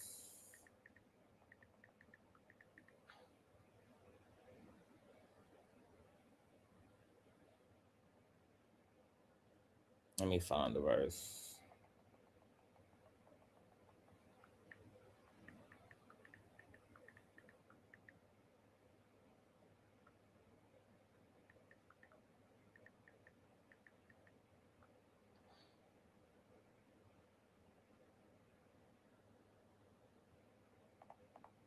If I can find the damn verse.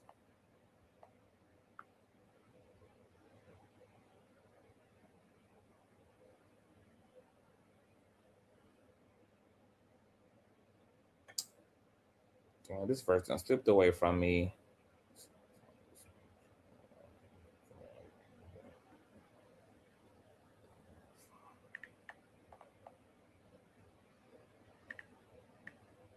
Hold on. I'm trying to find it.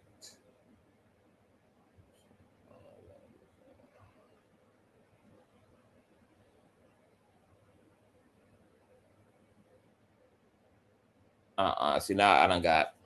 Now I need to find it. I'm gonna paraphrase. I don't even want to paraphrase because the paraphrase ain't gonna do it no justice. But to self-actualize as God.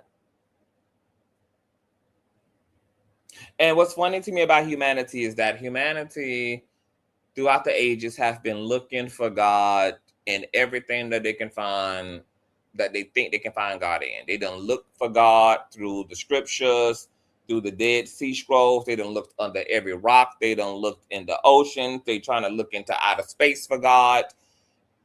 And it has dawned on very fucking few human beings that clearly the only place God would actually be is in plain sight. And that's in you. Where the hell else would God actually be? If God is not in a cloud or not far off over there, but be in you, as you. Because do you know what's interesting about Christ consciousness and making contact with the divine and this raw, unconditional love that is pouring itself out through creation and upon creation, is that when you grow in emotional and spiritual awareness, something else that grows with that is your capacity for empathy. And empathy is what it's going to take for us to get up off our asses, because empathy will cause us to care enough, not only about our own lived experience, but about the quality and lived experience of other people, to garner the motivation and the zeal and the tenacity required to intercept this evil and to lay our lives down, if that's what it takes. Because I don't know about y'all, but Christ is my personal Lord and Savior. But also, when I talk about Christ, I'm not talking about the dogmatic, commercialized, capitalistic, GMO watered down Christ of religion. I'm talking about an ancient Christ, a universal Christ that's represented within all the variations and avatars and emanations of this Christ that has come many of times through various historical figures, and is the divine inspiration of all personifications of the light.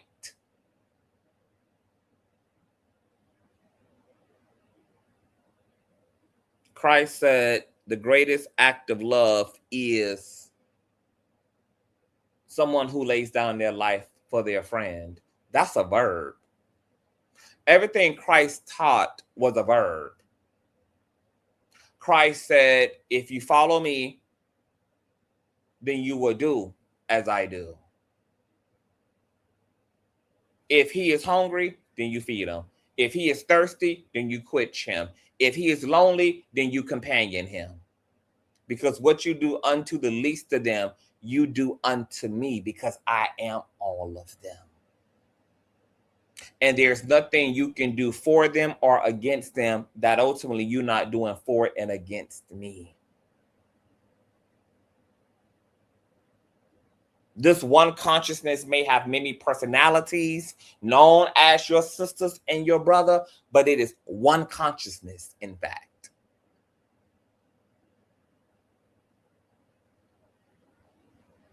And when you abandon it, you abandon yourself. And when you cut it, you cut you.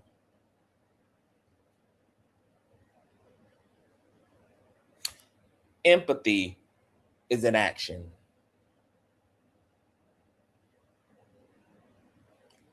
Empathy does, and empathy is.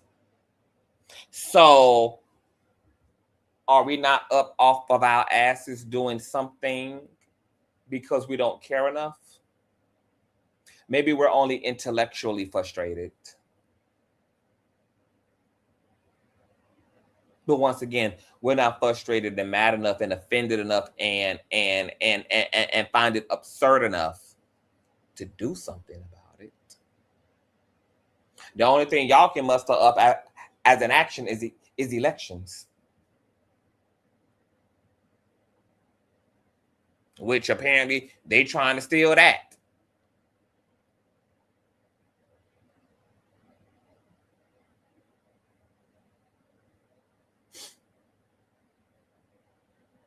Also, I recognize that, you know, all spiritual worldviews are also just philosophies. You may just have to motherfucking take it from them. I'm not above that either, because I believe in holy wars. And there are some distinct traits and characteristics of a holy war, but nonetheless, it's motherfucking war. And I believe that holy wars are to be employed when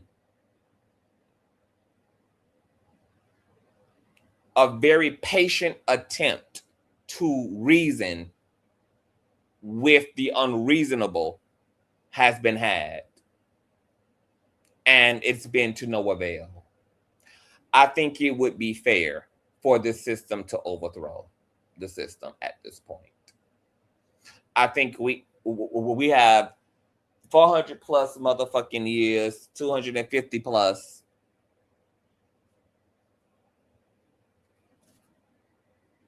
of history in this particular system, and a attempt to be civil, to be compliant, to reason, to talk to work with.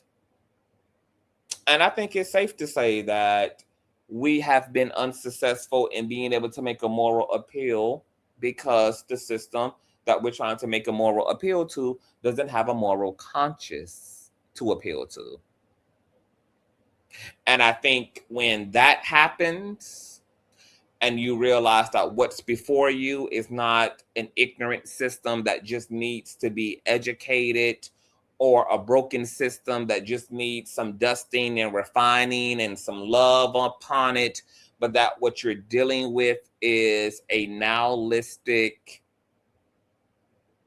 evil, embodied system, that's when it's appropriate to rouse up a religious war, or not religious war, a holy war.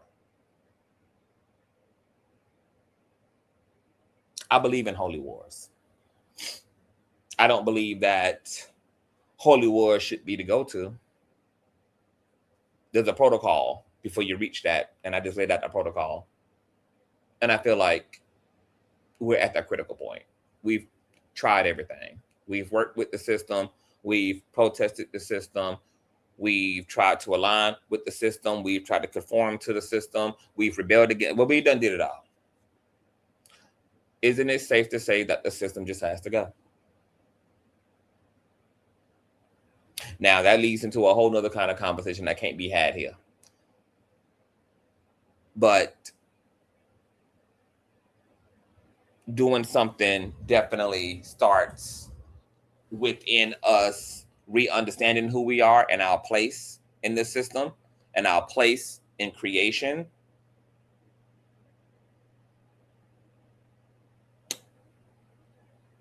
And maybe from that, everything else kind of falls by the wayside, because I do feel like pale people have self-actualized and their actions reflect their self-esteem. Their actions reflect whatever they've actualized about themselves. And that's why they demand to sit at the top. So maybe what the rest of the people of the system need to do, yes, that this is about deconstructing and decolonizing and decalcifying our motherfucking pineal gland and our psychology and getting back to the root and the truth of who the fuck we are. Know that I am God.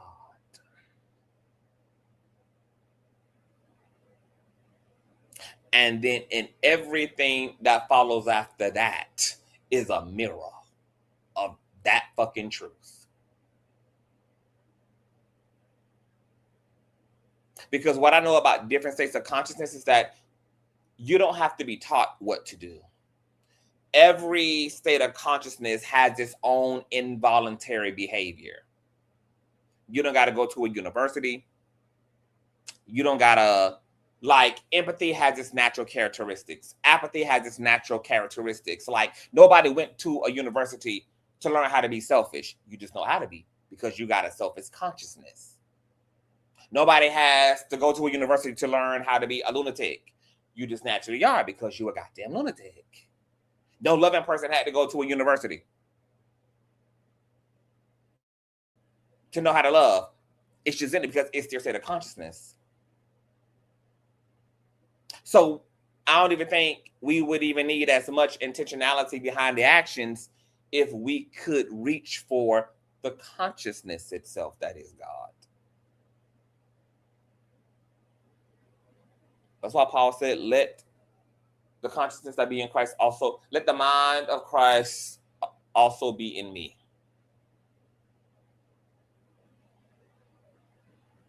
Once we become our true selves again, the rest will follow, baby. And then we'll be all motherfucking equal playing ground in this bitch. And we ain't got to do so much convincing and all of this, and we ain't even got to have no surface understanding about how to come up, baby. We're going to float because in the words of Pennywise, baby, down here, everything goes up.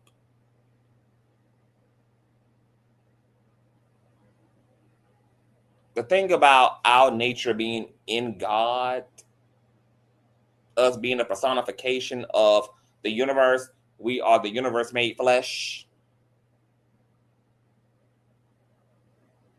is that to return back to that full reality is to return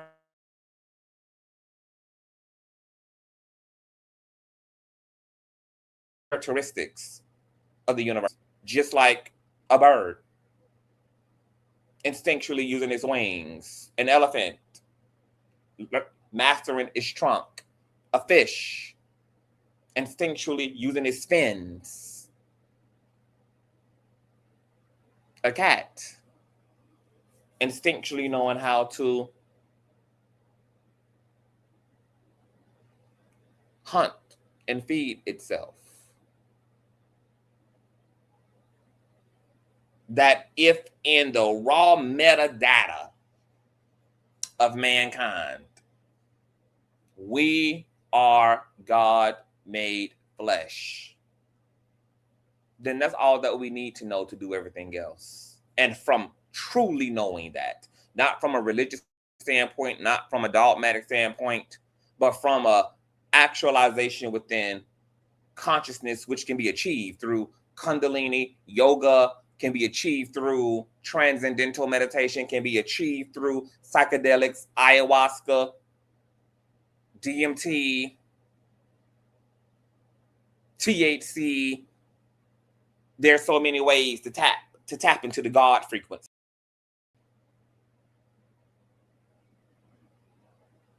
The actions follow. The natural, involuntary, spontaneous characteristics of divine awareness follows.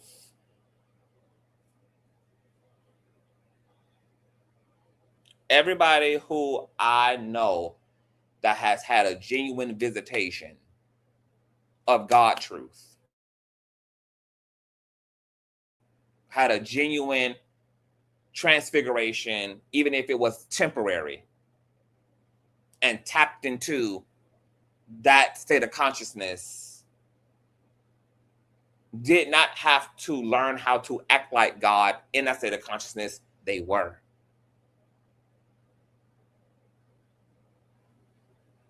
From that state, people found themselves charitable. They found themselves giving the shirt off their back. They found themselves humbled in deep worship, in the deepest capacity of a full humanity. People found their selflessness. People found their oneness.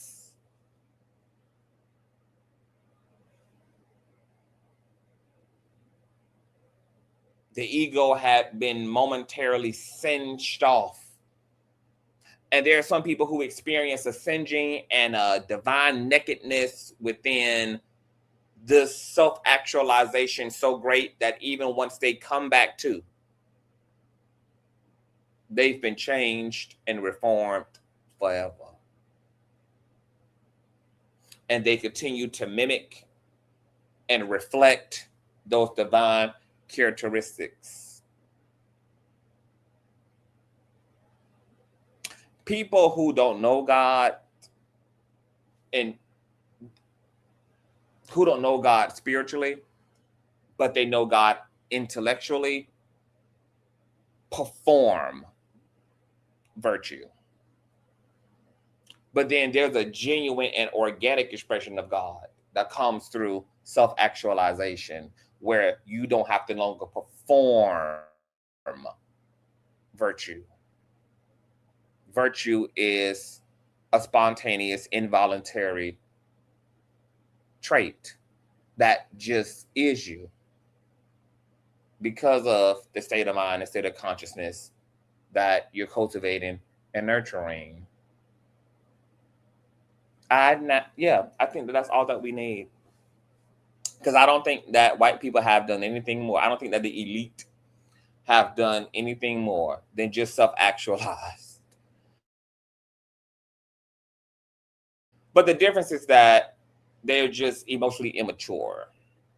So their ego is collaborating with this divine truth. And because that truth is so powerful, that to Bub's point earlier, once you wake up and see it, you can't unsee it. So even the most fucked up ass, emotionally immature ass, narcissistic, selfish ass motherfucker can't even unsee that truth once they find it. But regardless of what you find, you still have autonomy, which means that largely after you find and discover that truth, it still has the potential to be filtered through whatever your condition is. But no matter what your condition is, whether you are light and love and all fluff, sugar, spice, and everything nice, or whether you are out of your goddamn mind, the truth you found cannot be unseen. And I feel like pale people have either self-actualized God and it's being warped by their ego, or what they are operating in is their super ego. And they're only winning the war because we can't counteract that by a full self-actualization of the God that we are. So they're able to just simply bully us more successfully and seize control because we don't have the self-knowing, the self-belief. We haven't self-actualized to know that we can whip this whole ass. So I don't know which one is the case for the elite. Whether they, maybe because they are occultic and spiritual enough to have discovered that truth by now. So I can believe that they have actualized God, but it's being warped by the shadow self. And that's why they abuse their power. They abuse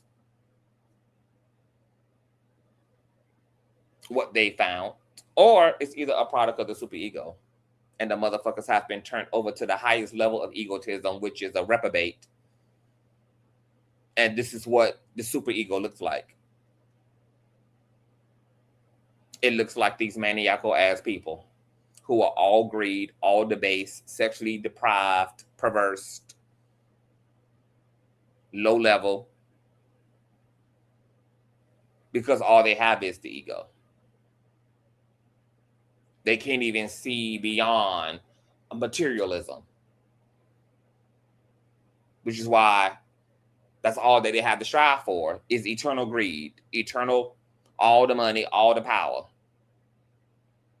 It's short-lived. It's limiting because it's all that they got. So it's more than likely, yeah, it's probably not that they have self-actualized God and you gotta have, it's probably just a manifestation of the superego. But we, as the victims of other people's superego, have the power to fully self-actualize God and cancel a subscription to their worldview and reclaim our lives, in the words of Maxine Waters. Girl, reclaim my time. Reclaim my time. What the devil failed to inform you about is that I can reclaim my time.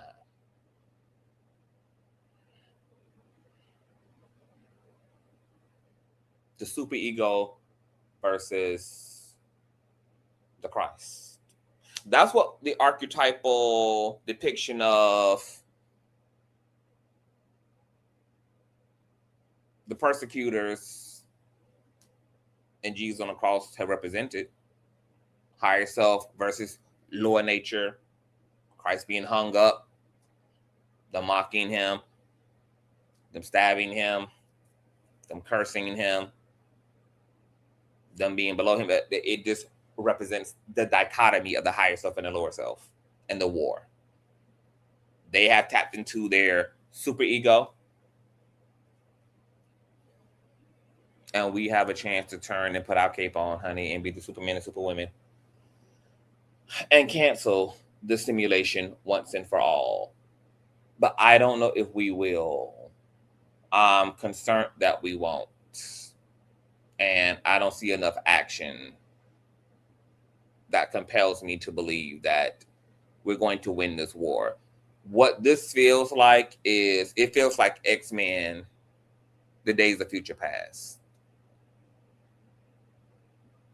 Girl, it feels like between Cern and the nanotechnology and the political and economic power and control that these motherfuckers have, that this is our version of these like refined sentinels that have the power to mirror us back and extract our power and use it to oppress us.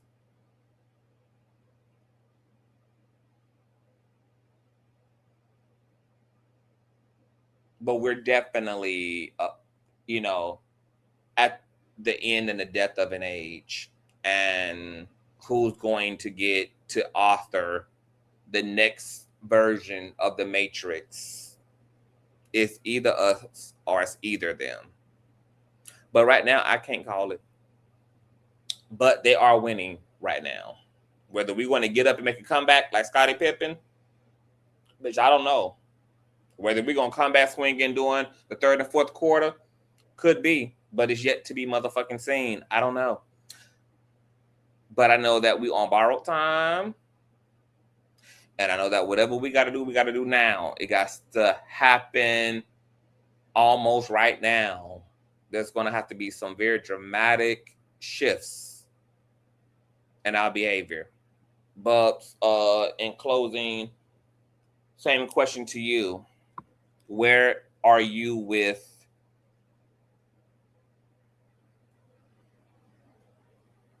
who's going to win this thing? Where do you feel both teams are right now?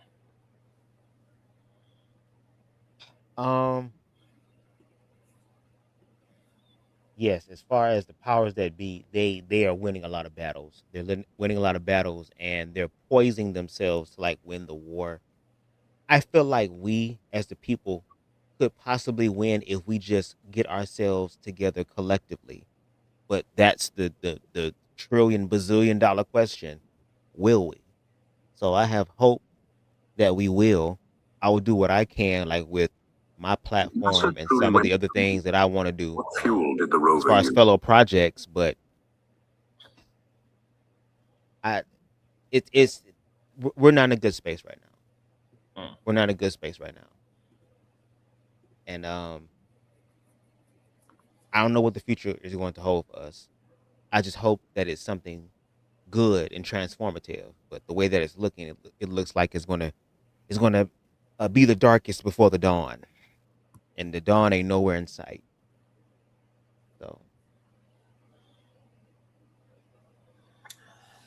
Any final words before we close out a 5-hour stream that was jam-packed from beginning to goddamn end? My God, was this a indulgence? baby, and like you said, it's the content that you really want to do. So it was good to kind of dig off in that. And shout out to the rest of the Conscious crew that was able to rock with us during this entire situation. But continue to love yourself, continue to heal, continue to face the fear, continue these conversations offline. Think more about your mortality, because we all have an appointed time and we don't know when that time is going to be.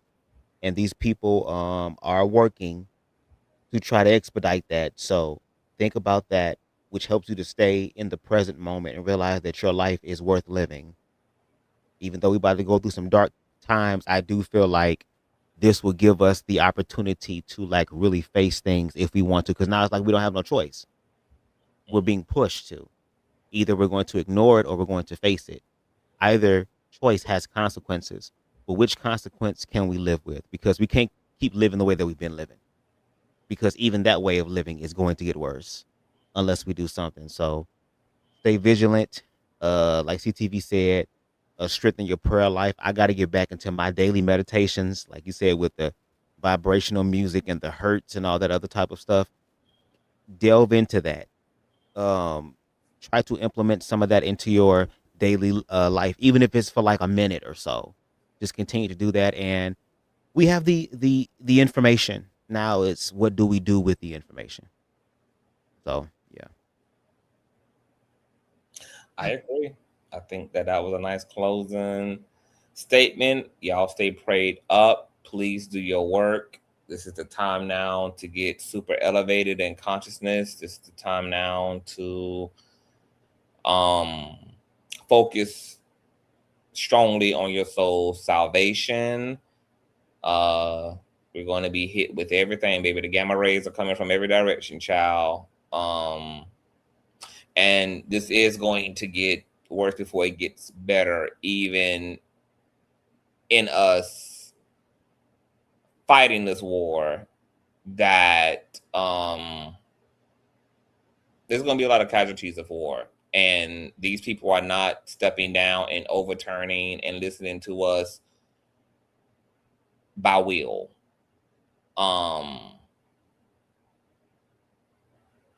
This is not a reasonable opponent. These are actually enemies. not even so much as opponents. So the spiritual warfare is going to be at an all-time high. That's going to be a biological warfare, chemical warfare, intellectual warfare. It's going to be all the warfares. So take care of yourself and come to life. Come to life. Wake up from your mortality and realize that you are a full self-autonomized spiritual being having an earthly experience. Bring yourself to accept that truth so you can be set free.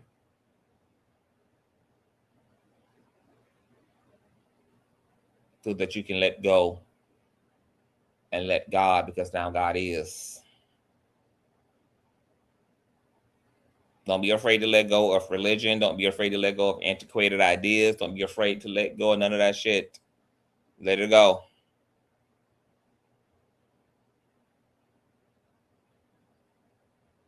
And if you want to protest the system, you can do that economically.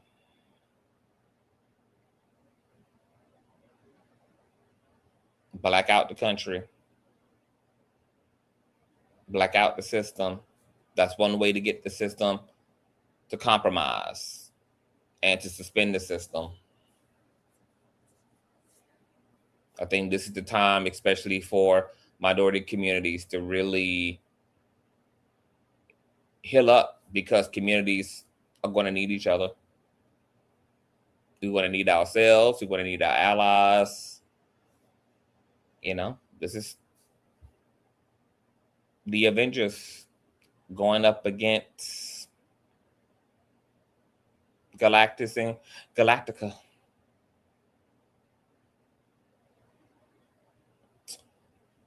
If you have taken the medicine and or you contracted Carisha at some point, please take heed to the information provided in this video about how to combat protein spikes so that you can prevent any future injury and compromise of your health. If you know people who have contracted it and or who took the medicine, please pass the information on to them. Give them the data and let them know that there are preventive measures that they can take to ensure that they are going to remain healthy and remain around for a very long time. And share the stream out. Share the stream out to wherever you can. Post a link on Twitter, Facebook. Share us out. I am creating a second channel where we can indulge in all things like this.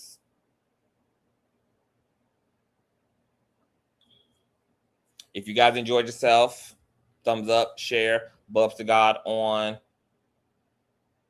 YouTube, and what it is on Instagram, Bubs. Yeah, Bubs the God on Instagram, as well as my photography page, Media by Bubs. Yep. If you guys enjoyed all the motherfucking research and the work that Kane had the motherfucking put in, bitch, to put on this goddamn show, and all the goddamn tabs and all the goddamn battery life that I done destroyed, pushing this Cern to the damn maximum. You can do that by showing some love to the Cash App and or PayPal. If you want to bless Bubs as well, paypal.me/BubsToGod. Yes, Bubs to God. And you can also, he uses my Cash App. So if you want to send and bless Bubs with something, you can. Oh, you can send it to my Cash App. My Cash App back up. Oh, yeah. Oh, you got, oh, great. Now, okay, so what it is on Cash App? Bubs the God. Oh, period. PayPal, Bubs the God. PayPal.me/Bubs the God. Okay, so it's Bubs the God on both PayPal and Cash App. Consciouztv on PayPal and Cash App. Y'all already know what it is. We'll see y'all later, honey. I'll probably be back later on today. Oh, it's Friday. My God, today it's TGIF. It's a lit. So I'm probably getting into some mess. on today at some point. Y'all stay safe. In the words of Iyanla Honey, stay in peace, not pieces.